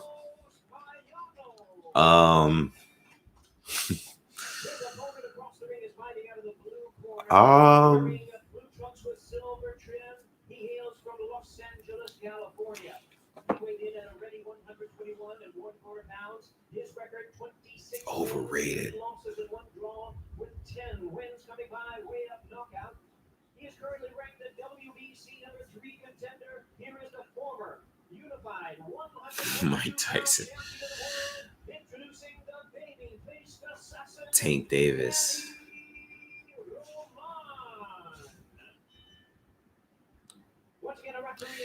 It's hard because there's so many people that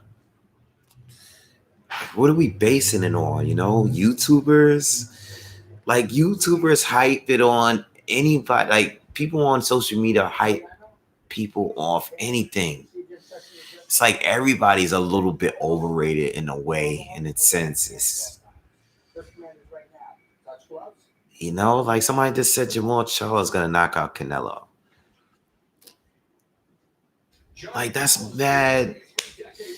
Like I love Charlo, but I wouldn't want people to go around and say that because it's gonna make him look like he's overrated. He didn't say that, but that's what his fans gonna say. I don't know, man. Who's the most overrated? I feel like everybody's a little bit overrated in this sport right now. In a way, I don't know. The whole heavyweight division is overrated. You got a point there, because everybody up there, to me, everybody up there is a little bit overrated in some way.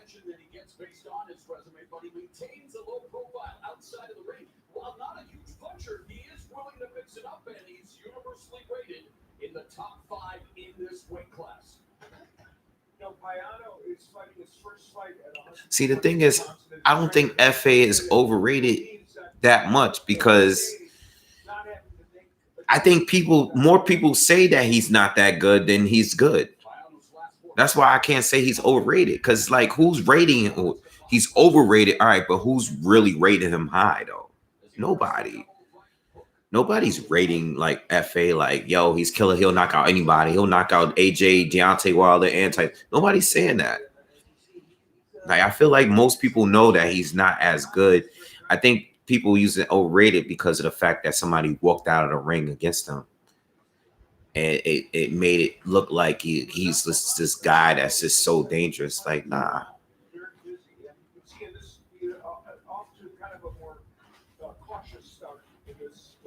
You know, he said he's not much of a puncher. Scored 5 KOs in his last 17 fights, but 3 in his last 7. most underrated.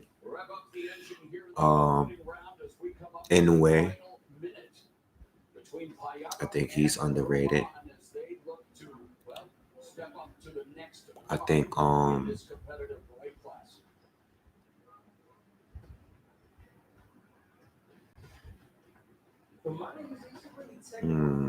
fighter that, he throws every punch knowing where it's gonna land, or he reminds me a bit of good question. I gotta think now. with this, with his combinations, especially against softball.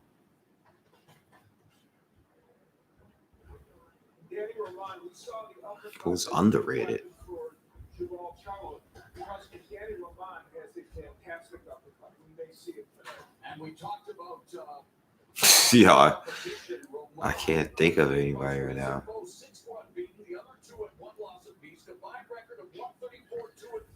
That's almost as hard as the other question. Who's overrated? Everybody. Who's underrated?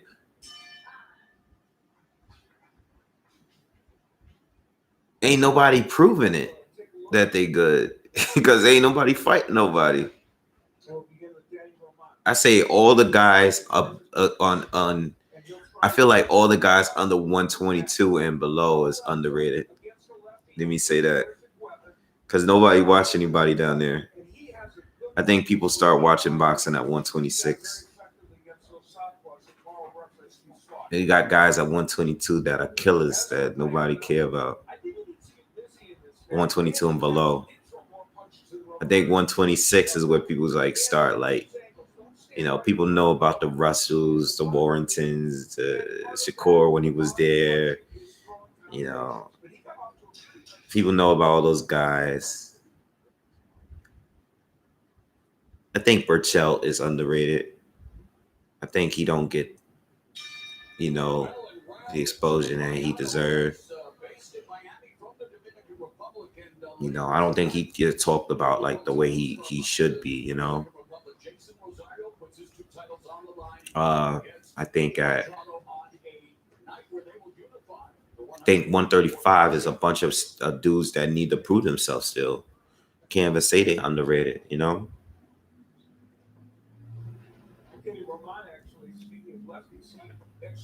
I think Josh Taylor's underrated. I think Josh Taylor's underrated. I think what he's been doing is, he's had a couple tough fights, but I think he's real. Like, he's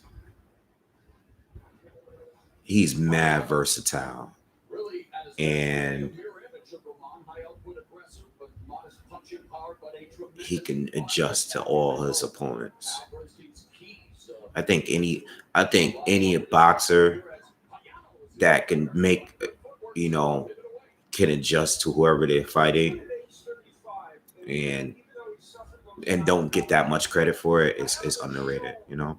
Recent fights, he still has good footwork and can move into the ring. But man, when you lose via knockout to the likes of not only in your way, but I don't think 168 is overrated. I think it's just weaker than what it was. And I think most people realize it. You know, just because Canelo's there, people are talking about it. But let's look at what 168 was just 5 years ago when you had Wards and Frotches and all of those guys. You know, you had the Durrell brothers. There was a lot more competition. You had Lucien Butte. You know, I'm talking about 5, 6, 7 years ago. You had 168 has fell off completely. You know, everybody either moved up or retired. You know, I think the 175 division is underrated. You got a lot of good fighters up there. And I don't think they, you know, I mean, like, look at what Joe Smith just did against Alida Alvarez. You know, look what Joe Smith did to Bernard Hopkins, even though he was old. Look what he did to Jesse Hart, you know. You got guys up there like Callum Johnson. He's another killer that nobody talk about him like that, but you got guys like that up there. I love 175. It's always been a very underrated division. Bivol, Peterbiev. You got some real killers up there. You know? He's getting ready to dig the left hook, but can't quite get that punch off. But it's good body punch. Yeah.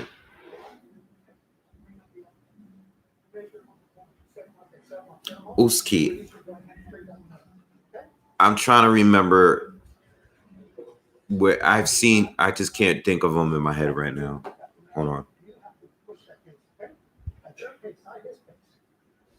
Take the distance away. Take the distance away from him every time. I know who you're talking about. Step over to the right, 37 right.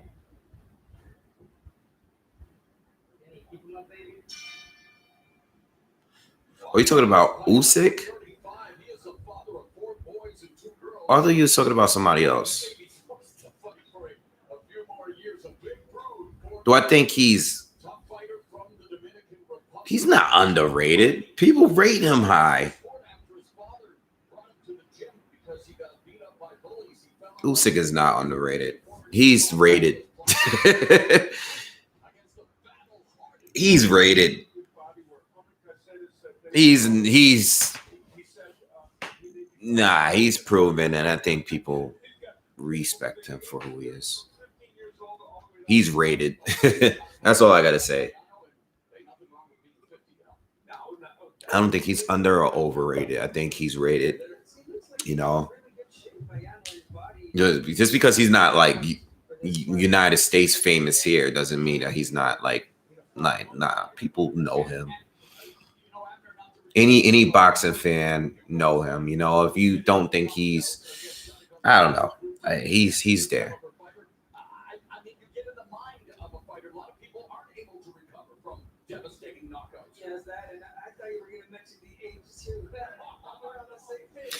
I was thinking he was talking about somebody else, and I'm trying to think who I'm getting him confused with.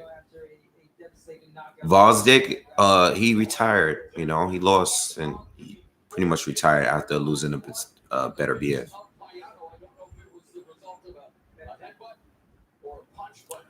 Rigondeaux was not overrated. I mean, underrated to me. I don't think so. I don't think Rigondeaux was underrated neither. I think people knew who Rigo was. I just think that his career is just one of those fighters that was very good, that just career just didn't pop off like that. And it wasn't because of his underrated. I just didn't think he got the opportunities. I mean, when he was at 122, he was ducked, you know, and no one wanted to fight him, and then he eventually went up to fight Loma, and it bad for him, and that's it. He was older. Um, I think he's just one of those guys. I'm looking at Demetrius Andrade, and same thing. It's happening to him right now. You know, Froch was dope. Kesler, yes, absolutely. Yeah, I don't think Rigondeaux was overrated. I think he just things were unfair, like what happened with him in Top Rank. After he beat Donaire, and how they mistreated him, mispromoted him. I don't know why the promoters don't do a good job with the Cuban fighters in Miami. Like when Lar has these cards, PBC pretty much always set them up in a Miami arena. Like that's where the Cubans are. You gotta set them up properly, and it just let them fight for their fan base. You know, you gotta. Rigo was top rank, had him fighting in these random places, and after that, he really didn't really get any more opportunities. You know, Shields beat Amanda Nunes in a boxing match, but Amanda Nunes beats her in an MMA fight. That's pretty much every boxing / MMA crossover fight is gonna go.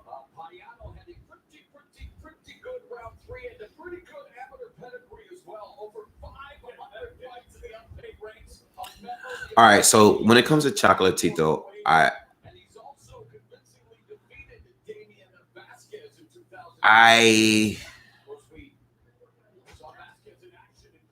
don't necessarily believe that he was pound for pound number one. I think he was pound for pound, but I think that was part of HBO's marketing at the time. I do think they overrated him a bit. All right. He was doing great things. He was winning titles in multiple divisions and everything like that. I just don't think he was number one. That's my opinion. Um, you don't have to agree. That's fine. I just think that he definitely deserved the praise, but the way they marketed him was as the number one pound for pound in the world. I don't think so. And I'm not just saying that because he lost. I'm saying that because when he was number one, I wasn't. I didn't really agree with that. Yeah, you're 100% right. And Ramon turned the lefty for a moment or two, and then got away from it. That might be an interesting ploy for him right now to try something different. But you're right. Spence Jr. is not underrated, in my opinion. And there, he was able. Payal was always able to escape his. I don't think so at all. I think he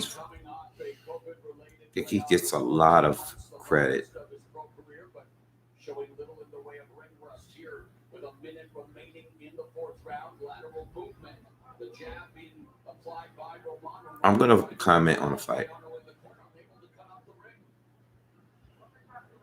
Now the question we have to ask ourselves, and there's the good work from Danny Roman. He cut that off by throwing the left hook to the body. The question we have to ask ourselves is can Payano Yeah. with a full length to this spot at 35 continue this kind of movement?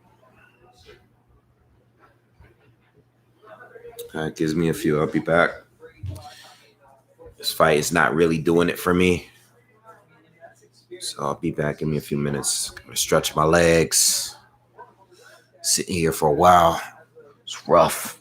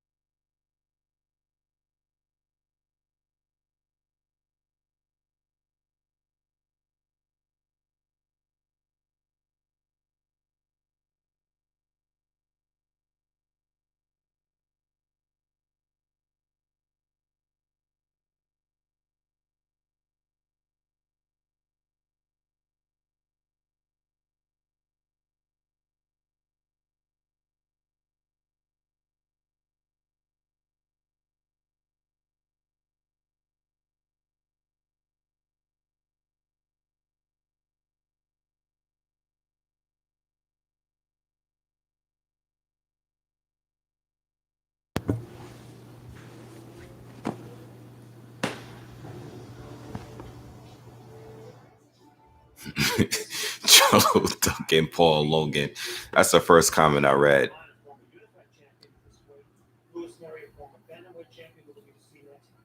Oh, hold on.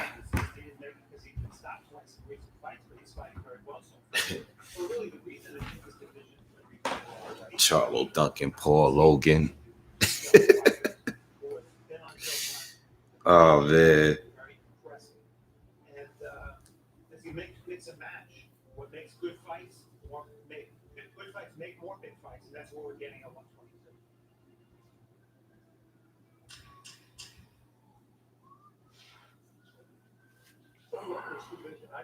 I forgot Neri moved up to 122 because he missed weight the last time. I forgot all about that.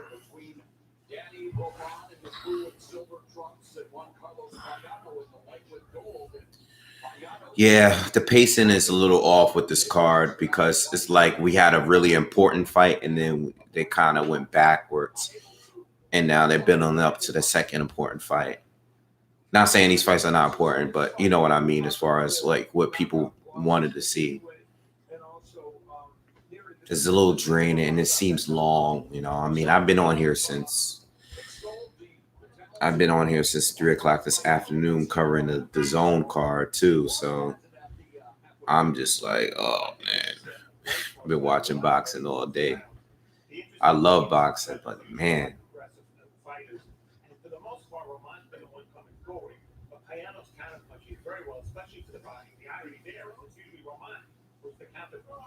I don't know about Dog Bay. You gotta pretty much just wait and see. You know, I don't think he really shouldn't have done the rematch right away, but I think he's still in the mix. I think Navarrete is just too big, too good, too strong. You know, he's still in the mix though.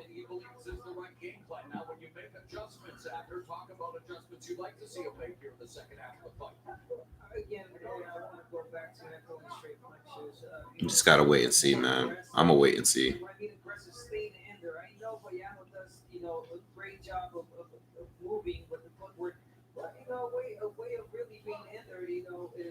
Thoughts on Andre versus Billy Joe Saunders? Missed opportunity. You know, if we saw that fight, that would have answered a whole lot of questions for us. It's really messed up we didn't get that fight, man. You know? Because we always talking about what can Billy Joe Saunders do? What can Andre do? You know? But we never got that fight, which is annoying. Especially for a fighter that don't really have much else on their resume. Like Andre, he kind of really needed that fight, you know, to show us where, you know, we don't know where to really rate him.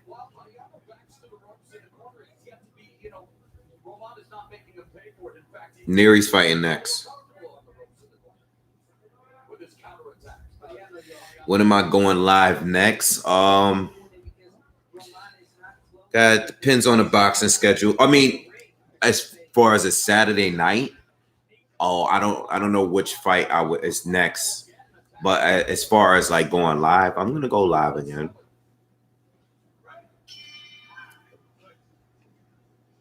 Go live. Might go live again sometime during the middle of the week. I'll start posting, you know, when I'm gonna go live. I'll start posting. I'll leave you guys like notifications. Like I'll make a post on YouTube and on Instagram when I'm gonna go live. I don't want to see Billy Joe Saunders versus Eubank Jr. again. Not that as a bad fight, because it's not. It's just I don't want to see that. You know, I want to see different people fight each other, man. Like they fought before already, but I want to see different people fight. You know? Yeah, I'm gonna watch it too. There's people I want to see Saunders fight, and I was all right with Jamal fighting Eubank, you know. I was all right with that. Just because it's something different, you know? I'm cool with Jamal fighting Eubank.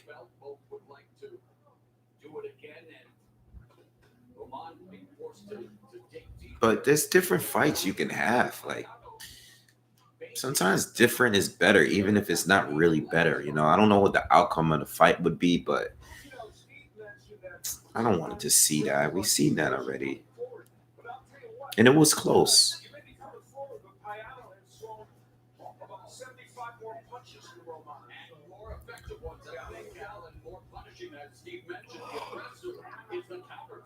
Who got more heart? Chavez Jr. or Victor Ortiz? Victor Ortiz.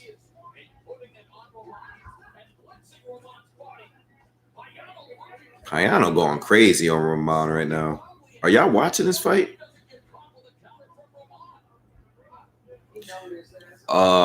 Chavez Jr. is at the bottom. Victor Ortiz, you know, I get it. He quit, you know, got a broken jaw. Quit against Maidana. You know, he started doing leaping frog headbutts to Floyd Mayweather. That's another form of quitting, in my opinion, too. You know, I think Berto. People say he think he quit against Berto in a rematch. I get it, but Chavez Jr. is just like he's top tier quitter.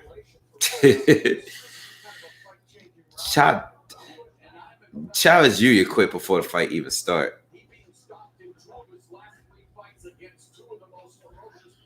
I think Devin Haney does much better against Luke Campbell than Ryan is going to. I want to see that fight.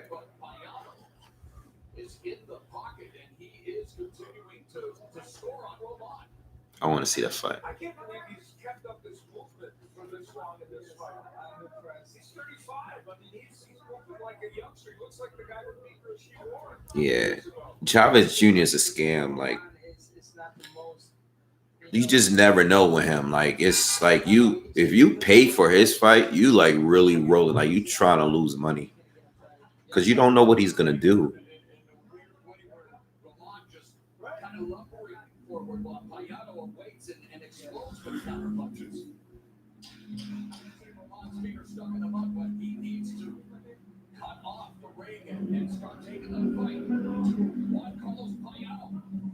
Yeah, but the way Chavez quits is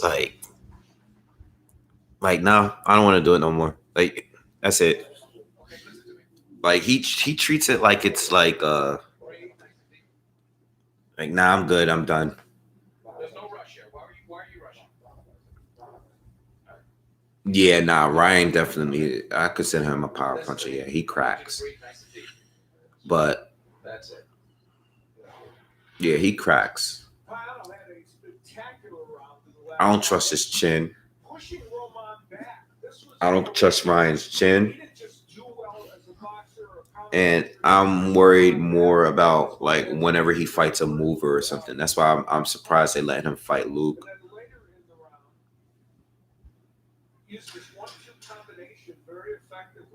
I think I see Shakur beating Gary. I said that before he moved up. I think I made that I don't think I made a video about it, but I think I said that in the video and it got some people upset. But I think Shakur could beat Gary also right now. I think he's going to be more effective that he doesn't have to go make the weight at a smaller weight. And at 35, it was about time he moved up. So good combination early in the round for Roman. I mean, I don't really care what happened in the amateurs. Like that stuff doesn't mean anything to me, man. Even if Gary were to knock Bud out cold in the amateurs, there's not one thing about it. Like, Gary wasn't beating Bud even when Bud was at 135. Like, no. Like, he can't beat Bud. Like, period. All of that was a waste of time. Like, Gary was not fighting Bud at 147.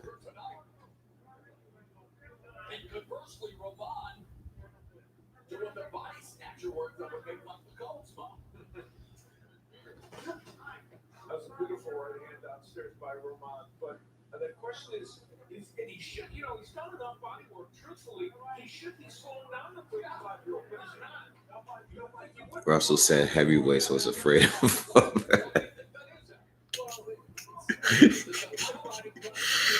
Yo, that's funny.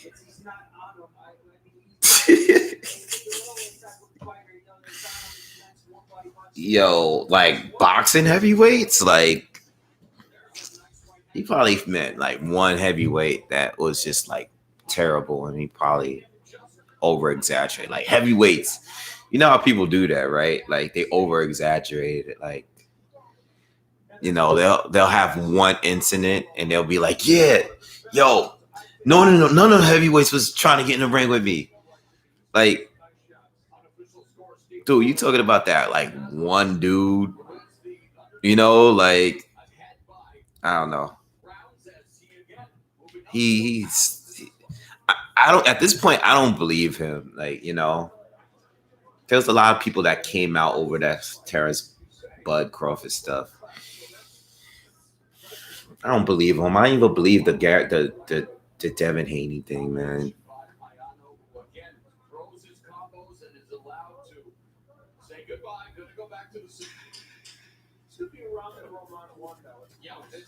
Someone that studies boxing, winning in a street fight. Nah, it really depends. Nah, I mean, if you're studying it, it's different from actually getting to a fight and just remembering stuff that you study. It got to become muscle memory. You can't just. Yeah, you can't just like study boxing like me. Like I study it all the time. Like you going into a real fight though, it doesn't work the same way. A fighter that has experience, you gotta have experience and stuff. You just can't just nah.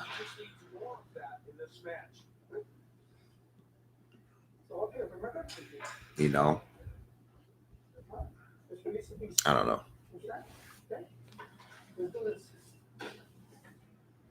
That's what they're saying. They're saying that they're closer in negotiations.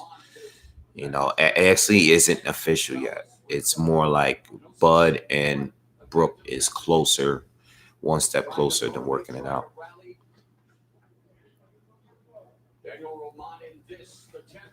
If Charlo knocks out Rosario, I think he did what he's supposed to do. I know there's some people here that think Rosario is going to win, which is fine. But Charlo's supposed to win, I think Mike and Roy's fighting sometime in November.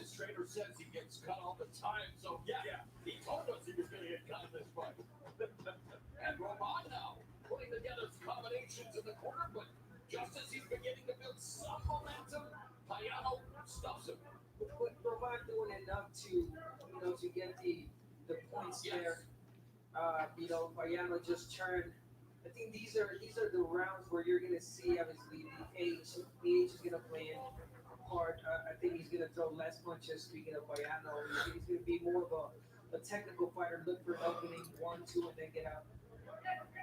Roman has been in his last 9 fights. He's been 8. Roy Jones and Tyson Shutterbox. I mean, yeah. I see that, but who was they gonna fight?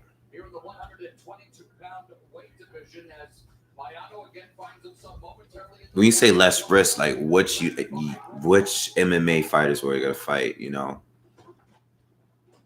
I think there's still a lot of risk of you fighting a top tier heavyweight.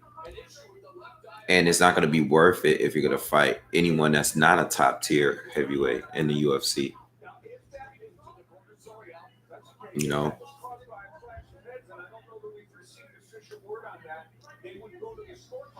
I just hope they wear headgear, man. That's all.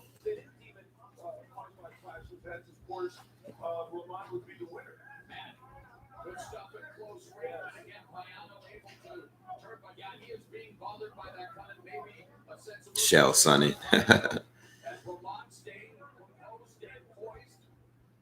Tyson versus Cormier.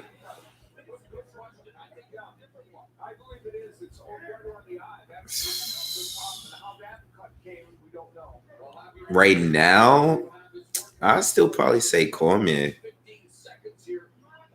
You know, I'm not like, listen, I know those videos of Tyson look crazy, but I'm not like, he still lost to Kevin McBride 15 years ago, yo. Like, he lost to Kevin McBride 15 years ago.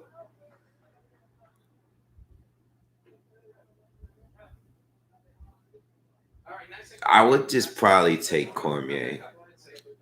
Cormier's just going to lean on him and then just wait till he tire out. I know Tyson is on them things, but is he better than what he was 15 years ago, even on those things? Like, he's 53 years old. Like, I don't know. Danny Lamont was very aggressive in that last round, kind of helped by the fact that the cut was bothering the cut on the eye, which is in fact, I think, a different cut than originally we saw. Roman was ripping the body shots and pushing Payano back, and whatever thing landed, Roman was the one that was aggressive, and we look at some of the action to see that now. Some counter punches getting there by Payano, but overhead. This fight has pretty much been a war all the way through. But I haven't been scoring. Been kind of like just chatting with you guys. I'm gonna cover the next fight though. I had to take a break.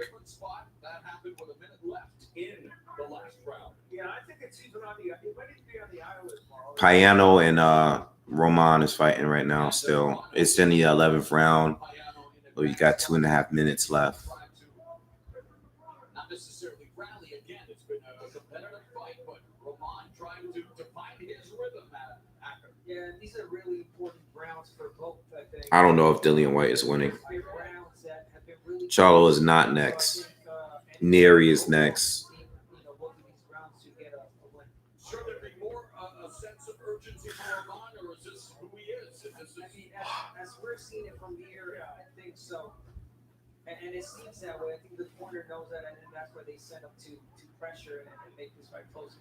Yeah, I think he's doing a better job of pressuring.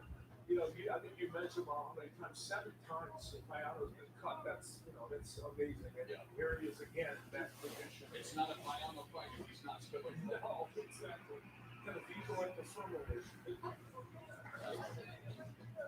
And again, Payano not as effective off the ropes. And again, we're seeing his pace begin to abate. As I say that, rips a right hook off the side of Roman's head. But yeah, Roman beginning to dictate the pace. But here's the thing. You know, we're well into this round. And, you know, Payano's only thrown 5 less punches than Danny Roman. And if Roman's the one that's desperate for this fight, can't call who's winning because I didn't watch it all the way through. But they both had their moments. I feel like right now though, I think like Roman is winning. Payano's been dealing with a nasty cut.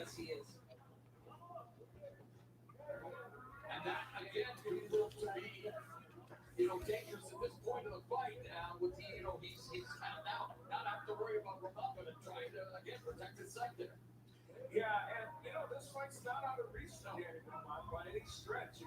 If he's won the last couple of rounds, and if he's winning this round, he's in the hunt. He is definitely landing more shots, landing that right hand, and Payano more defensive. This is kind of like the Alameda fight, where Roman came out in the last few rounds. And that's the question we were asking for Roman early on. It looks hard to call. So the final 3 minutes are coming up. Daniel Roman and Juan Carlos Payano.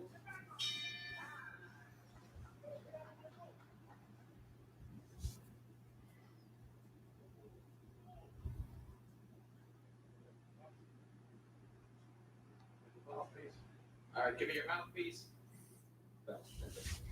Sit down, nice and calm. Let's breathe in. This is the last. What did you hear that about the zone? Listen to me. You're winning. They're all going to Listen to me. You're winning, but this is the last the round. PBC. Fight of the year, want to fight. Canelo lawsuit is going bankrupt. Is going to bankrupt the zone. I wonder where you heard that from. And they generally maintain Mm. Watch out. Like the devil, he's coming out. I don't know if that's true. I don't even know if there's going to be a lawsuit. A sign of sportsmanship as Daniel Roman and Juan Carlos Payano begin the 12th and final round. Very ringside observers thought that Roman's youth, energy, and ambition. I honestly don't think they're. The keys, the factors I don't even think against Payano, who many, feel the doubt. there's going to be a lawsuit. Outside of a decent career, I think everything is going to get worked out. last 3 fights, but he is definitely in the hunt here. And Steve Farr, an unofficial score, what do you have this fight scored at? I have Roman rallying in the last 3 rounds. He's been more aggressive. He's been effective to the body. This is anybody's fight. And Roman continues to be aggressive to the body. And high drop. Hurd looked bad in that fight. Well, he didn't look bad, but he looked like he didn't prepare. Jerry Hurd looked like he took the fight. I think he was just a little too confident, you know. Chances potentially need to be taken, but again, if it's as close as Steve Farr has it, the time to make a statement is now. 1 minute 45 seconds left in the fight. Juan Carlos Payano looking to extend his career. Daniel Roman at 3. Minute 40 left in the final round, guys. Player at 122 pounds. And there's no question for the body language. And Payano was hanging on. Yeah, sharp jab from Roman. A 35-year-old in round number 12. Yes, you can tell, like you mentioned now, the body language, the pressure that Roman is putting on. The volume punching in this round. But Payano is still in the fight, but it is definitely the tide turning. Roman walking down Payano. Payano not as nimble on his feet in terms of exiting, having to deal with that left eye. And I think the fact that Payano looks like the person that's kind of trying to get through the round will have an impact maybe on how the judges see the round. Yeah, again, Danny Roman. I don't know, man. First punching 10 of his 26 wins have come inside the distance, but Roman attacking the body, lands the sweeping left hook on Payano, and that time Payano now retreating, backpedaling.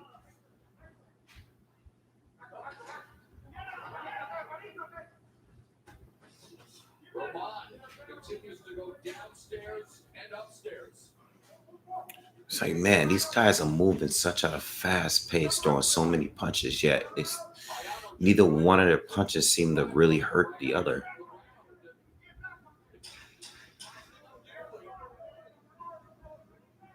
So competitive clash at 122 goes the distance.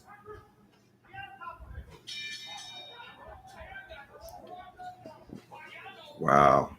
Roman dropped Payano at the very end of the fight, but it doesn't get count.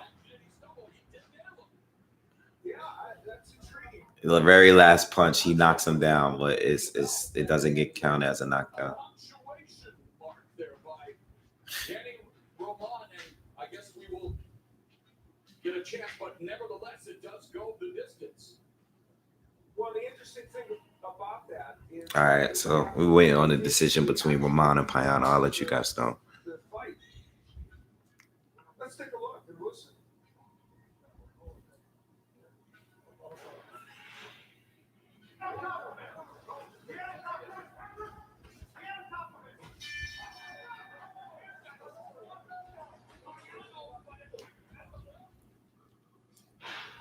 Seemed like it happened before the bell, and it seemed like that punch knocked him down, didn't it? Certainly did. That was definitely a knockout within the round. Again, referee just said, let's just end this. Intriguing. With a half second left, let's just dive in. Yeah, very intriguing. Another lookout.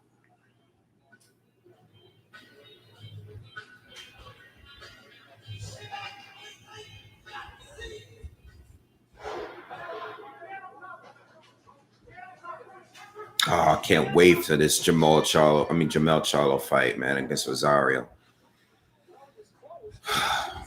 Can't wait, man. Seemed like it scored a knockout. And of course, that would have made this a 10-8 round. Well, that point. Come back to hot Kayana. Or make that, sorry, Robot. That's 11:30 now. So some drama right at the end of this. We still got another fight in between the final fight. I think that he won that 12th round. Was that enough? Yeah, I was thinking that too. I hope Neri finishes this guy. Tito's. I haven't drinking Tito's. Will come in and hit Payano. Was it a slip or was it not? Oh, that's a well, yeah, I think that's a knockdown. Yeah, that was a knockdown. Yeah, a knockdown, but again, the bell, as we've seen twice, was it a buzzer beater? Yeah, exactly. And unless you admonish Roman for punching after the bell. Wow, Roman hit Payano with a huge shot at the very end of the fight. Crazy. Knocks him out of the ring almost.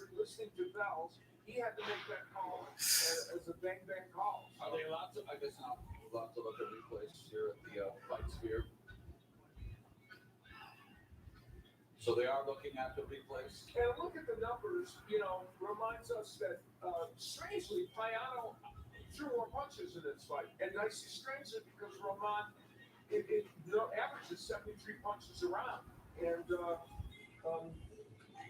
so if you look at both the head. No, I'm in New York. Shots, and I am in New York.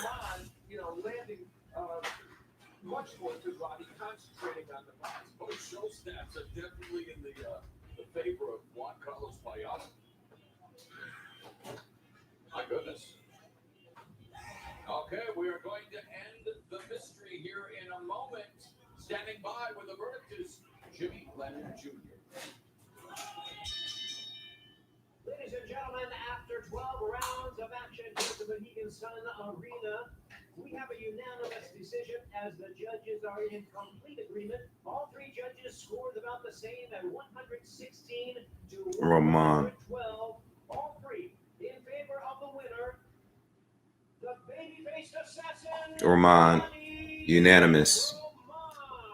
UD. All right, give me a few. I'll be back for the Neri fight.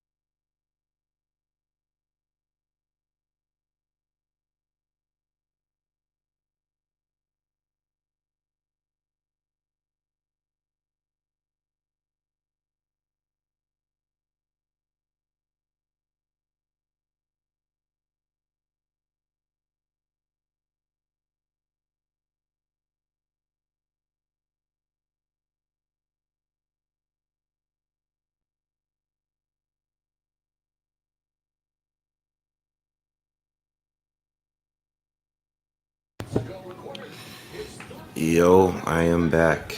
2019. The 17-month layoff is, well, especially long when you're facing a potent puncher like Neri.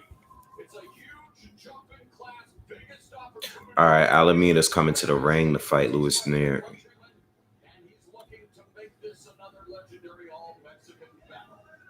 His manager trainer, Arnold Bravo, says emphatically that they think they're going to spoil the Neri party tonight. And, you know, while he has not faced top-level competition, he does pass the eye test. When you watch video of this young man, you can tell he's a very good fighter. I hope Neri knocks him out quick so we can get on to the next fight. His first loss back in 1995 in the amateur ranks.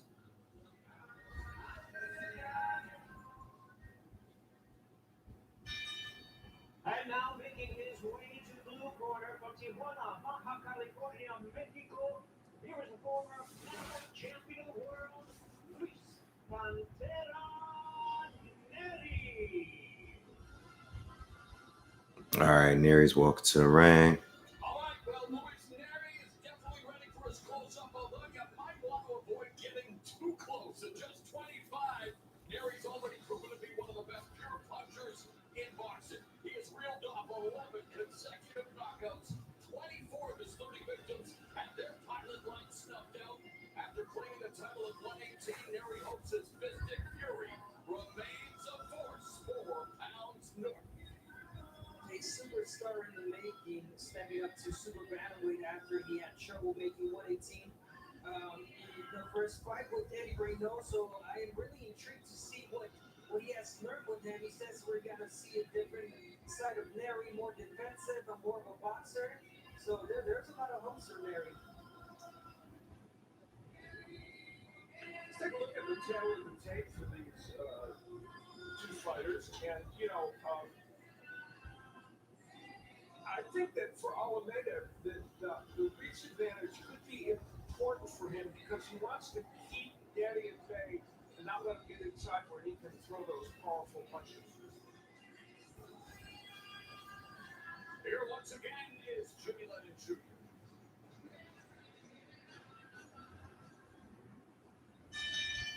Ladies and gentlemen, from the Mohegan Sun Arena here in Uncasville, Connecticut, Premier Boxing Champions presents a Hagen World Title attraction brought to you by Lions Only Promotions, TGP Promotions, and Showtime.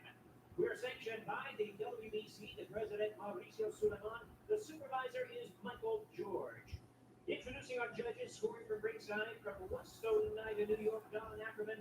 From Hebron, Connecticut, Tom Parasone. And from Orangeburg, New York, Julie Letterman. And we introduce our referee in charge of the action. He'll be giving instructions after the introductions, Michael Ortega. All right, fans, here we go. 12 rounds of boxing scheduled for the vacant WBC Super Bantamweight Championship of the World. Introducing you first, fighting out of the red corner, wearing blue trunks with gold trim, hailing from Nogales, Sonora, Mexico. He weighed in at 121 and 1/2 pounds. He is undefeated in his campaign in the ring with a record of 25 wins, no losses, 13 wins coming by way of knockout. Here is the undefeated WBC number 6 ranked world contender, the undefeated Aaron Alameda. His opponent across the ring fighting out of the Neri's fighting Alameda right now. enters the ring wearing gold trunks with black trim, fighting out of his home Vacant title at 122. California, Mexico. His weight 121 and 1/2 pounds. He also is undefeated in his campaign with a record of 30 wins, no losses, 24 big wins coming by way of knockout. Currently ranked the WBC number 1 super bantamweight contender. Tonight seeking his 12th consecutive knockout win. Here is the former WBC bantamweight champion of the world, introducing the hard-hitting and undefeated Luis Pantera Neri. And once again, a referee in charge. Now to give instructions is Michael Ortega. Caballeros, buena suerte a los dos. Vamos a pelear buena, limpia.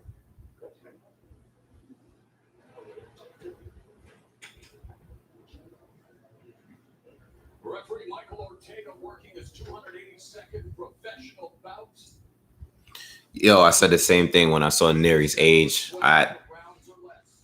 thought he was older than that. All right, round one. And Alameda put their undefeated records at stake in this contest that is all Mexican, all southpaw, and all of us are hoping all action. You know, what makes that 11-fight KO streak even more impressive for Neri is that 6 of his last 10 opponents were either world champions or former world champions. So that means when you scored 11 straight knockouts with that kind of competition, that's impressive. Neri in the gold with a black, while his opponent Alameda in his first title fight is in blue with gold. Alameda with the jab, and there's that lead catapult like overhanded left by Neri. And Larry's saying that he chose Alameda because he knows and he feels he could go rounds with him. He knows he's a great boxer. Nice left hand by Larry. He is that. He is a great counterpuncher. He's a great southpaw. Neri's already pressing forward with the combinations. Ain't land anything flush yet, though. He actually took a different route than many Mexican fighters, opting for an extensive amateur career instead of turning pro as a team. Ooh, nice left hand by Alameda. Both southpaws. You see that a lot. A lot of fighters either they go the long route, which is long sometimes, amateur style, or just turning pro right away. Alameda, you can see he's got a pedigree, he's got a great style. Yeah, Neri's trainer, Eddie Reynoso, of course, has mentioned training Canelo, who took pro at 15. You know, I talked about the record of Neri's recent opponents, but for Alameda, their last 5 opponents are 85, 49, and 7. Is Alameda a switch hitter? Boxing, not so much. So, he hasn't faced top competition. But as I said, and we're already seeing, he's a talented fighter. So it doesn't mean he can't step up. Nice jab by Alameda. Exactly. It takes that one good fighter to really get your name out there. I myself before being considered one of the best, like Victor Chini, people didn't know about it. And something about this weight class, and I have not mentioned is that this was my weight class back in the day, 118, 122. So it brings back a lot of memories. Well, there's a counter left hand by Neri, but some good stuff here in the first round as the double jab from Neri and then the jab from Alameda. So we're just getting started here in what should be a tremendous 12-round fight as Luis Neri Alameda, 13 of his 25 victories have come inside the distance.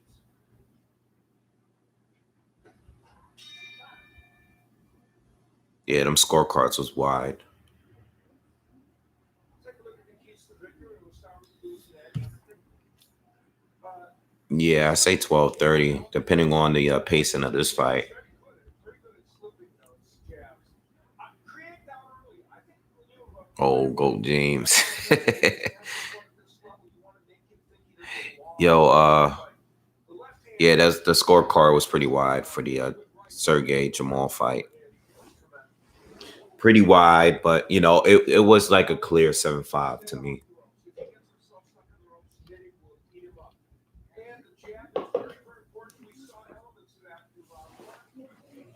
First round, filling out round, man. I didn't give anybody. That's exactly the recipe for Neri, known for his power punching. Roman won, yeah. Starting round number 2, and again a clash of lefties.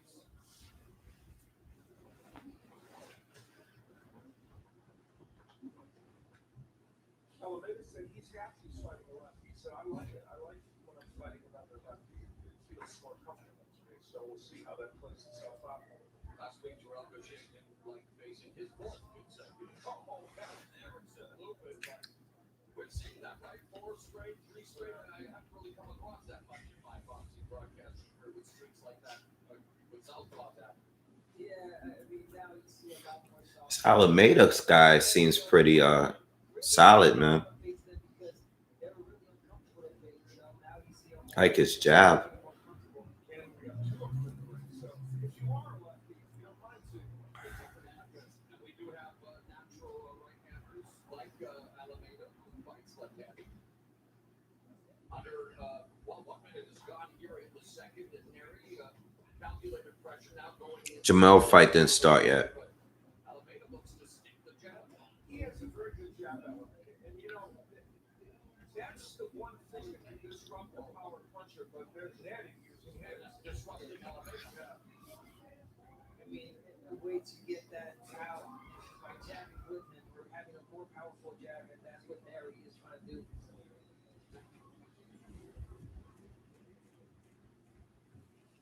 One of the things about Neri, he also has a good chin. He fought uncontrolled away from him. And he went down for a punch. And yet, I'm saying he had a good chin because he got hit with a monstrous right hand, went down, got up, and then stopped throwing away, but not too long after that. So he can be in firefights and still, find his way through because he has such a good chin. Guy's jab is good, man. 3 times Alameda has never hit the deck. In this now his 26th fight, 25-0, 13 KOs against Luis Neri, 30-0 with 24 wins via former KO.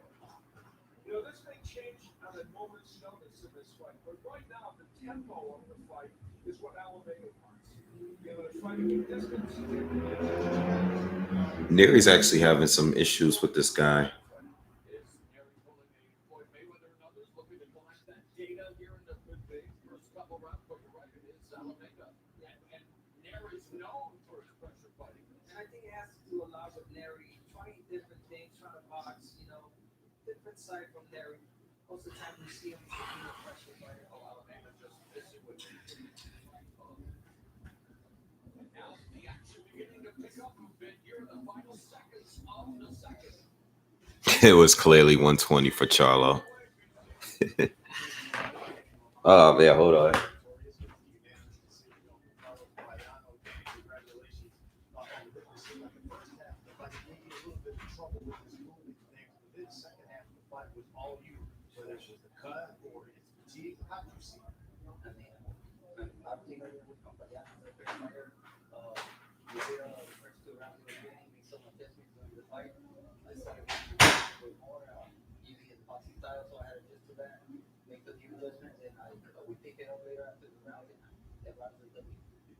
It seemed like the very end of the fight, we hit him with a left hook right there at the bell. Did you think that was the knockout? Yes, I connected with a left hook, but the judges, the judge, I think he rolled over the bell once I hit him.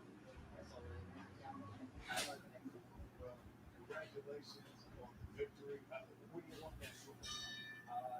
Give me the winner of Alameda or Neri, or give me the rematch with AJ, or the WWE champion, actually. Fantastic. Dan, appreciate your time. Congratulations on it. Go back to you. All right, BC Roman going back to watch this fight with vested interest, of course, as he's already mentioned. Luis Neri, of course, Maron Alameda would like to spoil that fight and put himself in the mix. And, we talked about Neri moving up in weight, but Alameda's been high as 122, only one of his 11 most recent bouts. Yeah, we could undersell the fact that this is a new weight class for him. And yes, we've seen him. He's been a monster at a weight below this. And of course, at lower weights, he's also had trouble making weight. He did not have trouble making weight for this fight.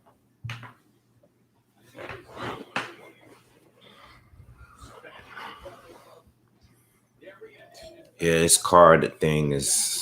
I hope they never do this again like this. It's just too long, man. Oh, nice left hand by Neri. It's just a matter of time for Alameda, for him to let go of that left. I said earlier that he passed the eye test when he watched video of it. No, he's not faced the kind of competition. Nah, Charlo Rosario didn't start yet. This is the very next fight. We're in the third round in the next the previous fight.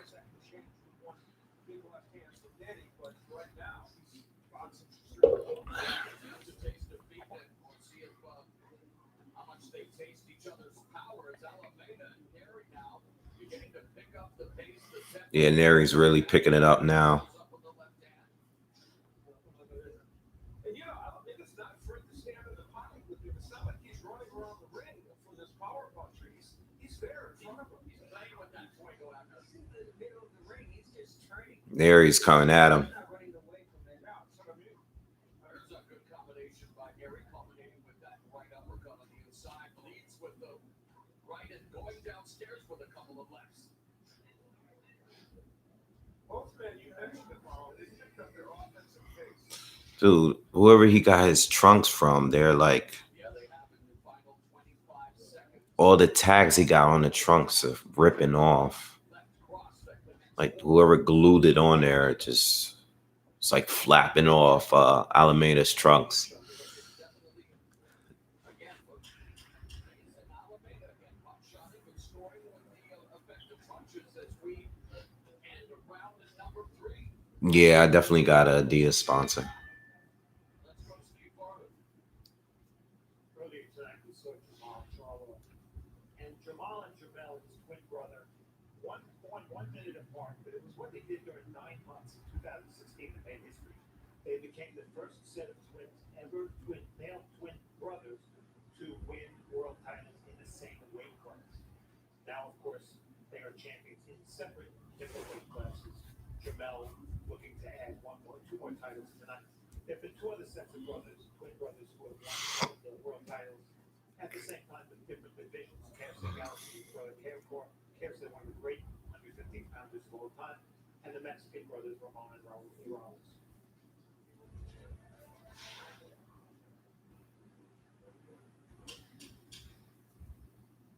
And coming up, Jermell Charlo against Jason Rosario for the unified 154-pound champion. One of the Charlo twins has already triumphed tonight. It is what they say is their real coming up party here on pay-per-view. But let's not forget what Jason Rosario is capable of doing as he upset Julian Williams. So that's still to come tonight. But right now, it's round number 4. Luis Neri, known as a brutal puncher, against Aaron Alameda, who is thus far taking the fight to Neri. How you see these rounds is an interesting question. Again, like our last fight, we're seeing rounds that are close, and they could be going either way for these fighters. And sometimes you raise your expectations for a fighter like Alameda, who came in as the underdog, so maybe you give him more credit than you should for rounds. I mean, that's a question. And yet you also may be influenced. Well, so much of hopefully getting an early knockout. I mean, we're in the 4th round. I mean, anything can happen. Neri's definitely putting the pressure on him. But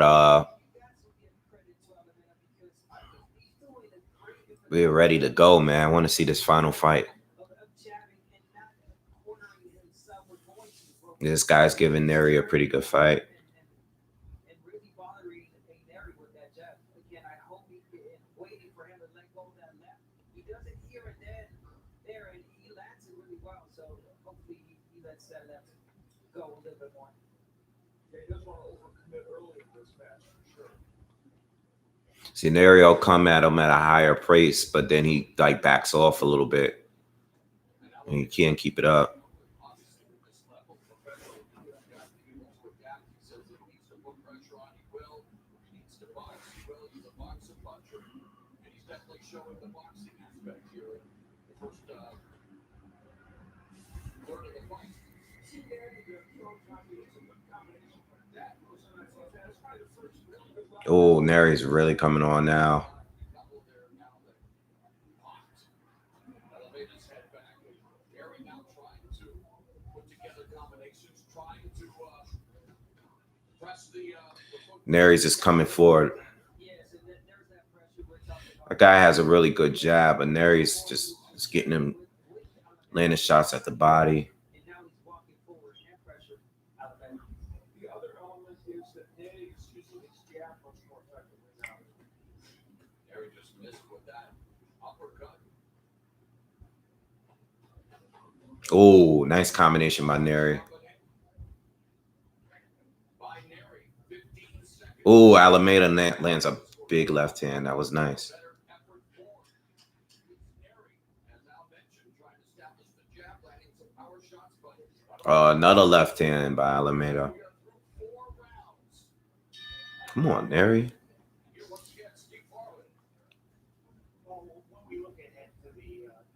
Yeah, basically, he is getting the sponsors beat out of him.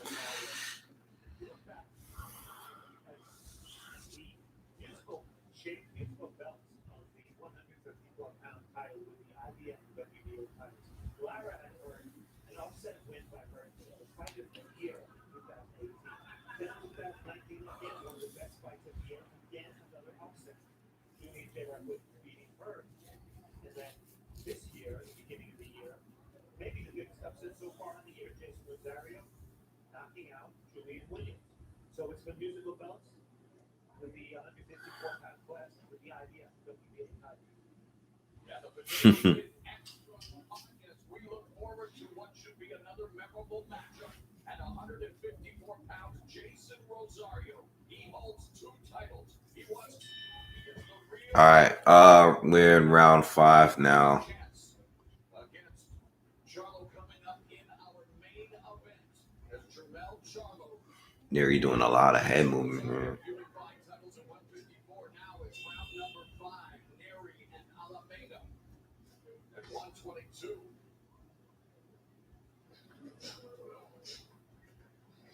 You know, the dates of this fight changed several times, and Alameda's always made the point. It's really hard to, and I'm sure Neri had the same problem. Hard to train for this because they would stop and start and stop and start. And finally, here we are. So it's very tough on this fight before that happens. A couple of fencing jabs by Alameda and Neri as they taxi also their opponent. And 1 minute now elapsed here in the 5th, and some feinting from Alameda, but really trying to utilize his technique to try to tame the power puncher. Neri's really effective when he pressures.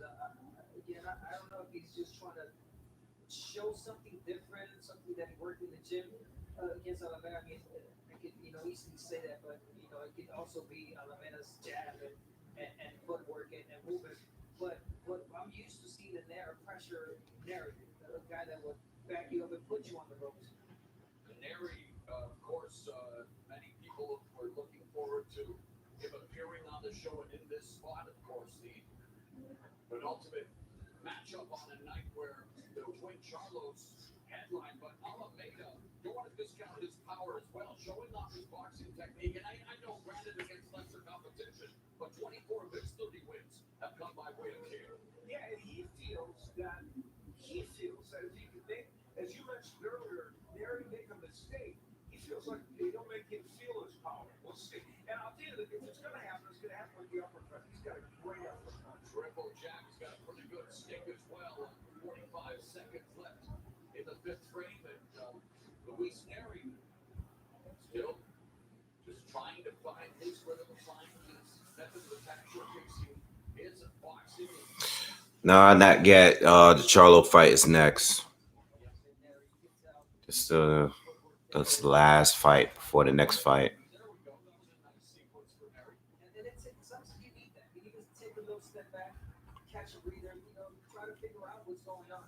Well, they're stepping in now and trying to compete at close quarters as Alameda avoid the offense of Neri, which has definitely. Fortunately, it's not.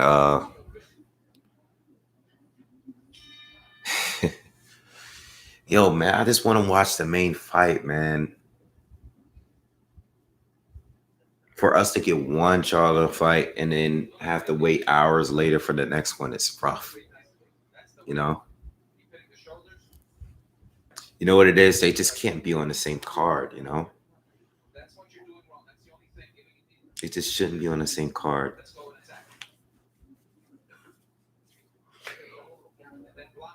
Oh, Lord.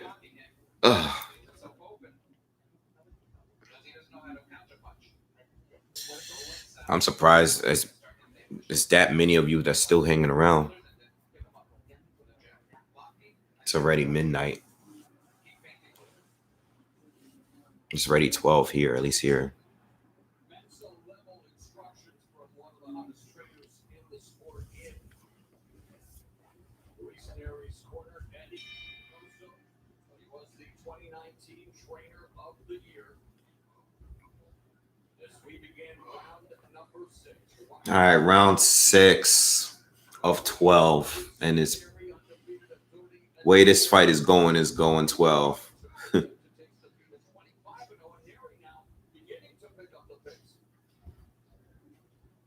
And those, the first 5 rounds here, we're not sure how the judges are looking at it. Some of those rounds are very close.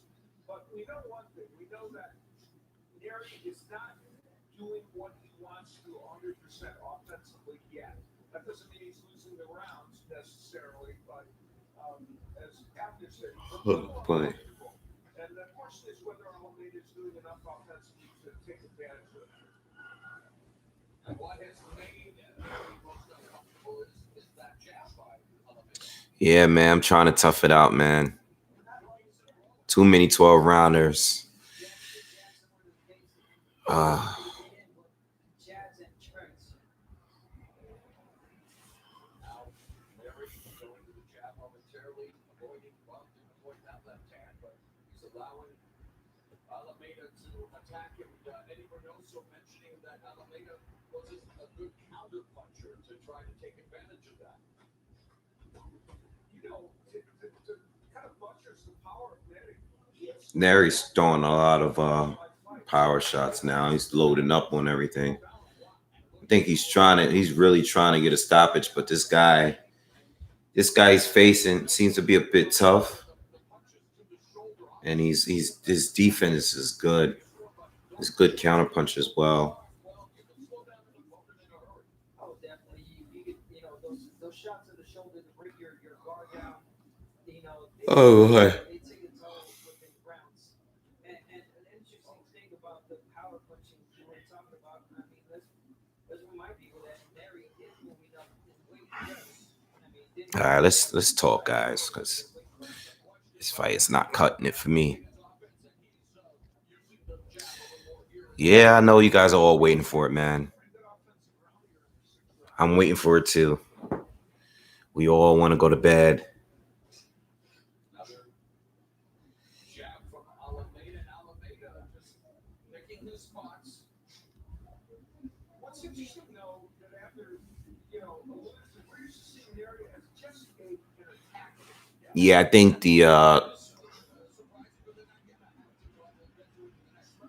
the intermission really ruined it, It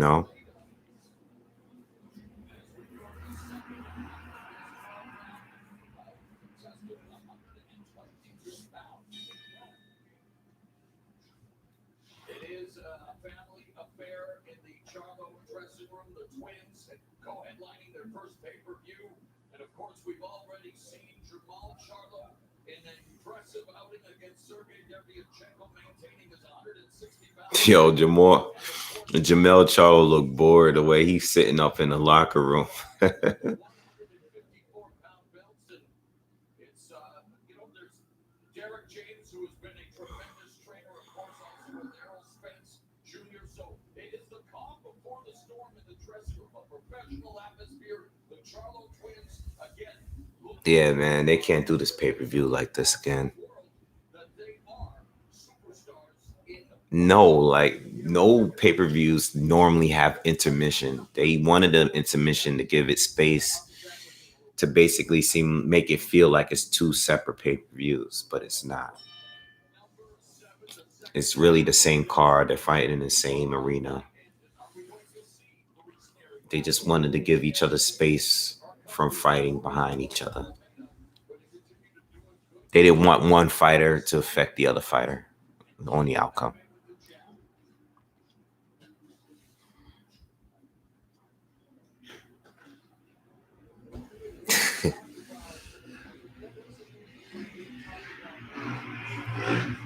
Thanks.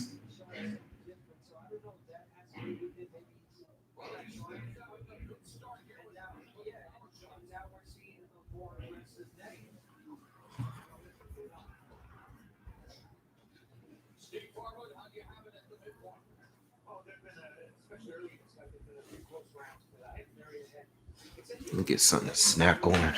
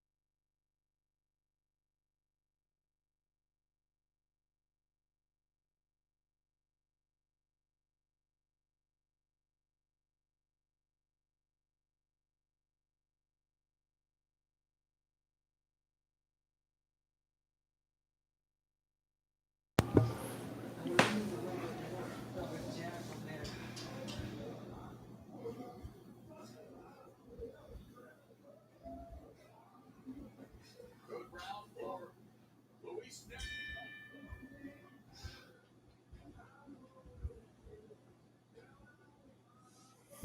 Nobody got knocked out. Okay, we lost that round. We lost it.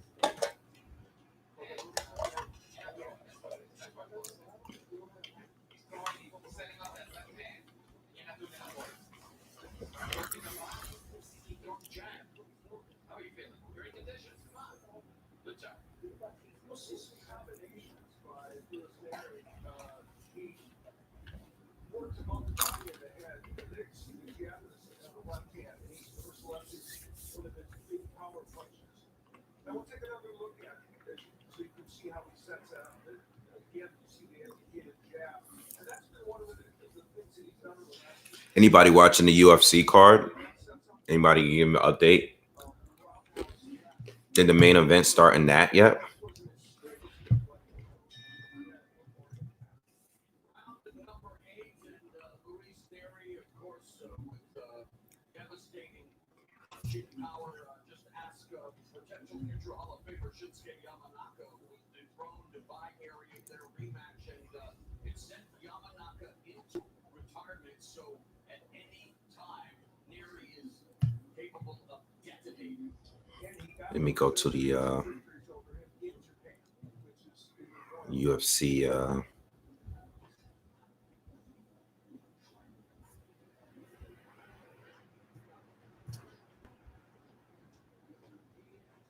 Neri measuring Alameda. Alameda able to sneak in the jab.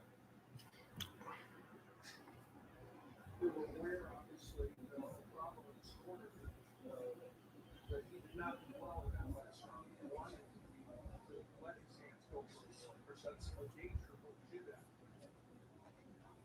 Steve Farhood has Neri building his lead, and he's doing it in a different fashion.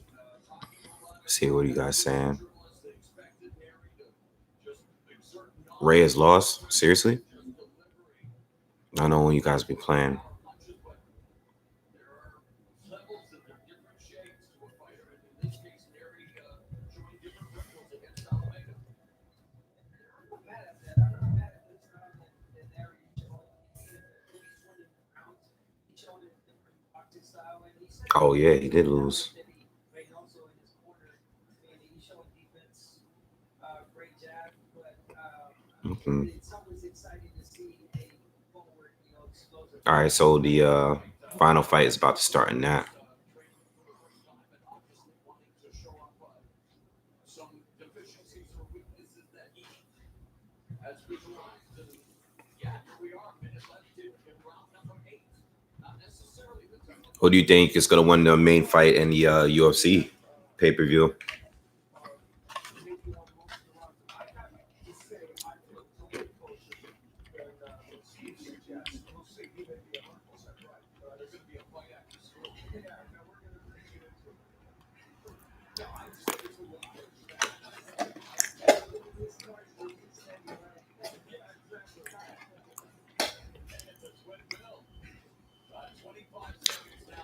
Yeah, Alameda also hasn't really made many adjustments, and Neri eats a couple of it is a toss-up. Neri. Yes.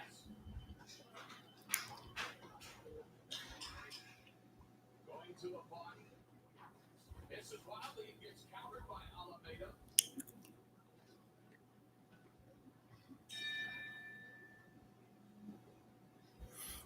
I don't know.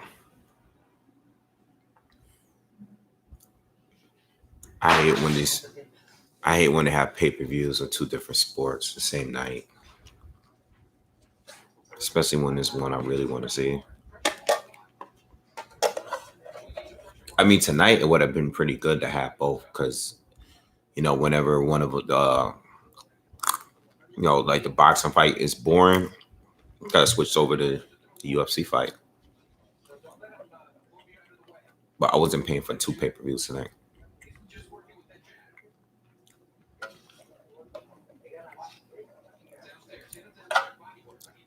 Too many 12-round fights, man.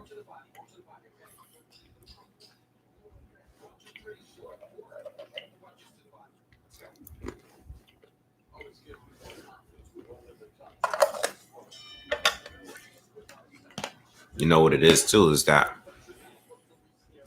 hour-long intermission. They should have started the next fight right after Jamal fought and won. The intermission should have been only half the length, maybe tops.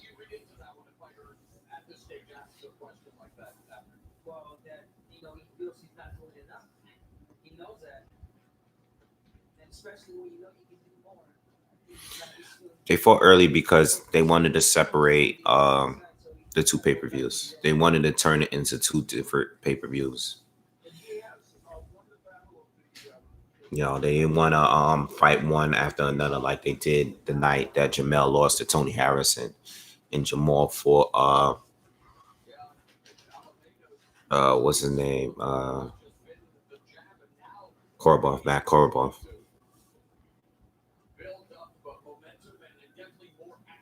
So they wanted to make it into 2 pay-per-views, have 3 fights, and after the main fight, they have an intermission to make it seem like it's 2 separate cards.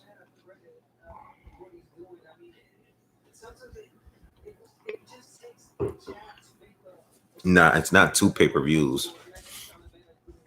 You paid once, but they separated into 2 different events, kind of. 2 different broadcasts. But you pay for one pay-per-view.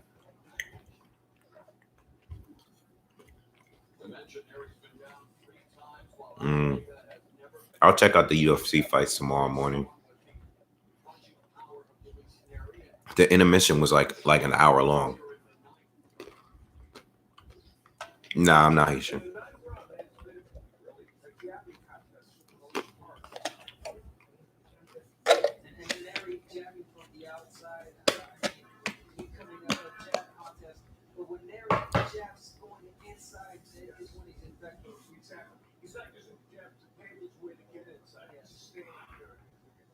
Peanuts.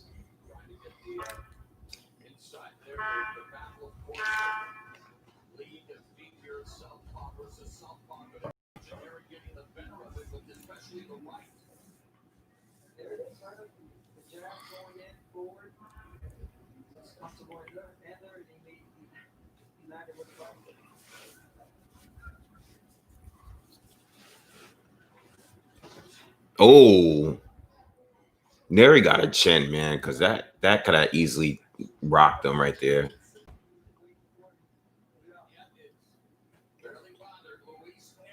we head to round number 10.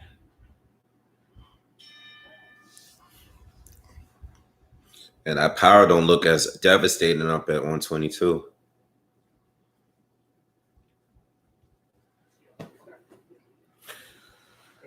Oh boy. That's it.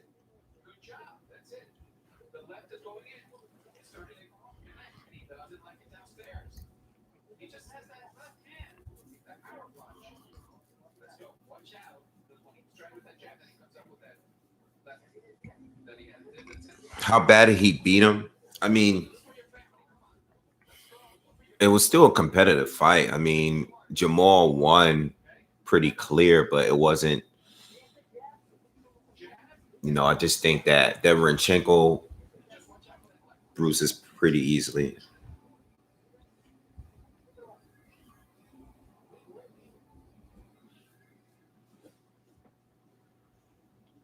Come on, we gotta get this last fight going, man. Round 10. Oh man, let's go.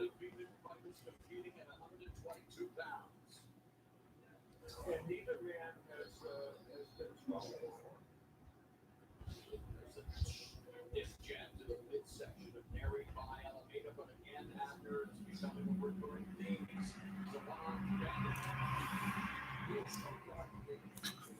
It's still going, man. Just dragging.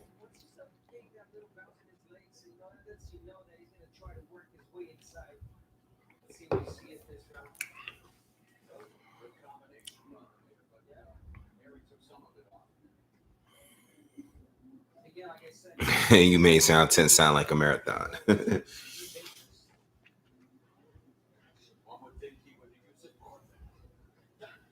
you're right. I don't know what he did.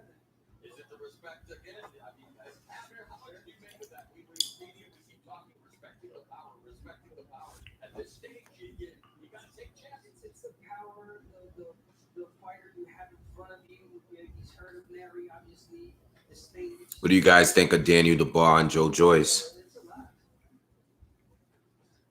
We're in the 10th round. You can make the case that Neri himself has not thrown his left hand as much as counter right by Alameda that got there. What's your thoughts on Daniel Dubois and Joe Joyce? Alameda, but they again, I like the fact they're trying to mix it up. I mean, Alameda obviously more the headhunter, but somebody working Neri just using the entire legal part of the anatomy. They're taking this round. Yeah, no question. I mean, I think he's fighting very good. There's the uppercut. Now, I mentioned way back a while ago that he's, if you can remember, I had the Out of those three, I mean, I would kind of just mix them up and to be, for whoever.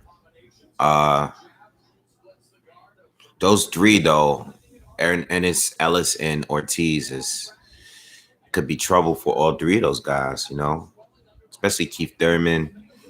He's kind of past it already. Sean Porter, I feel like Sean and Danny are still kind of in their prime to me. But I feel like Keith is a little out his prime.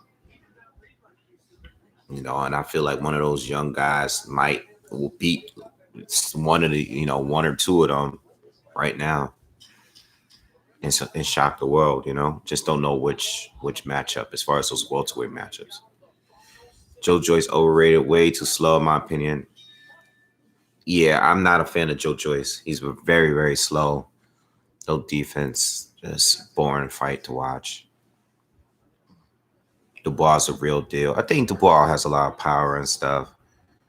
But there's still a lot of things he could work on, But I think Dubois is going to beat Joe Joyce, in my opinion.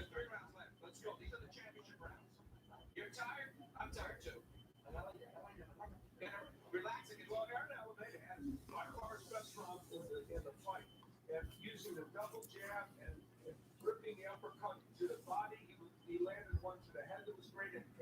The intermission for Floyd Mayweather and Pacquiao was longer because so many people tuned in. They didn't have enough bandwidth, and it was an hour before the main fight.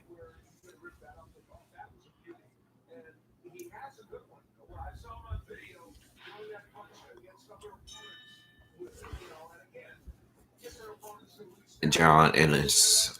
No, I spoke on about him earlier. Boots is great. Just want to see what he can do against better fighters. That's all. I don't want to jump the gun, but he looks really, really promising. But I don't think he's gonna be at 147 for long because he's really big at that weight. Counter Punch, what's up, my dude, man? Thanks for support, man. Great channel right there. Make sure you guys subscribe to him. Great channel.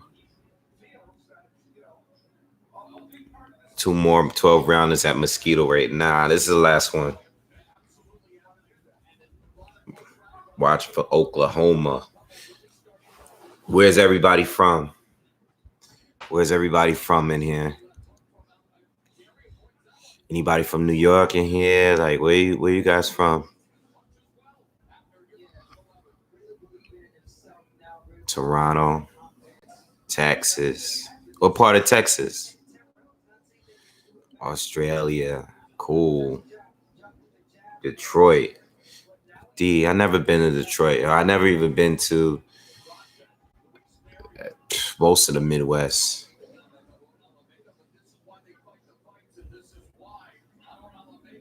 Nice, bro. Good luck with that. Fear of the Walking Dead. That's crazy. You from the Bronx? What part of the Bronx you from? Philly. My sister lives in Philly. Southern Cal. I have another sister in LA. Houston. Austin. New Zealand. There's always someone from New Zealand whenever I do these videos. There's always someone from New Zealand there. Bronx, New York. What part of the Bronx? Louisville, Soundview. Okay, got you. I used to live in Mount Haven.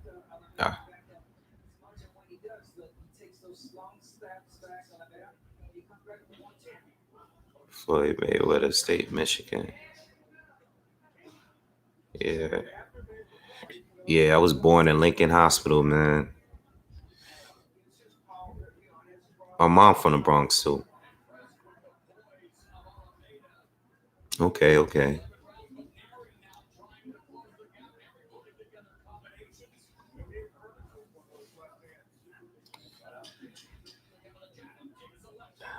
South Central LA. Grand Concourse. Boston.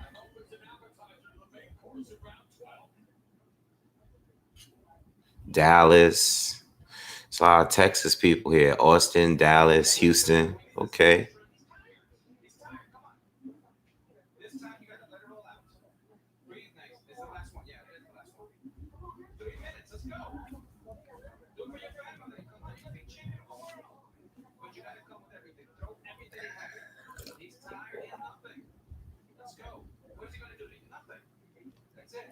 Arizona.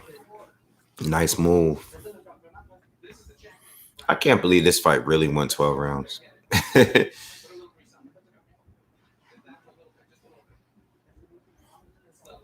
haven't been to Boston in years.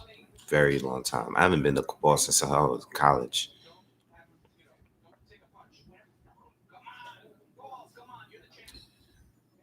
My dad is from Harlem.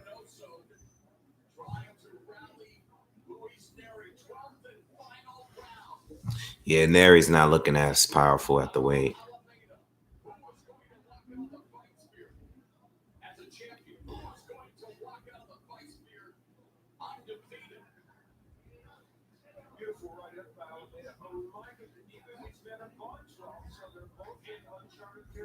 Yeah, this fight is dragging, man. But the guy he fought was pretty tough, man. And, Neri, he hurt him just now, though.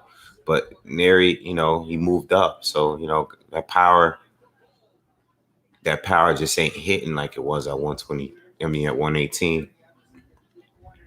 All right, UFC spots fight. Okay, Spanish Harlem. Okay, from the east side.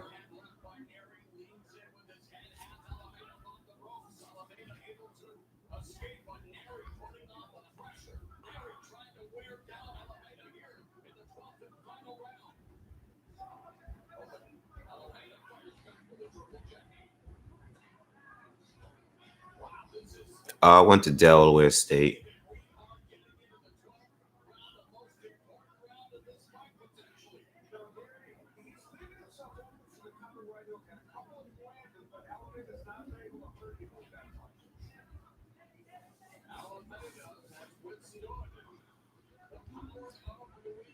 Neri's trying to go for a finish in the 12th round. I mean, he fighting. I, I like when guys fight in the 12th round, though, man. He's going for it, but I don't think he's getting this guy out of here. I don't think this guy really was in any real trouble with his power.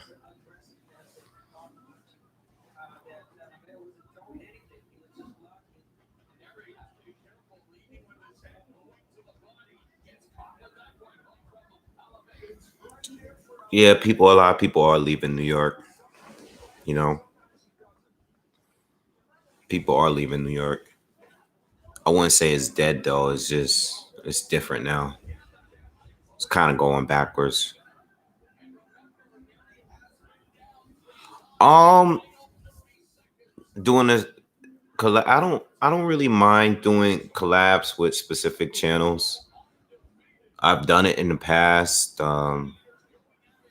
So I'm always open to do other collabs with other channels. I just gotta really respect them and just want to chat. You know, I'm open to doing collabs with certain channels though. Certain channels, you know.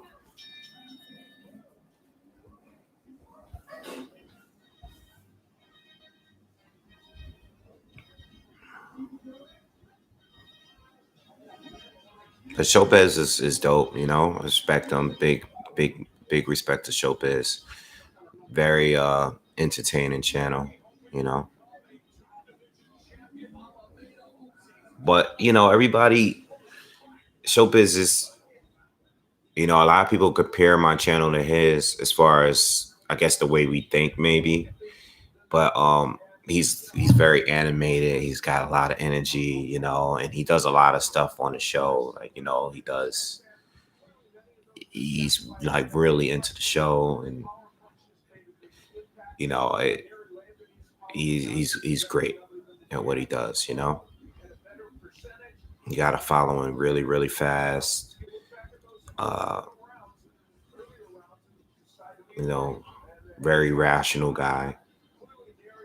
Make sure you check out Showbiz, and check out Counter Punch Boxing as well. He was just leaving comments. I think you'll like his channel too. 1,600 punches. Alameda throwing a lot of jabs. Ring Boxing IQ is a great channel too. Um, very, very. He sticks to the meat. I think like he's the one of the few that do like really covers the news like the proper way. So Ring IQ is great, and he's a great editor. Uh, so yeah, Kurt is dope. Kurt is got a great channel. Um, there's a lot of good channels on YouTube. You know, yeah, and Ring IQ is the only channel that like consistently covers the ladies. And that's part of the reason why I watch him because he kind of keeps me up to date with the ladies. Like he covers them better than everybody else. So that's one of the reasons why he keeps me up to speed when it comes to the ladies for sure.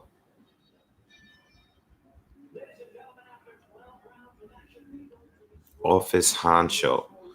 It sounds familiar, but I can't think of their videos like off top. All right, they're doing the scorecards. All three in favor of the winner, and he is now the WBC Super Bantamweight Champion of the World, Luis Pantera.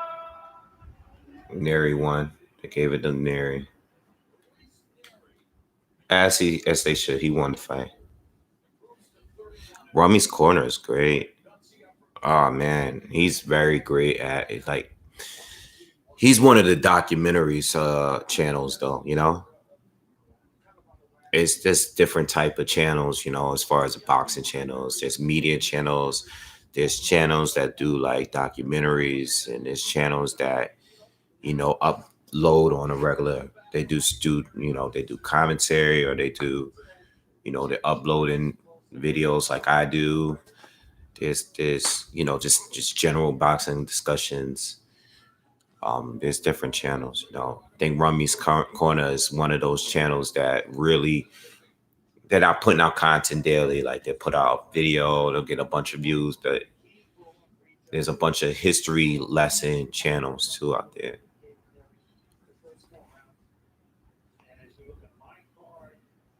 Yeah, Charlo and Rosario's fighting now.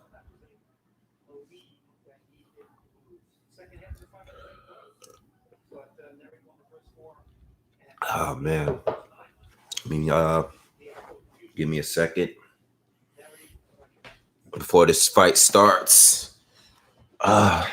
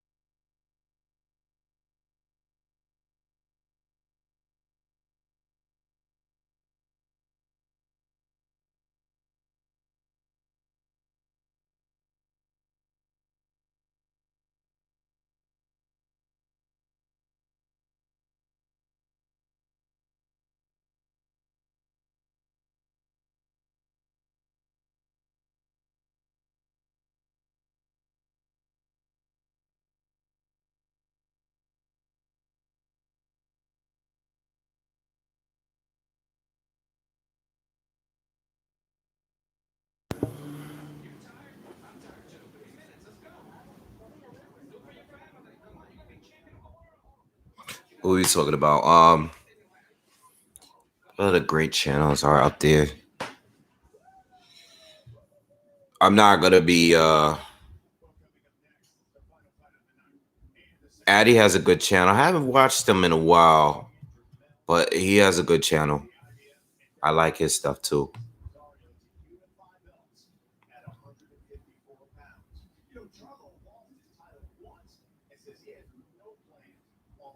But you know what? I don't think not everybody is. Excuse me. Not everybody's channel is meant for everybody. You know what I'm saying? Like, you know, everybody has a different style. You know, everybody is not made for every channel is not made for everyone. You know, there's not one channel that I've ever seen that I can see that, you know, is going to appease every boxing fan. You know, it's really based on a personality. My pops is doing good. He's not watching the fight. I was gonna ask him if he wanted to come down, but you know, since it was my first live, I haven't done it in a while. I figured, you know, I'll just cover this one. But you know, I'll get him back down here on one soon. You know, my dad's very casual. He boxing. He doesn't watch it. The newer fighters like you know, he's not nearly as much of a fan as what he used to be. But he knows all the main guys. You know,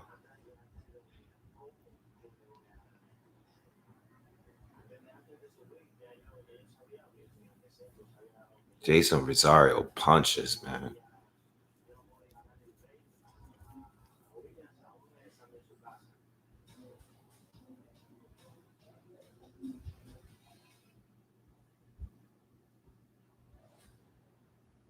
cierre la mano tan dura que yo creo que nunca en mi vida le he una mano tan fuerte como hice esa noche. Y realmente yo en un golpe me desahogué, como se puede decir. Fue algo que mi corazón saltó adentro y son bonitos los pensamientos cuando recuerdo que you did that know about Jason Rosario. I know you did J-Rock. I know you want to fight me. You mentioned my name. I said, I know my name. I was going to get my name. Yo, Jamel Charlo is crazy.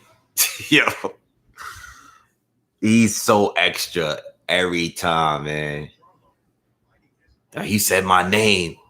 He said my name. I'm defending my name.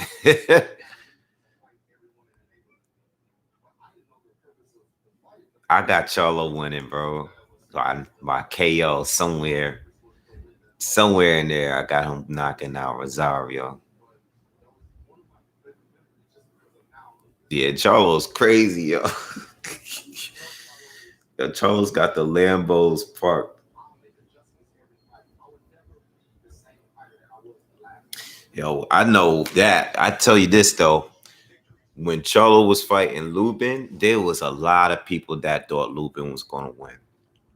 I was one, I'm telling you, even on YouTube, a lot of people was picking Lubin to beat him. I know it probably sounds crazy now, but I'm talking about when the fight was going down. A lot of people thought Lubin was gonna win.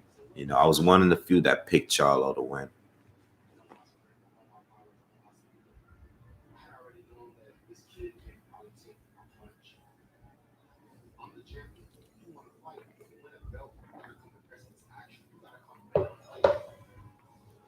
Yeah, man. A lot of people pick Lubin, man. Lubin was looking good up until that point.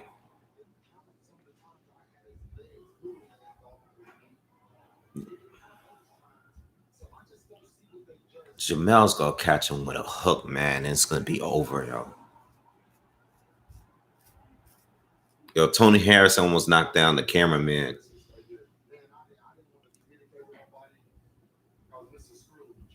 Remember when Jamel was like, yo, I hate losing, man. I'm a sore loser. I don't like losing in video games.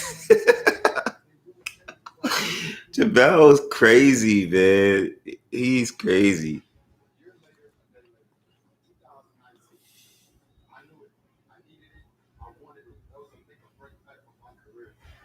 Yeah, I didn't watch the Lubin fight last week, but I heard that he was winning the fight and then something happened late.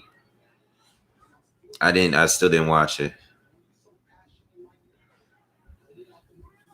Who has a good chance? I mean, the Charles are fighting this different division, but I think right now at 154, you know, if Charlo is to pass Rosario, I think Lara's still a trouble. It's gonna be a difficult fight for him if they fight each other. You know, I think Lara would be tough for Jabel Charlo. At 154, that's what I say would be an issue. You know, I think he'll beat Pat Chisera. You know, but I think Lara will be a trouble, a difficult fight for Lara. I mean, for Jamel Charlo. At 160, I mean, I still want to see. You got Demetrius Andrade, you got Triple G, you know, Canelo if he chooses to fight at 160 again. You know. Who's winning that UFC fight though?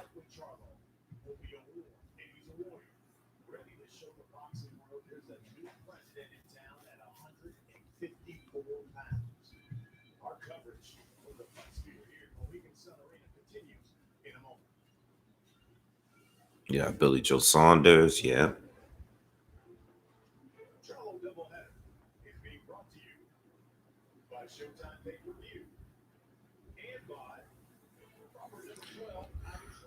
Proper 12 Irish. What do y'all think about that? I bought me a bottle of that once. I wasn't too crazy about it. Didn't taste all that great. No, I said, let me buy it. Let me see. Let me see what Connor's whiskey is about. I bought it. I was like, it's all right. I drink whiskey. I like whiskey. Didn't care too much for his though.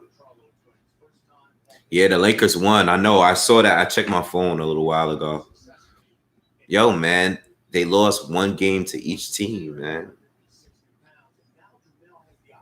They're 12-3 in this playoffs, man. I think they win against Miami in the finals. Well, they still gotta finish, but I got the Lakers winning, man. The Lakers ain't losing to these. Israel is destroying him? Really? Like destroying him? It's over already?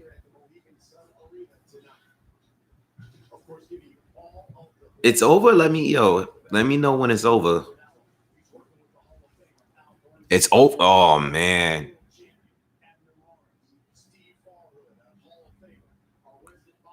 Oh man, it's over. That's crazy. That's what's up though. Congrats to him. I like him. So, I'm glad he's winning and doing his thing. I actually went to that fight that he had against what's his name? Anderson Silva.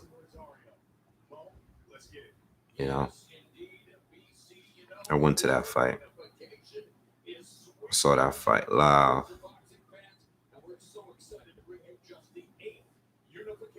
Yep, just got the ESPN notification. Hold on, let me just get my tea real quick.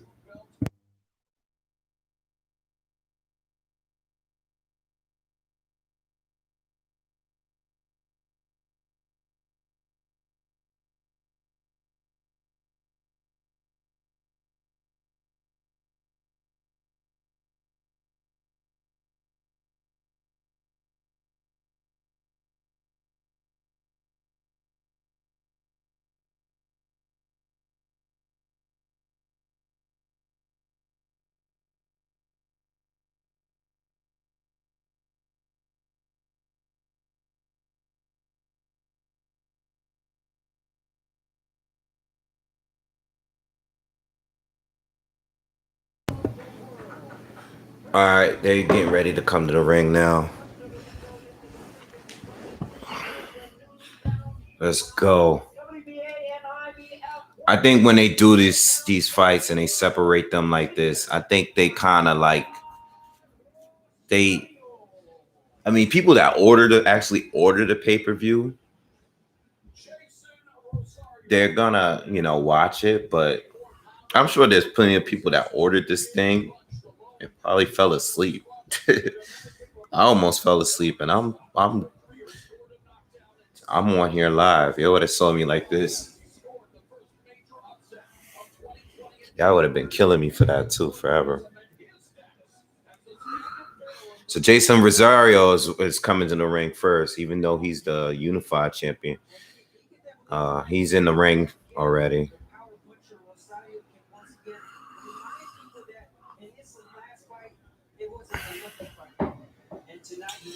I have Charlo KO with him, man. I have Charlo winning.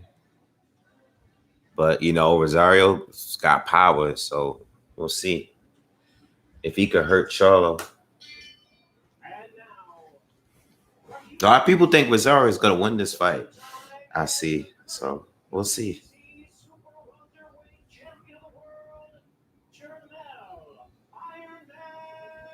Charles coming to ring now. He got like this yellow green outfit with like the cow thing on it. Nothing crazy.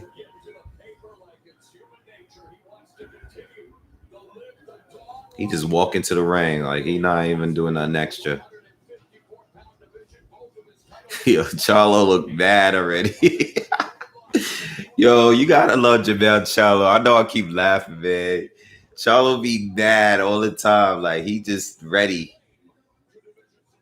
He be turned up all the time.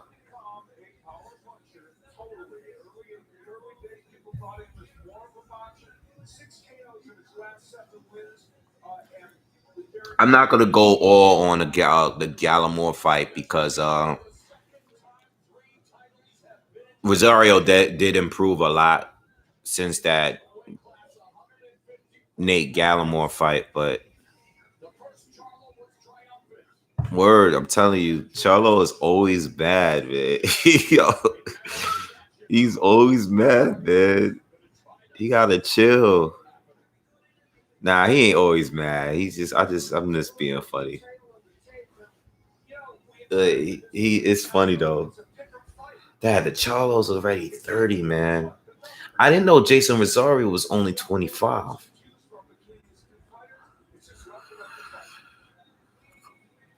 I thought he was like 27 or something. At least, 20. I know he was longer than Jamel, but this sport is definitely a young man's game, man. Charles is already 30. That's crazy.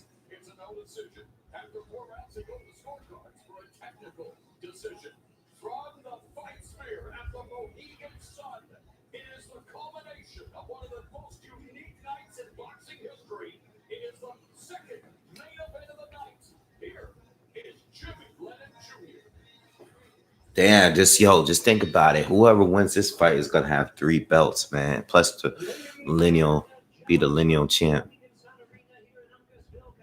That's what's up. This is a real important fight. Imagine Jason Rosario knocks out Charlo. Imagine. That's gonna be crazy. Imagine that happened. But imagine. Nah, I think Charlo gonna knock him out. What's up? What's up, man? What's up? Everybody's coming in now because the fight's about to go down. Yeah, man. Tune in. Hit the like when you join in. Everybody that's coming in, hit the like. Hit the like. You gotta have some fun to see how long this fight lasts because they both hit hard as hell.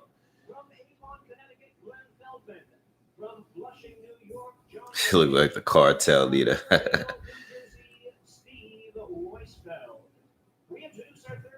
Oh, word. Okay. We'll see. We'll see. Wave Gang is here. Wave Game in the building. This tea is hot as hell. Let me get this. Let me get ice.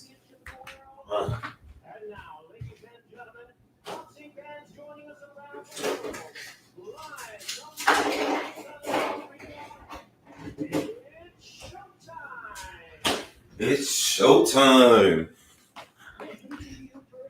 All right. Santo Domingo.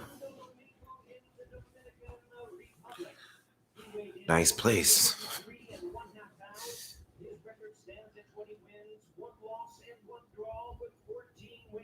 Nah, I ain't turning. Now here we go. Turn the camera to the TV. Y'all trying to get me booted. Y'all won't even be able to see the fight, and then I'm kicked off at the same time.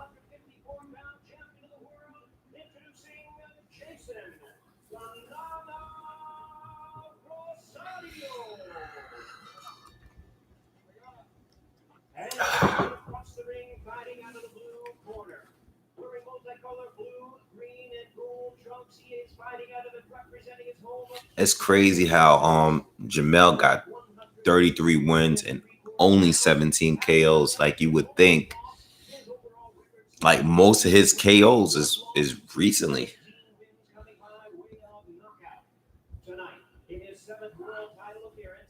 Because he wasn't knocking guys out like that back then.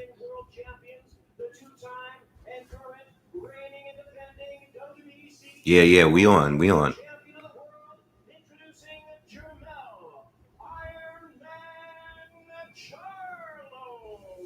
Let's go. Let's go, y'all.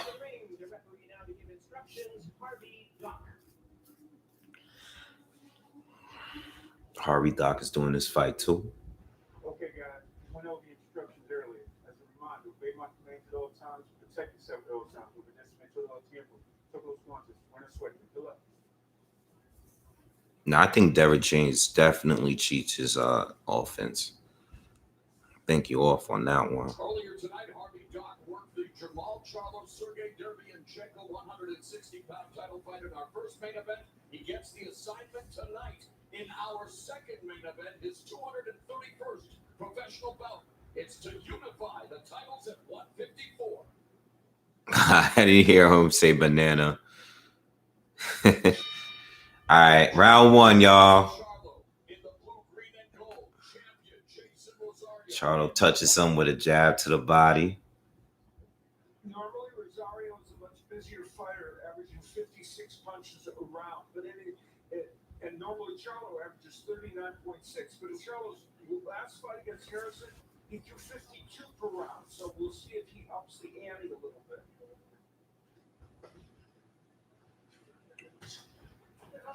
Rosario just stalking, keeping that high guard. Real quick jab. We saw very focused, composed, and terrific performance from He's fainting. earlier tonight, and we talked about the impact. Again, Charlo jump on those feints. Ooh, Charlo George. Oh, Charlo got him down. Wait, is that a knockdown? Yes, it is. Charlo knocked him down already with a left hook. Oh, okay. That's kind of weird, but I seen the left hook. Charlo's throwing. He's loading up already.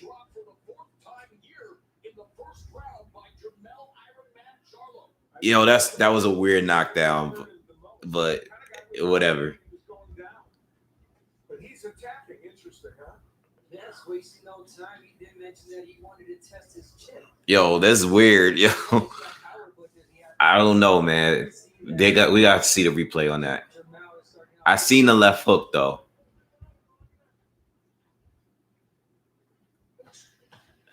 And with no crowd, no audience, so you know something like that would have been electric. With a knockdown here in the first frame. A very important fight, the most important bout of each of these two hungry young warriors' careers. A chance to make history and unify the titles. The other champion is Patrick Teixeira. And under a minute remaining here in an eventful opening round, Jermell Charlo, well, he draws proverbial first blood with the knockdown of Rosario. And one of the interesting things is Charlo is throwing some wild, wide punches out. Jamel's going backwards. Rosario's actually coming forward right now, but they're not doing much. Neither one of them. Jamel looks like he's just looking. He's just waiting on an opportunity to try to ambush Rosario. Rosario's just walking forward right now, throwing the jab here and there. But all right, they had a nice little exchange right there.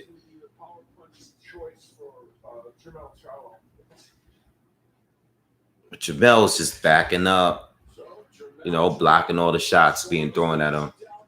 Oh, Jason Rosario throws a nice combination, lands a nice left hook to the body.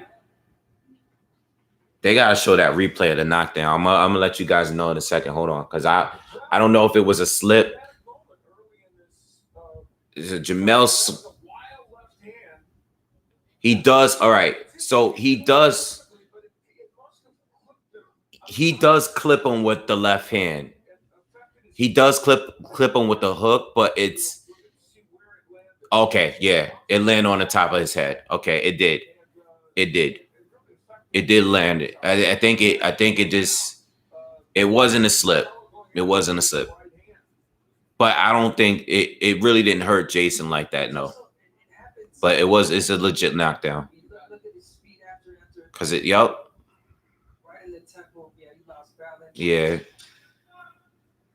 All right.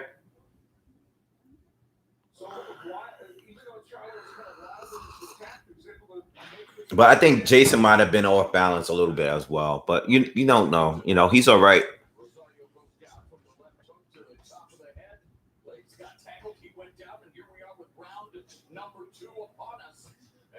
Yeah, they're just both.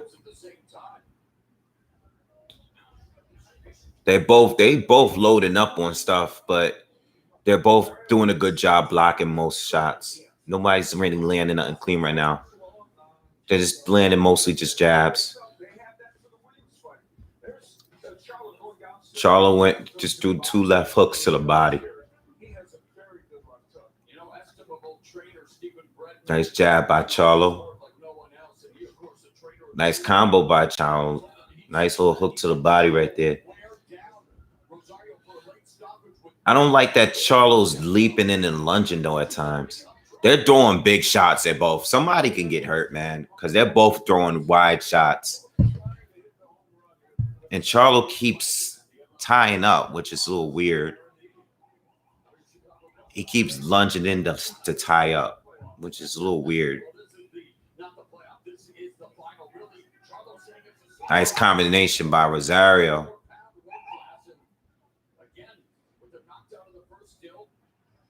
Charlo's backing up. Rosario is coming at him. Stalking Charlo. Charlo's complaining to the ref tying up.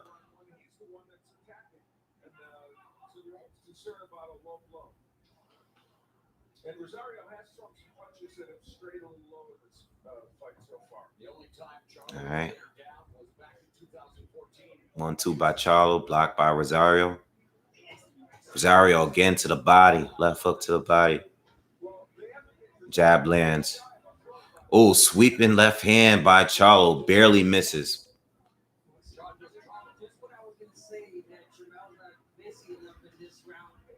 Left hook by Charlo, blocked by Rosario. Jamel keeps tying up. What's weird? I think these hurt. I think these might be hurting him.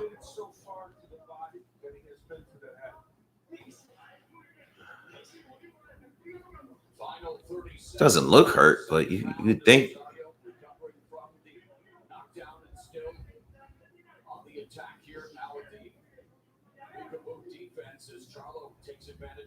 Rosario's still stalking, not throwing anything though. No jabs or anything. Charlo's just, he's on his back foot now.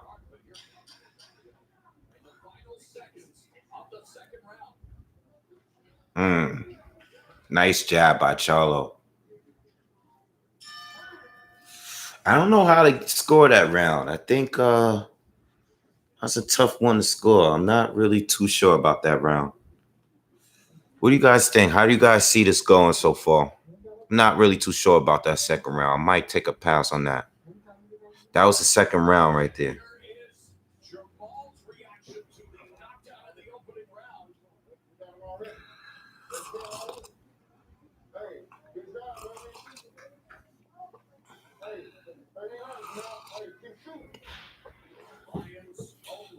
See, Rosario's stalking, but he's not throwing a lot of punches. But the few that he did land was clean. Charlo, on the other hand, don't seem, he doesn't look comfortable in there right now, even though he got a knockdown in the previous round. Also trains another unified champion, Spence Jr., and it's so great to see Spence recover from that incredible accident. Nice body shot. This year against Danny Garcia. You referenced the Nathaniel Gallimore match in which Rosario lost, was stopped, and he says he's much more mature. Oh, nice right hand by Rosario. He's pressing forward again. Jab blocked by Charlo. This is with that left hook. And Charlo doing a good job of just staying out of range and then popping him with the jab at him. Yes, I was going to say, it's time for him to invest a little bit in the body, jab downstairs, throw the different. Rosario, Charlo on the attack, but Rosario's blocking just about all the shots. He's still stalking Charlo, but he's not really throwing much.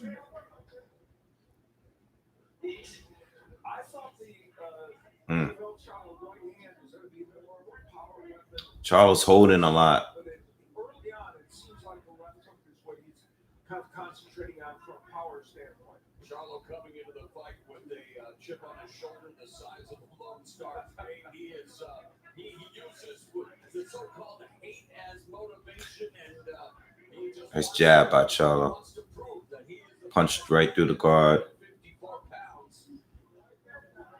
He just wants to Rosario stopping. and fight in. Sweeps in left hand by Charlo, blocked by Rosario. Rosario, who went down in round one, but has come back and It seems like so when Rosario backs Charlo and he's actually trying to ambush Charlo. Charlo just lunges in and holds him right away. He doesn't let him get off.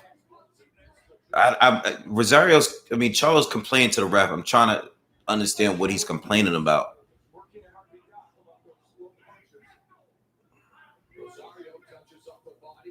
Rosario, yeah, he landed a nice little combo and a jab to Charlo. He is pressuring Charlo and blocking all his shots. And something we haven't seen from Rosario is that he has a great right hand. He has like somewhat of a shoulder roll, and he throws that. Walking him down. I haven't seen it yet. Charlo potentially luring Rosario and Charlo along the ropes. Ducks underneath the attack of Jason Rosario. We are through 3 rounds of this 154 title unification. The fight spirit. I like Rosario on that. Harvey Doc will talk to. I like Rosario on that. He comes in and he's had a number of body shots that have strayed low. I think I like Rosario in the second round too. How much damage did it kind of landed on the hip? They just finished the third round, y'all. Keep working downstairs. A lot of body work. Yeah, Charles gonna have to bring the fight to him.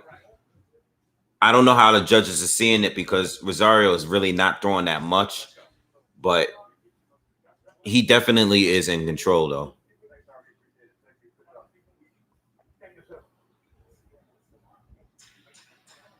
$70. Rosario's trainer, Luis Perez, pleading with the referee Harvey Doc to admonish Charlo for grabbing and holding on to him. But All right.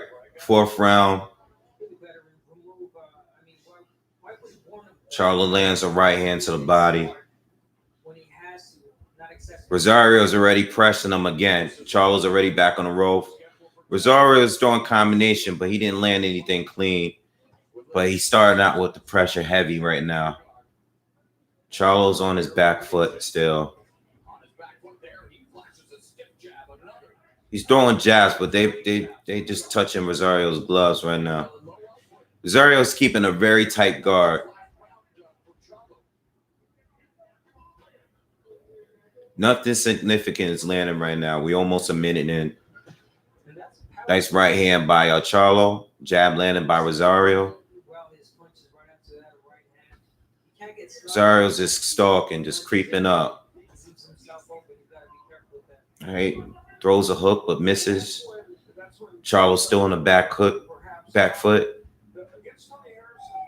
that happened to Charlo in the second fight, even though, of course, he ended up winning that fight and knocking him out. But there were moments. Most of these shots are getting blocked, guys. It's not much landing here.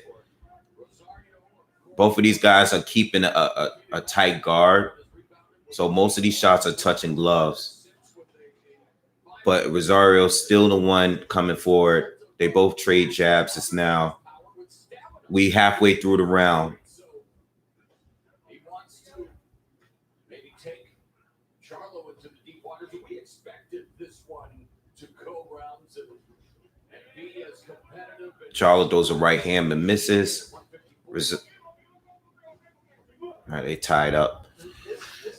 This round being somewhat comfortable for Jamal.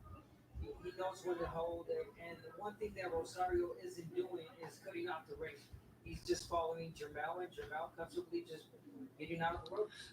Jamel's moving side to side, going backwards. Rosario staying right on him. To celebrate the fact that we are watching the two best ranked fighters at 154 unify the championship. Oh, they both trade on the ropes.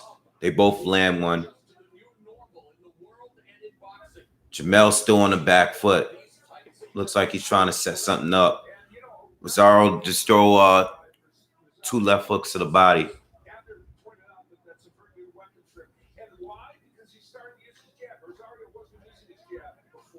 Nice jab by Rosario.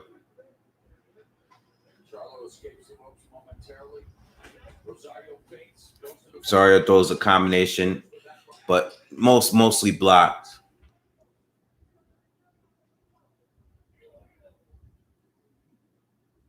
All right.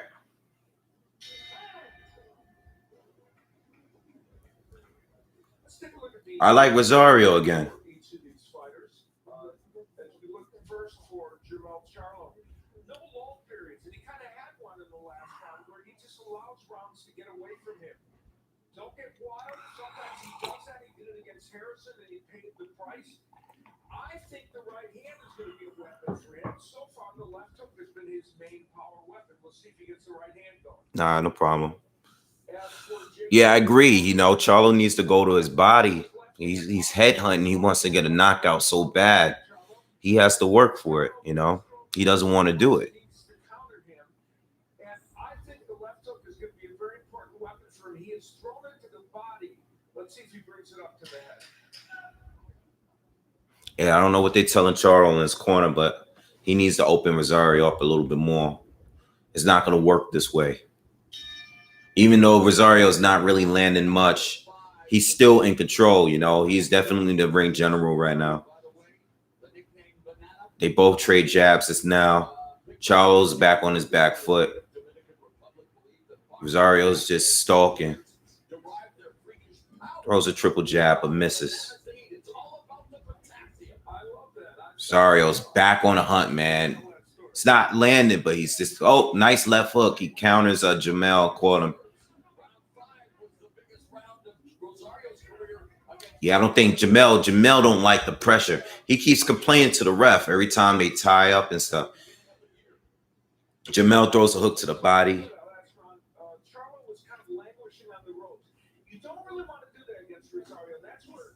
Oh, nice left hook to the body by Rosario. Jamel ties up. He don't have the inside game the where he want to stay. He has to keep tying up.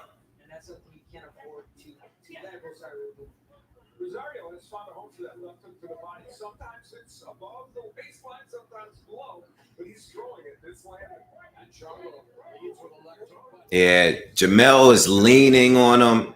He's being warned to stop leaning on him when they tie up. Yeah.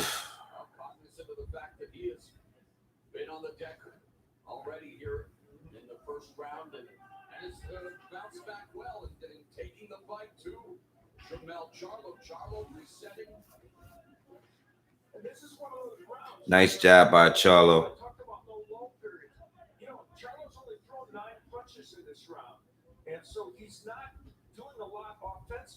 Charlo switching to southpaw. I've seen him switch to southpaw a couple times, but he doesn't look like he.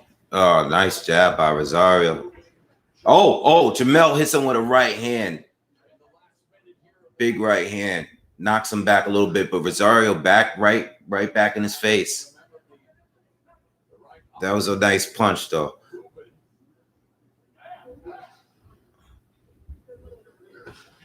The only fighter to go the distance with Charlo in his last 7 fights, a former 154-pound titleist, Austin Cruz.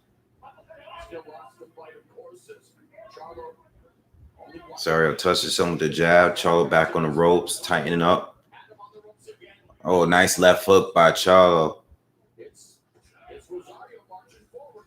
You get the impression that the big power shots from Charlo are having more impact. Rosario's doing most of the work.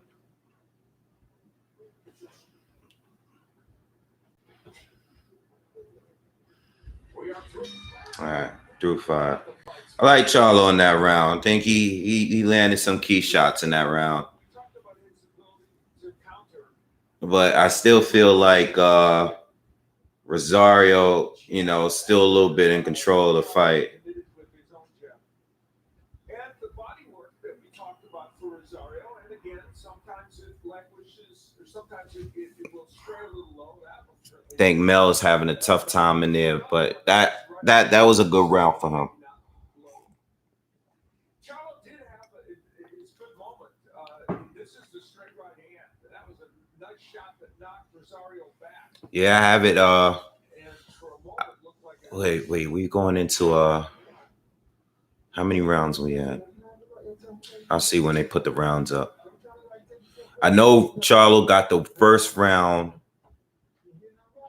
He got 2 rounds, but he also gets a knockdown round 6.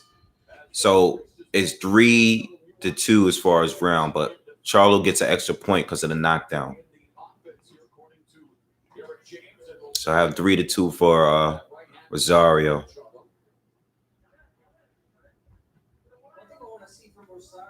We're in round 6, y'all. Nice right hand to the body by Charlo. Nice jab by Charlo. He's using the jab now. Rosario still coming forward, though. Charlo's using his legs. He's moving left to right. Charlo back on the ropes. Nice jab by Rosario. Yeah, Charlo ties up. They break up.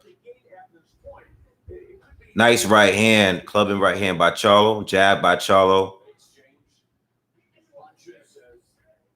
Trading now, but nothing lands clean here by Rosario.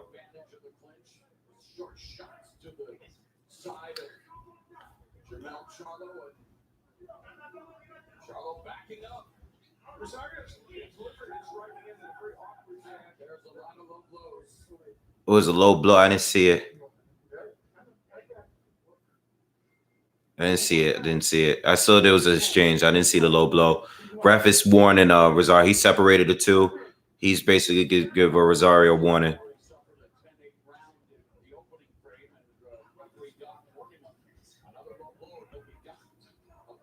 I think Harvey Doc, he's showing patience, but he said next time we're going to take it away. He doesn't want to be the force in this fight that decides it.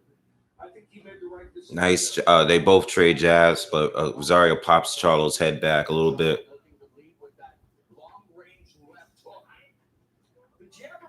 Charlo's moving. They both exchanging on the ropes. They're both trading. Oh, Charlo ties up, man. Looks like Rosario got the better of that. I think Rosario punching power is bothering Charlo a little bit. Jamel back on his jab.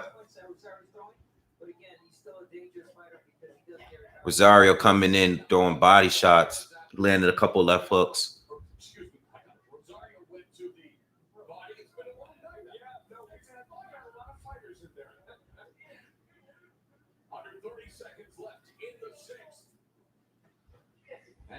Charlo back on the ropes. Rosario working the body.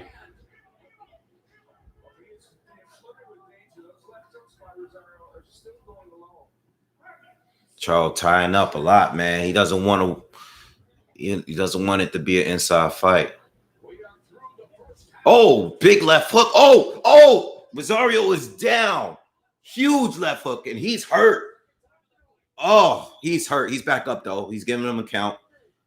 Charlo caught him, man. Rosario got too greedy. He gave that round away. I actually had him winning that round. He's badly hurt, bro. He's in his corner. He doesn't know what's going on. I actually thought he was winning the round, but he got too greedy and got caught and got knocked down. All right. So that's another round for Charlo and another knockdown point. Damn, he's hurt bad. He went in his corner. He was trying to look like he wasn't hurt, but you can just tell he didn't know what was going on. All right, so they're showing it in slow-mo now. Yeah. It was a short left hook that caught him, and he had the noodle legs, so he took a knee. And then Rosario got back up. That was the mistake he did. He got back up too quickly. He didn't even let the ref count. And he's already jumped back up, but he was like noodle-legged, and he walked back to his corner. Yeah, he threw the left hook, and then Charlo clipped him with a right hand as well. He took the knee, but he got right back up. All right, so now we're in round 7 here.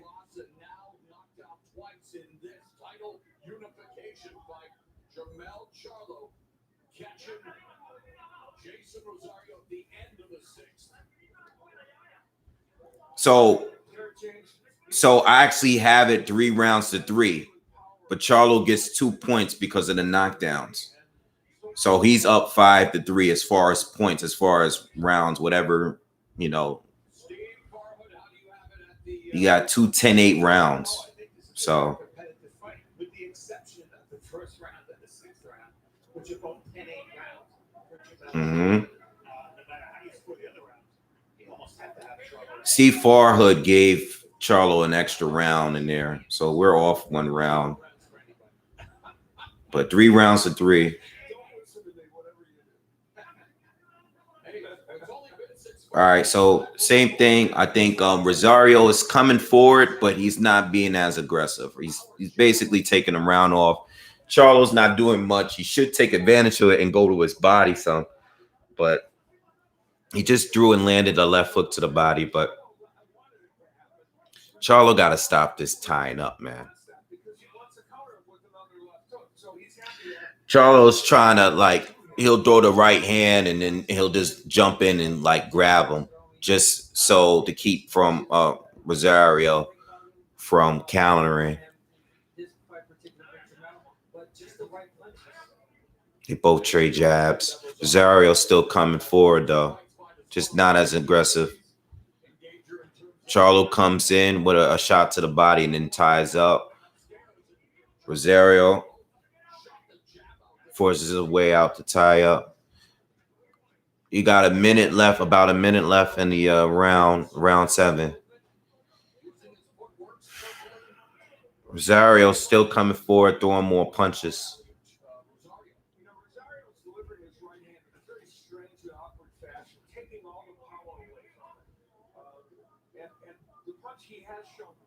Nice jab by Charlo.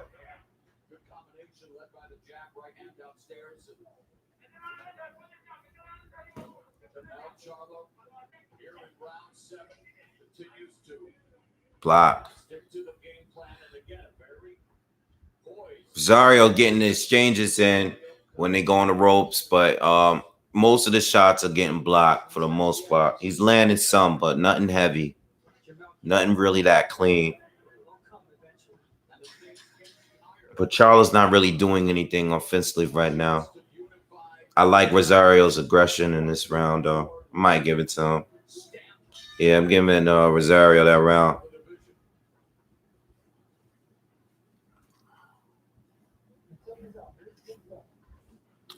So I got to score 4 rounds to 3 right now. Not including the 2 knockdowns, so 2 10-8 rounds.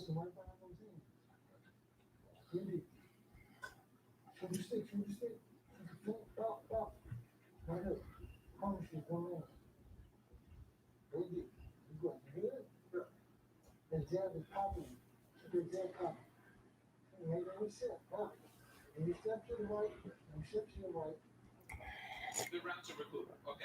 Now, what we have to do is when we're going to be counter punching, make sure you get ahead. He wants to set you up for that right, so be prepared. Yeah, this fight is a lot more intense than the Jamal Charlo and Derevyanchenko fight. A lot more intense. I mean, even with Rosario having 2 knockdowns, he still seemed to be in control. Oh, what the hell? Something's wrong with Rosario. He's knocked down, but he's shaking on the ground from a body shot. Yo, he's done. He's done. It's over. He got a bad body shot. It was a jab, though. Oh, son don't look right, Rosario, bro. He doesn't look good, bro. He doesn't look good. But Jamal started it off. The round started, and they got to show that again. You guys, can you explain that? That was weird, man. Yo, he jabbed him to the body, and Rosario just laid out and, like, and he started going like this. I'm telling you, you're gonna watch it. Watch it on YouTube later, bro.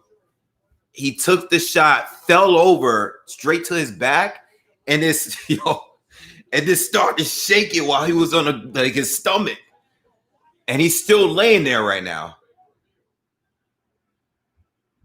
Oh, he looks hurt, bro. Yo, that was yo. They need to make a meme. I mean, I hope he's okay. Oh, he looks hurt, man. Now he's trying to act like he good. Damn. That was weird, man. But now he's standing up, like they asking him to sit down. He like, yo, I'm good. Yo, my man. Oh, man. Can I rewind this? I think I forgot to hit the save on the DVR. Yo, man. Yo, man. So you will not see this every day. A jab to the body that knocks somebody down. And it was a powerful punch. And it's Oh, my father's in here. right in the perfect position. The senior comment, Dad. Talk about a powerful jab. Dude, look at. Dude, are you guys watching Rosario on the floor? They're showing a slow motion. Oh my God. I would like to see what. Oh man, that was crazy. He called it a banana split.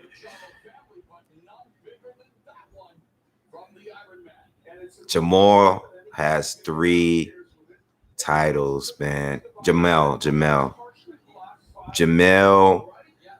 Charlo has 3 world titles in one division. 3. You can't say nothing about the Charlos anymore, man. What was it saying that he needs to go to the body, man? The moment he goes to the body, he got this guy flopping on a mat like he's a fish out of water. What is? Damn. I'll tell you what. The undercards didn't really do it like that for me, but the 2 main fights did it. Was worth the money. Both Charlo fights was worth it.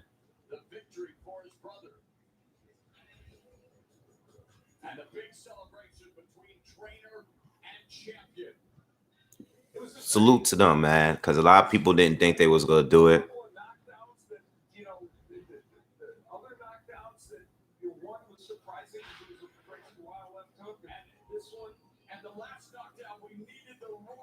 I'm glad you guys enjoyed the commentary, man.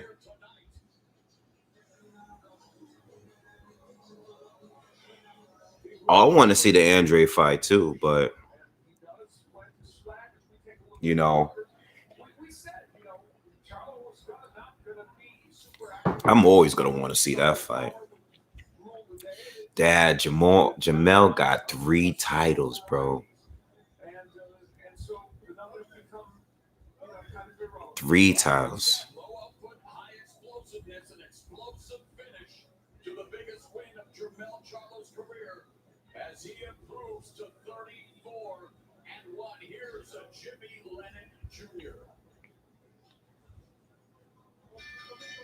Nah, man. Thanks for everybody that joined up, man.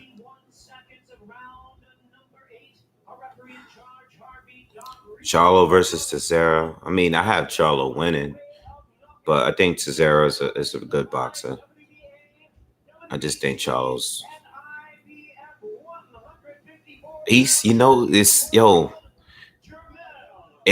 not always pretty, but he's getting the stoppages. It's not always pretty. It doesn't always look great, but he's getting it done every time. You know, Rosario came. He was there to fight. But you know what? He got the stoppage, man. Legit. And he knocked him down twice before that. You know? You're welcome. It was a weird KO, but They couldn't go any better for the Charlos. Now, the nature of what they did, Jamal Charlo with a gritty performance against a gritty Derevyanchenko. damn, B, can't believe this dude got 3 titles right now. That's crazy.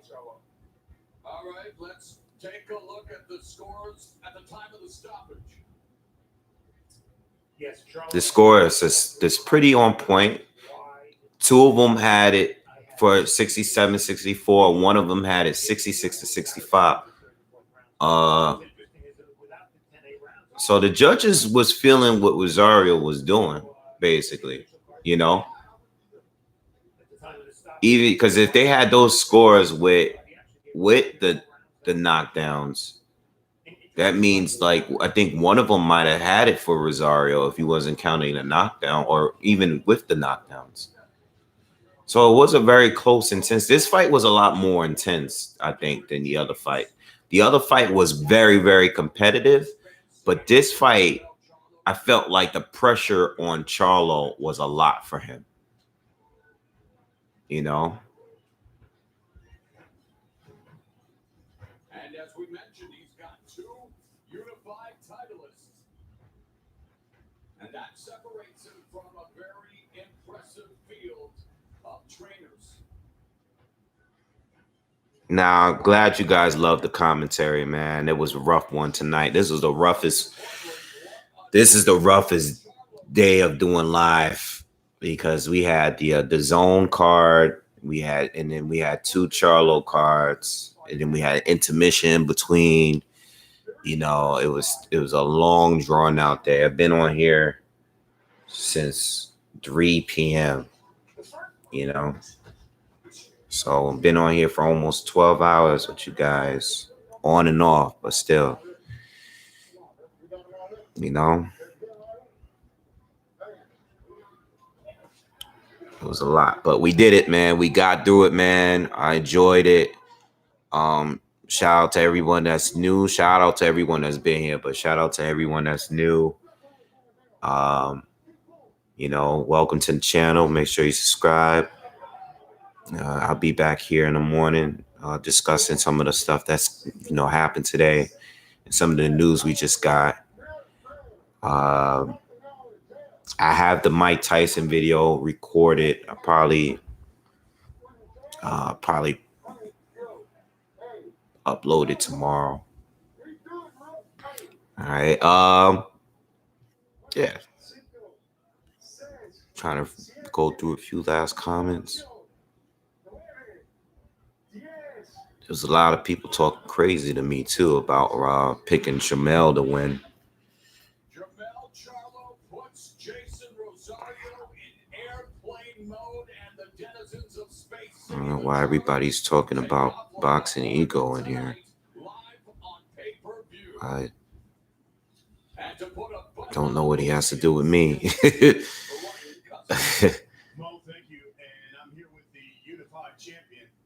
All right, let me. They got to interview Charlo. Let's see what he says real quick. Yeah, man, having all those belts up there look good, man. You've always said and maintained, I'm the best fighter at 154. You said, I'm going to prove it here tonight. What do you think you proved here tonight? Well, I definitely proved that I'm more. I don't think he's gonna call anyone out, but the obvious is to fight Patrick Tesoro just because he has the other belt. I grade myself listening to my coach. I say an A because of the fact that everything he told me to do in training camp, I did it. I pushed myself this whole way through. It's been a journey for me. I got these beautiful beds sitting in front of me, and all I can think about is my family sitting at home that wasn't allowed to come here because of the COVID protocol. But I'm definitely bringing home the scraps like they tell me to do. Yo, peace, y'all. Peace to everybody that showed up. Be on a couple more minutes. Just wanted to see what it's probably not gonna call anyone out.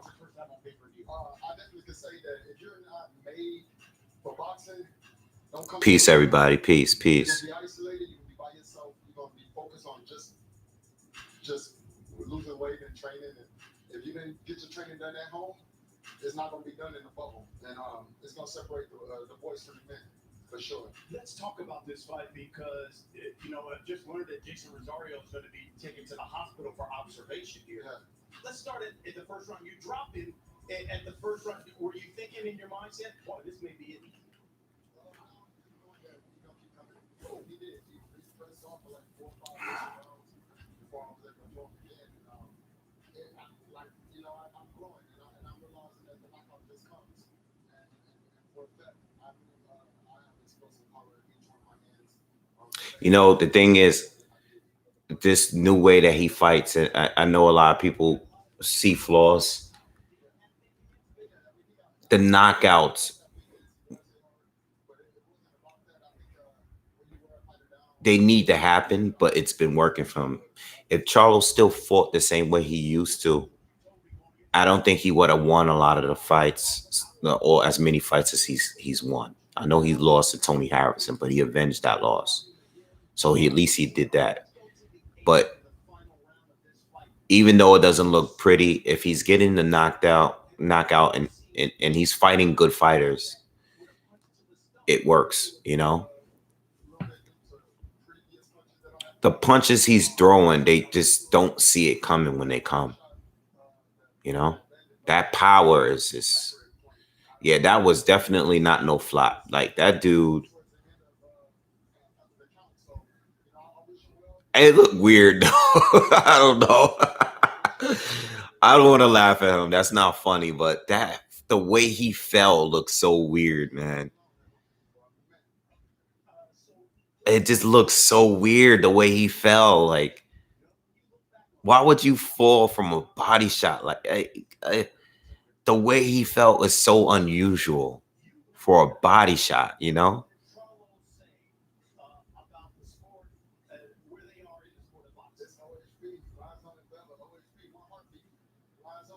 Yeah, I think Jamel's power is,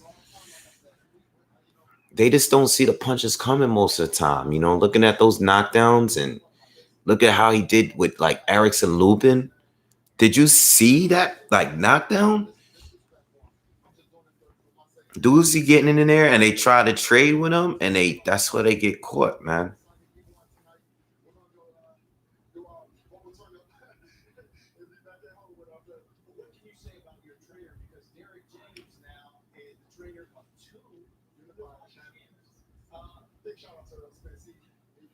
I mean, I would think that Patrick Teixeira is next.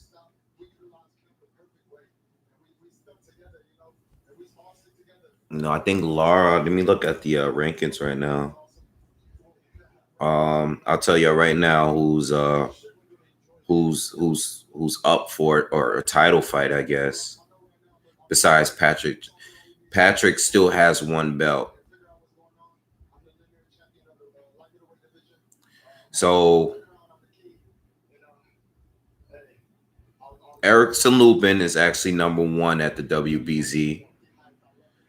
Lara is the WBA world title holder or whatever. You know how that goes with the WBA. They got like 15 belts in one division. So Lara's there. Then in the IBF, I think he's good on the IBF end because he just won that for Rosario, and I think said Bakram Marta. I'm not gonna even try to butcher his name. And then you got Patrick Teixeira, who has the WBO, but Castano is number 1 over there. So I think Pat has to fight Castano next. I think that's his mandatory. And I think Jamel could fight the winner of that for undisputed. But in the meantime, I don't know if anyone is due for I think Erickson Lubin or maybe Arislani Lara might be due for a title shot. All right. Tim Tszyu. Yeah, I gotta check up on it. I'm gonna check up on it before I make a video tomorrow, I guess. and update you guys. I don't want to see Lupin fight Charlo again, man. I think Lupin loses again. You know, but I mean, if he's due for a fight, he's due for a fight.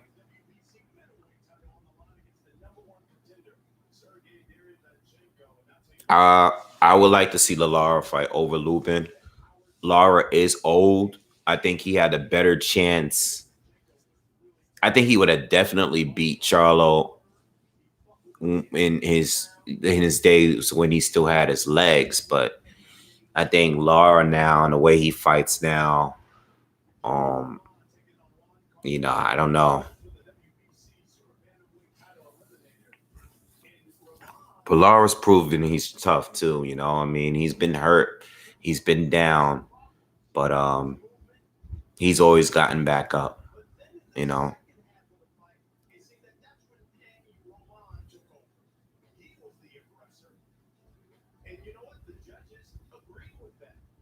People are saying that this was a fixed fight. I mean, I don't know, man. I just can't picture someone acting that out. Like, that looks so weird. It had to hurt. Like, the way his body was moving. I don't know. All right, who's still here that think that this was fixed? I think it was weird. It was definitely weird, but who here thinks it was a fixed fight? Like, seriously. Like, that whole knockdown was fixed.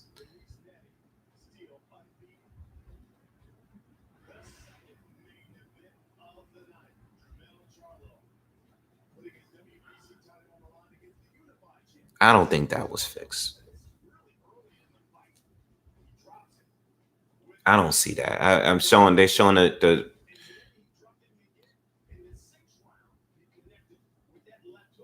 I don't think that was fixed. I mean, they're gonna show it again right now.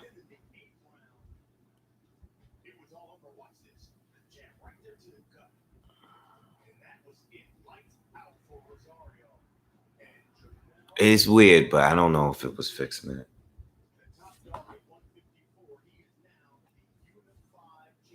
Gatorade chat.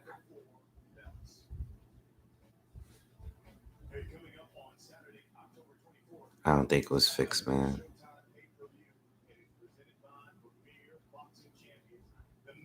Whatever. Anyway, I'm getting out of here, guys, man. It was fun. Make sure you subscribe if you haven't already. I'll be on tomorrow to talk. I'll put some more content tomorrow. Tomorrow by noon, I guess. I'll put something out tomorrow. All right. I'm tired. I need to get some rest, man. All right, y'all. Peace.